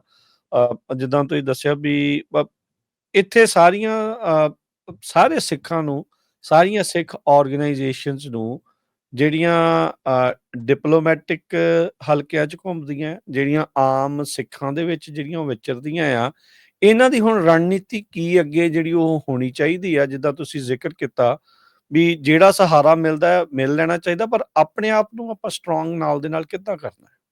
ਆਪਣੇ ਆਪ ਨੂੰ ਸਟਰੋਂਗ ਤਾਂ ਤੁਸੀਂ ਹੈਗਾ ਵੀ ਨੈਤਿਕ ਤੌਰ ਤੇ ਤੁਹਾਡੇ ਜਿਹੜੇ ਪੋਲੀਟੀਸ਼ੀਅਨਸ ਆ ਉਹ ਸਟਰੋਂਗ ਹੋਣ, ਉਹਨਾਂ ਦਾ ਆਪਣੇ ਨਿਸ਼ਾਨੇ ਪ੍ਰਤੀ ਜਿਹੜੀ ਪ੍ਰਤੀਬੱਧਤਾ ਉਹ ਬੜੀ ਕਲੀਅਰ ਹੋਵੇ। ਸੋ ਅਸੀਂ ਕਈ ਵਾਰ ਦੇਖਦੇ ਹੈਗੇ ਆ ਬਹੁਤ ਸਾਰੇ ਆਪਣੇ ਆਪ ਨੂੰ ਲੋਕ ਪ੍ਰੋਫੈਸਰ ਕਹਾਉਂਦੇ ਆ, ਯੂਨੀਵਰਸਿਟੀਆਂ ਚੋਂ ਆਏ ਹੈਗੇ ਆ, ਪਰ ਉਹਨਾਂ ਵਿੱਚ ਜਿਹੜੀ ਉਹ ਰੀਝ ਤੇ ਤਾਂਘ ਹੈਗੀ ਆ ਇੱਕ ਕੌਮ ਦੇ ਨਿਆਰੇਪਣ ਦੀ ਜਾਂ ਉਸ ਨਿਆਰੀ ਕੌਮ ਦੇ ਆਧਾਰ ਤੇ ਆਪਣਾ ਆਜ਼ਾਦ ਮੁਲਕ ਸਿਰਜਣ ਦੀ ਜਿਹੜੀ ਰੀਝ ਆ ਉਹ ਬਹੁਤ ਕਮਜ਼ੋਰ ਤੇ ਬਹੁਤ ਹੀ ਆਪਾਂ ਕਹਿ ਸਕਦੇ ਵੀ ਨਤਾਣੀ ਹੈਗੀ ਆ। ਅਸੀਂ ਕਈ ਵਾਰੀ ਸੋਚਦੇ ਹੈਗੇ ਆ ਵੀ ਜੇ ਕੌਮ ਦਾ ਐਡਾ ਵੱਡਾ ਐਲੀਟ ਹਿੱਸਾ ਜਿਹੜਾ ਉਹ ਇੰਨਾ ਕਮਜ਼ੋਰ ਨਜ਼ਰ ਆ ਰਿਹਾ ਹੈਗਾ ਤਾਂ ਜਿਹੜੀ ਕੌਮ ਆ ਉਹ ਕਿਸ ਮੌਕੇ ਤੇ ਜਾ ਕੇ ਆਪਣੀ ਕੌਮੀ ਸ਼ਖਸੀਅਤ ਦਾ ਜਿਹੜਾ ਹੈਗਾ ਉਜਾਗਰ ਕਰੇਗੀ ਤੇ ਉਸ ਕੌਮੀਅਤ ਦੇ ਆਧਾਰ ਤੇ ਆਪਣੀ ਜਿਹੜੀ ਆਜ਼ਾਦੀ ਹਾਸਲ ਕਰੇਗੀ। ਸੋ ਕੌਮ ਦਾ ਐਲੀਟ ਹਿੱਸਾ ਬਹੁਤ ਚੇਤਨ ਚਾਹੀਦਾ। ਉਸ ਐਲੀਟ ਹਿੱਸੇ ਨੂੰ ਚੇਤਰ ਕਰਨ ਲਈ ਜਿਹੜੇ ਸਿਆਣੇ ਪੋਲੀਟੀਸ਼ੀਅਨਸ ਆ ਉਹਨਾਂ ਨੂੰ ਜਿਹੜੇ ਐਫਰਟ ਕਰਨੇ ਪੈਣਗੇ। ਸੋ ਜਿਹੜੇ ਆਪਣੇ ਵਿਦਵਾਨ ਆ ਸਿੱਖਾਂ ਦੇ, ਜਿਹੜੇ ਕਲੈਰਿਟੀ ਨਾਲ ਜਿਹੜੇ ਸਿੱਖ ਆਜ਼ਾਦੀ ਦੇ ਮਸਲੇ ਤੇ ਜਿਹੜੇ ਕਾਰਜ ਕਰ ਸਕਦੇ ਆ, ਗੰਭੀਰ ਚ ਕਾਰਜ ਕਰ ਸਕਦੇ ਆ, ਉਹਨਾਂ ਨੂੰ ਕਲੱਬ ਕਰੋ, ਉਹਨਾਂ ਦਾ ਸਹਿਯੋਗ ਕਰੋ, ਉਹਨਾਂ ਨਾਲ ਸਹਿਯੋਗ ਵਿੱਚ ਆਓ। ਸੋ ਜਿਹੜੀਆਂ ਕਲੀਅਰ ਕੱਟ ਡਾਇਰੈਕਸ਼ਨਸ ਆ ਵਿਦਵਾਨਾਂ ਦੇ ਇੱਕ ਵੱਡੇ ਗਰੁੱਪ ਨਾਲ, ਚੇਤਨ ਸਿੱਖ ਵਿਦਵਾਨਾਂ ਦਾ ਤੇ ਚੇਤਨ ਸਿੱਖ ਜਿਹੜੀ ਲੀਡਰਸ਼ਿਪ ਆ ਉਹਦੇ ਇੱਕ ਕੋਲੈਬੋਰੇਸ਼ਨ ਤੇ ਇੱਕ ਜਿਹੜਾ ਚੰਗਾ ਗਰੁੱਪ ਹੈਗਾ ਉਹ ਕ੍ਰੀਏਟ ਹੋਣਾ ਚਾਹੀਦਾ। ਦੋਹਾਂ ਦੀ ਕੋਲੈਬੋਰੇਸ਼ਨ ਤੋਂ ਬਿਨਾਂ ਜਿਹੜੀ ਕਲੈਰਿਟੀ ਨਹੀਂ ਆਵੇਗੀ ਤੇ ਕਲੈਰਿਟੀ ਤੋਂ ਬਿਨਾਂ ਹੈਗੇ ਜਿਹੜੇ ਸੰਘਰਸ਼ ਨਹੀਂ ਜਿੱਤੇ ਜਾ ਸਕਦੇ। ਤੁਹਾਡੀ ਜਿਹੜੀ ਕਿਤਾਬ ਸਿੱਖ ਕੌਮਵਾਦ ਦਾ ਸੰਕਲਪ ਆ, ਇਸ ਦੇ ਵਿੱਚ ਜਿਹੜਾ ਚੈਪਟਰ ਆ ਸਟੇਟ ਦਾ ਨਿਰਮਾਣ ਕੌਮ ਦੀ ਉਸਾਰੀ, ਕੀ ਇਹ ਜਿਹੜੀਆਂ ਆਪਾਂ ਗੱਲਾਂ ਇਸ ਦੇ ਵਿੱਚ ਕਰ ਰਹੇ ਆ ਇਹ ਸਾਰੀਆਂ ਉਸ ਦੇ ਅੰਡਰ ਆ ਰਹੀਆਂ ਨੇ? ਹਾਂਜੀ ਹਾਂਜੀ, ਬਿਲਕੁਲ ਬਿਲਕੁਲ। ਸੋ ਇਹ ਹੁੰਦਾ ਕਿਉਂਕਿ ਸਿੱਖਾਂ ਵਿੱਚ ਨਾ ਇੱਕ ਬੜੀ ਦੁਬਿਧਾ ਆ ਰਹੀ ਹੈਗੀ ਆ ਬਹੁਤ ਲੰਮੇ ਸਮੇਂ ਤੋਂ। ਆਪਾਂ ਇੱਥੇ ਇੱਕ ਗੱਲ ਕਲੀਅਰ ਕਰ ਦਈਏ ਵੀ ਜਿਹੜੀਆਂ ਸਿੱਖ ਵਿਰੋਧੀ ਤਾਕਤਾਂ ਨਾ, 3 ਤਰ੍ਹਾਂ ਦੀਆਂ ਤਾਕਤਾਂ ਇੱਕੋ ਮੰਚ ਤੇ ਇਕੱਠੀਆਂ ਹੋ ਰਹੀਆਂ ਇਸ ਵੇਲੇ ਨਾ। ਜਿਹੜਾ ਇਸ ਵੇਲੇ ਤਾਜ਼ਾ ਸੀਨ ਆ ਉਹ ਇਹ ਬਣ ਰਿਹਾ ਹੈਗਾ। ਉਹਦੇ ਵਿੱਚ ਜਿਹੜੇ RSS ਆ, ਜਿਹੜੀ ਕੱਟੜ ਫਿਰਕੂ ਹਿੰਦੂ ਤਾਕਤ ਹੈਗੀ ਆ ਜਿਹੜੀ ਸਿੱਖਾਂ ਨੂੰ ਨਫ਼ਰਤ ਕਰਦੀ ਆ ਉਹ। ਨੰਬਰ 2 ਕਮਿਊਨਿਸਟ ਕਾਮਰੇਡ ਆ ਜਿਹੜੇ। ਨੰਬਰ 3 ਜਿਹੜੇ ਪੋਸਟ ਕਲੋਨੀਅਲਿਜ਼ਮ ਦੇ ਹਮਾਇਤੀ ਆ, ਜਿਹਦੇ ਵਿੱਚ ਤੁਹਾਡੀ ਕੈਲੀਫੋਰਨੀਆ ਦੀ ਯੂਨੀਵਰਸਿਟੀ ਵਿੱਚ ਅਰਵਿੰਦਪਾਲ ਮੰਡੇਰ ਉਹਨੇ ਆ ਜਿਹੜੇ। ਉਹ ਅਰਵਿੰਦਪਾਲ ਮੰਡੇਰ ਆ ਜਿਹੜਾ ਇਸ ਵੇਲੇ ਕੈਲੀਫੋਰਨੀਆ ਯੂਨੀਵਰਸਿਟੀ ਵਾਲਾ, ਉਹ ਇੰਡੀਅਨ ਸਟੇਟ ਦੀ ਜਿਹੜੀ ਹੈਗੀ ਆ ਸਿੱਖ ਵਿਰੋਧੀ ਜਿਹੜੀ ਨੀਤੀ ਦਾ ਸਭ ਤੋਂ ਵੱਡਾ ਲੀਡਰ ਆ। ਉਹ ਸਿੱਖੀ ਦੀ ਵਿਆਖਿਆ ਹੈਗੀ ਆ ਜਿਹੜੀ ਵੈਦਿਕ ਪਰੰਪਰਾ ਅਨੁਸਾਰ ਔਰ ਹਿੰਦੂ ਪਰੰਪਰਾ ਅਨੁਸਾਰ ਆ ਜਿਹੜੀ ਉਹ ਕਰ ਰਿਹਾ ਹੈਗਾ। ਸੋ ਇਹ ਵੈਦਿਕ ਪਰੰਪਰਾ ਅਨੁਸਾਰ ਜਿਹੜੀ ਸਿੱਖੀ ਦੀ ਵਿਆਖਿਆ ਜਿਹੜੀ ਆ ਰਹੀ ਹੈਗੀ ਆ, ਆਪਾਂ ਨੂੰ ਸਿੱਖਾਂ ਨੂੰ ਪੈਰ ਪੈਰ ਤੇ ਇਸ ਸਨਾਤਨੀ ਜਿਹੜੀ ਹੈਗੀ ਵਿਆਖਿਆ ਦਾ ਪੈਰ ਪੈਰ ਤੇ ਧਾਰਮਿਕ ਤੌਰ ਤੇ ਔਰ ਰਾਜਨੀਤਿਕ ਤੌਰ ਤੇ ਉਹ ਵਿਰੋਧ ਕਰਨਾ ਪਵੇਗਾ। ਉਹ ਸਿੰਘ ਸਭਾ ਲਹਿਰ ਦੇ ਖਿਲਾਫ ਚੱਲ ਰਹੇ ਹੈਗੇ ਆ। ਉਹ ਪੁਰਾਤਨਤਾ ਦੀਆਂ ਗੱਲਾਂ ਕਰਕੇ ਜਿਹੜੀਆਂ ਕਿ ਜਦੋਂ ਉਹ ਲਿਖਦੇ ਆ ਤਾਂ ਇੰਨਾ ਵਧੀਆ ਲੱਗਦਾ ਵੀ ਪਤਾ ਨਹੀਂ ਕਿਆ ਲਿਖਤਾ ਉਹਨਾਂ ਨੇ, ਪਰ ਅਸਲ ਵਿੱਚ ਉਹ ਸਿੱਖਾਂ ਨੂੰ ਡੀ ਨੈਸ਼ਨਲਾਈਜ਼ ਕਰ ਰਹੇ ਆ। ਜਿਹੜਾ ਮੇਰਾ ਚੈਪਟਰ ਦੀ ਤੁਸੀਂ ਇਹ ਗੱਲ ਕਰੀ ਆ, ਮੈਂ ਉਸੇ 'ਚ ਫਿਰ ਇਹ ਆਇਆ ਹੈਗਾ ਕਿਉਂਕਿ ਸਿੱਖਾਂ ਵਿੱਚ ਇੱਕ ਇਹ ਦੁਬਿਧਾ ਸੀ ਵੀ ਜਿਹੜੀ ਜਦੋਂ ਸਟੇਟ ਸਿਰਜ ਲਈ ਜਾਂਦੀ ਹੈਗੀ ਆ, ਜਿਹੜੀ ਸਟੇਟ ਹੈਗੀ ਆ ਉਹ ਜ਼ੁਲਮ ਕਰਦੀ ਹੈਗੀ ਆ ਹਨਾ। ਸੋ ਜਿਹੜੀ ਕੌਮ ਹੈਗੀ ਆ ਫਿਰ ਉਹ ਜ਼ੁਲਮਾਂ ਦੇ ਰਾਹ ਹੈਗੀ ਆ ਜਿਹੜੀ ਪੈ ਜਾਂਦੀ ਆ। ਸੋ ਇਸ ਚੈਪਟਰ ਵਿੱਚ ਹੁਣ ਉਹਦਾ ਹੈਡਿੰਗ ਹੀ ਤੁਸੀਂ ਦੇਖੋ ਵੀ ਸਟੇਟ ਦਾ ਨਿਰਮਾਣ ਕੌਮ ਦੀ ਉਸਾਰੀ ਆ। ਜਿਹੜੀ ਕੌਮ ਦੀ ਉਸਾਰੀ ਆ ਨਾ, ਸੋ ਜਿਹੜੀ ਡਿਵੈਲਪਮੈਂਟ ਆਫ ਨੇਸ਼ਨ ਹੈਗੀ ਆ ਉਹ ਡਿਵੈਲਪਮੈਂਟ ਆਫ ਨੇਸ਼ਨ ਮੈਂ ਲਿਖਿਆ ਵੀ ਧਰਮ ਦੇ ਆਧਾਰ ਤੇ ਹੁੰਦੀ ਹੈਗੀ ਆ। ਜੇ ਸਾਡੇ ਲਈ ਸਟੇਟ ਇੰਨੀ ਜ਼ਰੂਰੀ ਨਹੀਂ ਹੈਗੀ, ਸਾਡੀ ਕੌਮ ਦੀ ਹੋਂਦ ਜ਼ਰੂਰੀ ਆ ਜਿਹਨੂੰ ਕਿ ਅਸੀਂ ਬਿਲਡ ਕਰਨਾ ਹਨਾ। ਡਿਵੈਲਪਮੈਂਟ ਐਂਡ ਨੇਸ਼ਨ ਬਿਲਡਿੰਗ, ਜਿਹੜੀ ਨੇਸ਼ਨ ਬਿਲਡਿੰਗ ਹੈਗੀ ਆ, ਨੇਸ਼ਨ ਬਿਲਡਿੰਗ ਸਾਨੂੰ ਸ਼੍ਰੀ ਗੁਰੂ ਗ੍ਰੰਥ ਸਾਹਿਬ ਚੋਂ, ਆਪਣੇ ਇਤਿਹਾਸ ਚੋਂ, ਆਪਣੀਆਂ ਪਰੰਪਰਾਵਾਂ ਚੋਂ ਤੇ ਆਪਣੀਆਂ ਰਵਾਇਤਾਂ ਚੋਂ ਜਿਹੜੀ ਉਹ ਹੋਣੀ ਹੈਗੀ ਹੈ। ਸਟੇਟ ਸਾਡੇ ਲਈ ਸੈਕੰਡਰੀ ਮਸਲਾ ਹੈਗਾ। ਬੇਸ਼ੱਕ ਹਰ ਕੌਮ ਦੀ ਰੀਚ ਹੁੰਦੀ ਆ ਵੀ ਉਹਨੇ ਸਟੇਟ ਸਿਰਜਣੀ ਹੈਗੀ ਆ, ਪਰ ਇਸ ਬੁਨਿਆਦ ਤੇ ਨਹੀਂ ਵੀ ਉਹ ਆਪਣੇ ਗ੍ਰੰਥ ਨੂੰ, ਆਪਣੀਆਂ ਧਾਰਮਿਕ ਰਵਾਇਤਾਂ ਨੂੰ ਜਿਹੜੀ ਹੈਗੀ ਵੀ ਤਲਾਂਜਲੀ ਦੇ ਕੇ ਸਟੇਟ ਸਿਰਜੇ। ਸੋ ਇਸ ਚੈਪਟਰ ਵਿੱਚ ਇਹ ਗੱਲ ਕਹੀ ਗਈ ਹੈਗੀ ਆ ਵੀ ਸਟੇਟ ਆ ਜਿਹੜੀ ਧਰਮ ਦੀਆਂ ਕਦਰਾਂ ਕੀਮਤਾਂ ਦੇ ਅਧੀਨ ਹੋਵੇਗੀ। ਸੋ ਧਰਮ ਸਾਡੇ ਲਈ ਪ੍ਰਮੁੱਖ ਹੋਵੇਗਾ ਤਾਂ ਨੇਸ਼ਨ ਬਿਲਡਿੰਗ ਹੋਣੀ ਹੈ। ਜਦੋਂ ਨੇਸ਼ਨ ਇੰਨਾ ਪਵਿੱਤਰ ਬਿਲਡ ਹੋਊਗਾ ਤਾਂ ਉਹਦੀ ਜਿਹੜੀ ਸਟੇਟ ਆ ਉਹ ਵੀ ਕਿਸੇ ਬੱਚਿਆਂ ਦਾ ਕਤਲੇਆਮ ਨਹੀਂ ਕਰੇਗੀ, ਕਿਸੇ ਔਰਤਾਂ ਦਾ ਕਤਲੇਆਮ ਨਹੀਂ ਕਰੇਗੀ, ਕਿਸੇ ਨਿਹੱਥੇ ਦਾ ਕਤਲੇਆਮ ਨਹੀਂ ਕਰੇਗੀ, ਨਾ ਹੀ ਕਿਸੇ ਨੂੰ ਸਿਰਫ ਇਸ ਆਧਾਰ ਤੇ ਕਤਲ ਕਰ ਦਿੱਤਾ ਜਾਊਗਾ ਜਾਂ ਲੰਮੇ ਸਮੇਂ ਤੱਕ ਜੇਲ੍ਹਾਂ ਵਿੱਚ ਸਿੱਟ ਦਿੱਤਾ ਜਾਊਗਾ ਵੀ ਇਹ ਸਾਨੂੰ ਚੰਗੇ ਨਹੀਂ ਲੱਗਦੇ, ਜਾਂ ਇਹਨਾਂ ਦਾ ਪਹਿਰਾਵਾ, ਜਾਂ ਇਹਨਾਂ ਦੀ ਬੋਲੀ, ਜਾਂ ਇਹਨਾਂ ਦਾ ਜਿਹੜਾ ਰਹਿਣ ਸਹਿਣ ਆ ਉਹ ਸਾਡੇ ਤੋਂ ਵੱਖਰਾ ਹੈਗਾ। ਸੋ ਜਿਹੜੀ ਨੇਸ਼ਨ ਬਿਲਡਿੰਗ ਦਾ ਕਨਸੈਪਟ ਹੈਗਾ, ਇੰਡੀਆ ਦਾ ਜਿਹੜਾ ਨਾ ਵੀ ਸੰਕਟ ਇਹ ਆ ਰਿਹਾ, ਉਹ ਸਟੇਟ ਪਹਿਲਾਂ ਸਿਰਜ ਰਹੀ ਆ ਤੇ ਨੇਸ਼ਨ ਹੁਣ ਧੱਕੇ ਨਾਲ ਬੰਦੂਕ ਦੀ ਨੋਕ ਤੇ ਨੇਸ਼ਨ ਬਿਲਡ ਕਰ ਰਹੇ ਹੈਗੇ ਆ। ਸਿੱਖ ਜਿਹੜੇ ਵਾਇਆ ਉਲਟਾ ਜਾ ਰਹੇ ਹੈਗੇ ਆ। ਸਿੱਖਾਂ ਨੇ ਆਪਣੀ ਨੇਸ਼ਨ ਬਿਲਡਿੰਗ ਪਹਿਲਾਂ ਕਰੀ ਹੈਗੀ ਆ। ਸ਼੍ਰੀ ਗੁਰੂ ਗ੍ਰੰਥ ਸਾਹਿਬ, ਇਤਿਹਾਸ, ਆਪਣੀਆਂ ਰਵਾਇਤਾਂ ਤੇ ਧਾਰਮਿਕ ਪਰੰਪਰਾਵਾਂ ਦੇ ਆਧਾਰ ਤੇ ਅਸੀਂ ਹੌਲੀ ਹੌਲੀ brick by brick nation build ਕਰਦੇ ਆ ਰਹੇ ਹਾਂ। ਪਿਛਲੇ 100 ਸਾਲਾਂ ਤੋਂ ਸਾਡੀ ਨੇਸ਼ਨ ਬਿਲਡਿੰਗ ਆ ਬਹੁਤ ਇੱਕ ਚਰਮ ਸੀਮਾ ਤੇ ਹੈਗੀ ਆ। ਇਸ ਇੰਨੇ ਪਵਿੱਤਰ ਨੇਸ਼ਨ ਬਿਲਡਿੰਗ ਤੋਂ ਬਾਅਦ ਜਦੋਂ ਤੁਹਾਨੂੰ ਸਟੇਟ ਮਿਲਦੀ ਹੈਗੀ ਆ ਤਾਂ ਉਹ ਸਟੇਟ ਆ ਜ਼ੁਲਮਾਂ ਦੀ ਸਟੇਟ ਨਹੀਂ ਹੁੰਦੀ। ਉਹ ਸਟੇਟ ਆ ਜਿਹੜੀ ਆਪਾਂ ਕਹਿ ਸਕਦੇ ਇਨਕਲਾਬ ਦੀ ਸਟੇਟ ਹੁੰਦੀ ਹੈਗੀ ਆ। ਉਹ ਸਟੇਟ ਆ ਜਿਹੜੀ ਰੂਹਾਨੀਅਤ ਦੀ ਸਟੇਟ ਹੁੰਦੀ ਆ, ਉਹ ਧਰਮ ਦੀ ਸਟੇਟ ਹੁੰਦੀ ਆ, ਉਹ ਮਨੁੱਖਤਾ ਦੀ ਸਟੇਟ ਹੁੰਦੀ ਹੈ ਤੇ ਉਹ ਇੱਕ ਤਰ੍ਹਾਂ ਨਾਲ ਹੋਲਿਸਟਿਕ ਸਟੇਟ ਹੁੰਦੀ ਹੈ। ਉਹ ਕਲੋਜ਼ਡ ਸਟੇਟ ਨਹੀਂ ਹੁੰਦੀ, ਇਨਕਲੂਸਿਵ ਸਟੇਟ ਹੁੰਦੀ ਹੈ, ਜਿਹਦੇ ਵਿੱਚ ਵੱਖ-ਵੱਖ ਘੱਟ ਗਿਣਤੀਆਂ ਨੂੰ ਉਹਨਾਂ ਦੀ ਕਾਬਲੀਅਤ ਔਰ ਉਹਨਾਂ ਦੀ ਪੋਪੂਲੇਸ਼ਨ ਦੇ ਹਿਸਾਬ ਨਾਲ ਬਕਾਇਦਾ ਜਿਹੜੀ ਹੈਗੀ ਆ ਉਹ ਨੁਮਾਇੰਦਗੀ ਦਿੱਤੀ ਜਾਂਦੀ ਆ। ਜਿਵੇਂ ਸ਼੍ਰੀ ਗੁਰੂ ਗ੍ਰੰਥ ਸਾਹਿਬ ਵਿੱਚ ਇਕੱਲੇ ਸਿੱਖਾਂ ਦੀ ਬਾਣੀ ਨਹੀਂ ਹੈ, ਸੋ ਬਾਕੀ ਭਗਤਾਂ ਦੀ ਵੀ ਬਾਣੀ ਹੈਗੀ ਆ। ਸੋ ਸ਼੍ਰੀ ਗੁਰੂ ਗ੍ਰੰਥ ਸਾਹਿਬ ਦੇ ਆਧਾਰ ਤੇ ਜਿਹੜਾ ਨੇਸ਼ਨ ਬਿਲਡ ਹੋਇਆ, ਉਹਦੀ ਜਿਹੜੀ ਸਟੇਟ ਬਿਲਡ ਹੋਣੀ ਆ ਉਹ ਇਨਕਲੂਸਿਵ ਸਟੇਟ ਹੋਵੇਗੀ, ਨਾ ਕਿ ਐਕਸਕਲੂਸਿਵ ਵੀ ਇੱਕੋ ਹੀ ਧਰਮ ਦੀ ਹੋਵੇ ਤੇ ਬਾਕੀਆਂ ਨੂੰ ਜਿਹੜਾ ਜੇਲ੍ਹਾਂ ਵਿੱਚ ਡੱਕ ਦਿਓ ਜਾਂ ਕਤਲ ਕਰ ਦਿਓ। ਸੋ ਇਹ ਨੇਸ਼ਨ ਬਿਲਡਿੰਗ ਦਾ ਕਨਸੈਪਟ ਆ ਜਿਹੜਾ ਇਸ ਚੈਪਟਰ ਵਿੱਚ ਬਹੁਤ ਬਾਖੂਬੀ ਸਮਝਾਇਆ ਗਿਆ। ਸੋ ਨੈਸ਼ਨਲਿਜ਼ਮ ਤੇ ਸਟੇਟ ਸਿਰਜਣ ਦੇ ਵਿਦਿਆਰਥੀਆਂ ਨੂੰ ਇਹ ਕਿਤਾਬ ਬੜੀ ਗੰਭੀਰਤਾ ਨਾਲ ਪੜ੍ਹਨੀ ਚਾਹੀਦੀ ਹੈ ਜੀ। ਸੋ ਦੱਸਦੇ ਜਾਈਏ ਸਰਦਾਰ ਅਵਤਾਰ ਸਿੰਘ ਜੀ ਦੀ ਇਹ ਕਿਤਾਬ ਸਿੱਖ ਕੌਮਵਾਦ ਦਾ ਸੰਕਲਪ 10 ਸਾਲ ਤੋਂ ਵੱਧ ਦੀ ਇਸ ਦੇ ਵਿੱਚ ਉਹਨਾਂ ਦੀ ਮਿਹਨਤ ਆ ਤੇ 500 550 ਤੋਂ ਵੱਧ ਜਿਹੜੀਆਂ ਕਿਤਾਬਾਂ ਅਨੇਕਾਂ ਹੀ ਜਿਹੜੇ ਰਸਾਲੇ ਉਹ ਪੜ੍ਹ ਕੇ ਉਸ ਦਾ ਅਧਿਐਨ ਕਰਕੇ ਇਹ ਇਸ ਟਾਈਮ ਸਿੱਖ ਪਾਠਕਾਂ ਦੀ ਝੋਲੀ ਦੇ ਵਿੱਚ ਇਹ ਕਿਤਾਬ ਪਾਈ ਗਈ ਆ। ਸਿੱਖ ਕੌਮਵਾਦ ਦਾ ਸੰਕਲਪ, ਨਾ ਹਮ ਹਿੰਦੂ ਨਾ ਮੁਸਲਮਾਨ, ਅਵਤਾਰ ਸਿੰਘ ਜੀ ਦੇ ਦੁਆਰਾ। ਇਹ ਕਿਤਾਬ ਨੂੰ ਤੁਸੀਂ ਪ੍ਰਾਪਤ ਕਰ ਸਕਦੇ ਹੋ, ਚਾਹੇ ਤੁਸੀਂ ਪੰਜਾਬ 'ਚ ਰਹਿੰਦੇ ਹੋ, ਚਾਹੇ ਤੁਸੀਂ ਅਮਰੀਕਾ 'ਚ ਰਹਿੰਦੇ ਹੋ। ਤਾਂ ਅਮਰੀਕਾ ਦੇ ਵਿੱਚ ਸਾਡੇ ਕੋਲ ਇਹ ਕਿਤਾਬ ਪੰਜਾਬੀ ਰੇਡੀਓ USA ਦੇ ਕੋਲ ਉਪਲਬਧ ਹੈ। ਤੁਸੀਂ ਜੇ ਪ੍ਰਾਪਤ ਕਰਨਾ ਚਾਹੁੰਦੇ ਹੋ ਤਾਂ ਉਸ ਦੇ ਲਈ ਤੁਸੀਂ ਕਾਲ ਕਰੋ। ਨੰਬਰ ਹੈ 408 272 5200। ਬੀਤੇ ਸਮਿਆਂ ਦੇ ਵਿੱਚ ਵੱਖ-ਵੱਖ ਸਮਾਗਮਾਂ ਦੇ ਉੱਤੇ ਆਪਾਂ ਗਏ ਹਾਂ ਤੇ ਅਵਤਾਰ ਸਿੰਘ ਜੀ ਬੜੀ ਖੁਸ਼ੀ ਦੇ ਨਾਲ ਆਪਾਂ ਦੱਸਦੇ ਹਾਂ ਵੀ ਬਹੁਤ ਸਾਰੇ ਨੌਜਵਾਨਾਂ ਤੋਂ ਲੈ ਕੇ ਬਜ਼ੁਰਗ ਇਹ ਜਿਹੜੀ ਕਿਤਾਬ ਆ ਉਸ ਨੂੰ ਇਹ ਪ੍ਰਾਪਤ ਕਰ ਰਹੇ ਆ, ਉਸ ਨੂੰ ਇਹ ਪੜ੍ਹ ਰਹੇ ਆ। ਵੱਖ-ਵੱਖ ਥਾਵਾਂ ਦੇ ਉੱਤੇ ਕੰਮ ਕਰਨ ਵਾਲੇ ਉਹ ਆਪਣੇ ਨਾਲ ਇਸ ਕਿਤਾਬ ਨੂੰ ਜਿਹੜਾ ਉਹ ਰੱਖਦੇ ਆ, ਪੜ੍ਹਦੇ ਆ, ਜਦੋਂ ਵੀ ਵਕਤ ਲੱਗਦਾ ਇਸ ਦਾ ਅਧਿਐਨ ਕਰਦੇ ਆ। ਇਹਦੇ ਨਾਲ ਬਹੁਤ ਸਾਰੇ ਲੋਕਾਂ ਦੇ ਜਿਹੜੇ ਸਿਧਾਂਤਕ ਮਸਲੇ ਆ, ਸਵਾਲ ਨੇ, ਉਹਨਾਂ ਦਾ ਜਵਾਬ ਇਸ ਕਿਤਾਬ ਦੇ ਵਿੱਚ ਉਹਨਾਂ ਨੂੰ ਮਿਲਦਾ ਆ। ਕੋਈ ਪੁੱਛਦਾ ਆ ਕਿਉਂ ਸਾਡੀ ਕੌਮ ਹੋਣੀ ਚਾਹੀਦੀ, ਕਿਉਂ ਸਾਡਾ ਨੇਸ਼ਨ ਹੋਣਾ ਚਾਹੀਦਾ, ਕਿਉਂ ਸਾਡੀ ਸਟੇਟ ਹੋਣੀ ਚਾਹੀਦੀ ਆ। ਇਸ ਕਿਤਾਬ ਦੇ ਵਿੱਚ ਬਹੁਤ ਸਾਰੇ ਜਿਹੜੇ ਜਵਾਬ ਆ ਉਹਨਾਂ ਨੂੰ ਮਿਲਦੇ ਨੇ ਤੇ ਦੂਜਿਆਂ ਨੂੰ ਵੀ ਉੱਤਰ ਦੇਣ ਦਾ ਉਹਨਾਂ ਨੂੰ ਮੌਕਾ ਮਿਲਦਾ ਆ। ਸੋ ਇਹ ਕਿਤਾਬ ਨੂੰ ਜ਼ਰੂਰ ਪ੍ਰਾਪਤ ਕਰੋ। ਪ੍ਰਾਪਤ ਕਰਨ ਦੇ ਲਈ ਤੁਸੀਂ ਕਾਲ ਕਰੋ 408 272 5200 4082725200 ਦੇ ਉੱਤੇ। ਤੇ ਅਵਤਾਰ ਸਿੰਘ ਜੀ ਤੁਹਾਡਾ ਬਹੁਤ-ਬਹੁਤ ਅਸੀਂ ਧੰਨਵਾਦ ਕਰਦੇ ਹਾਂ। ਤੁਸੀਂ ਅੱਜ ਆਏ, ਜੁੜੇ ਸਾਡੇ ਨਾਲ ਤੇ ਜੋ ਜੀਓਪੋਲਿਟੀਕਲੀ ਚੱਲ ਰਿਹਾ ਆ ਉਸ ਦੇ ਬਾਰੇ ਆਪਾਂ ਗੱਲਬਾਤ ਕੀਤੀ, ਜਾਣਨ ਦੀ ਕੋਸ਼ਿਸ਼ ਕੀਤੀ ਵੀ ਕੀ ਇਸ ਦੇ ਪਿੱਛੇ ਪੂਰਾ ਮਸਲਾ ਜਿਹੜਾ ਬਣਿਆ ਆ। ਹੋਰ ਅਪਡੇਟਸ ਦੇ ਨਾਲ ਫਿਰ ਆਉਂਦੇ ਹਫ਼ਤਿਆਂ ਦੇ ਵਿੱਚ ਮੁਲਾਕਾਤ ਹੋਵੇਗੀ। ਬਹੁਤ-ਬਹੁਤ ਧੰਨਵਾਦ। ਵਾਹਿਗੁਰੂ ਜੀ ਕਾ ਖਾਲਸਾ, ਵਾਹਿਗੁਰੂ ਜੀ ਕੀ ਫਤਿਹ।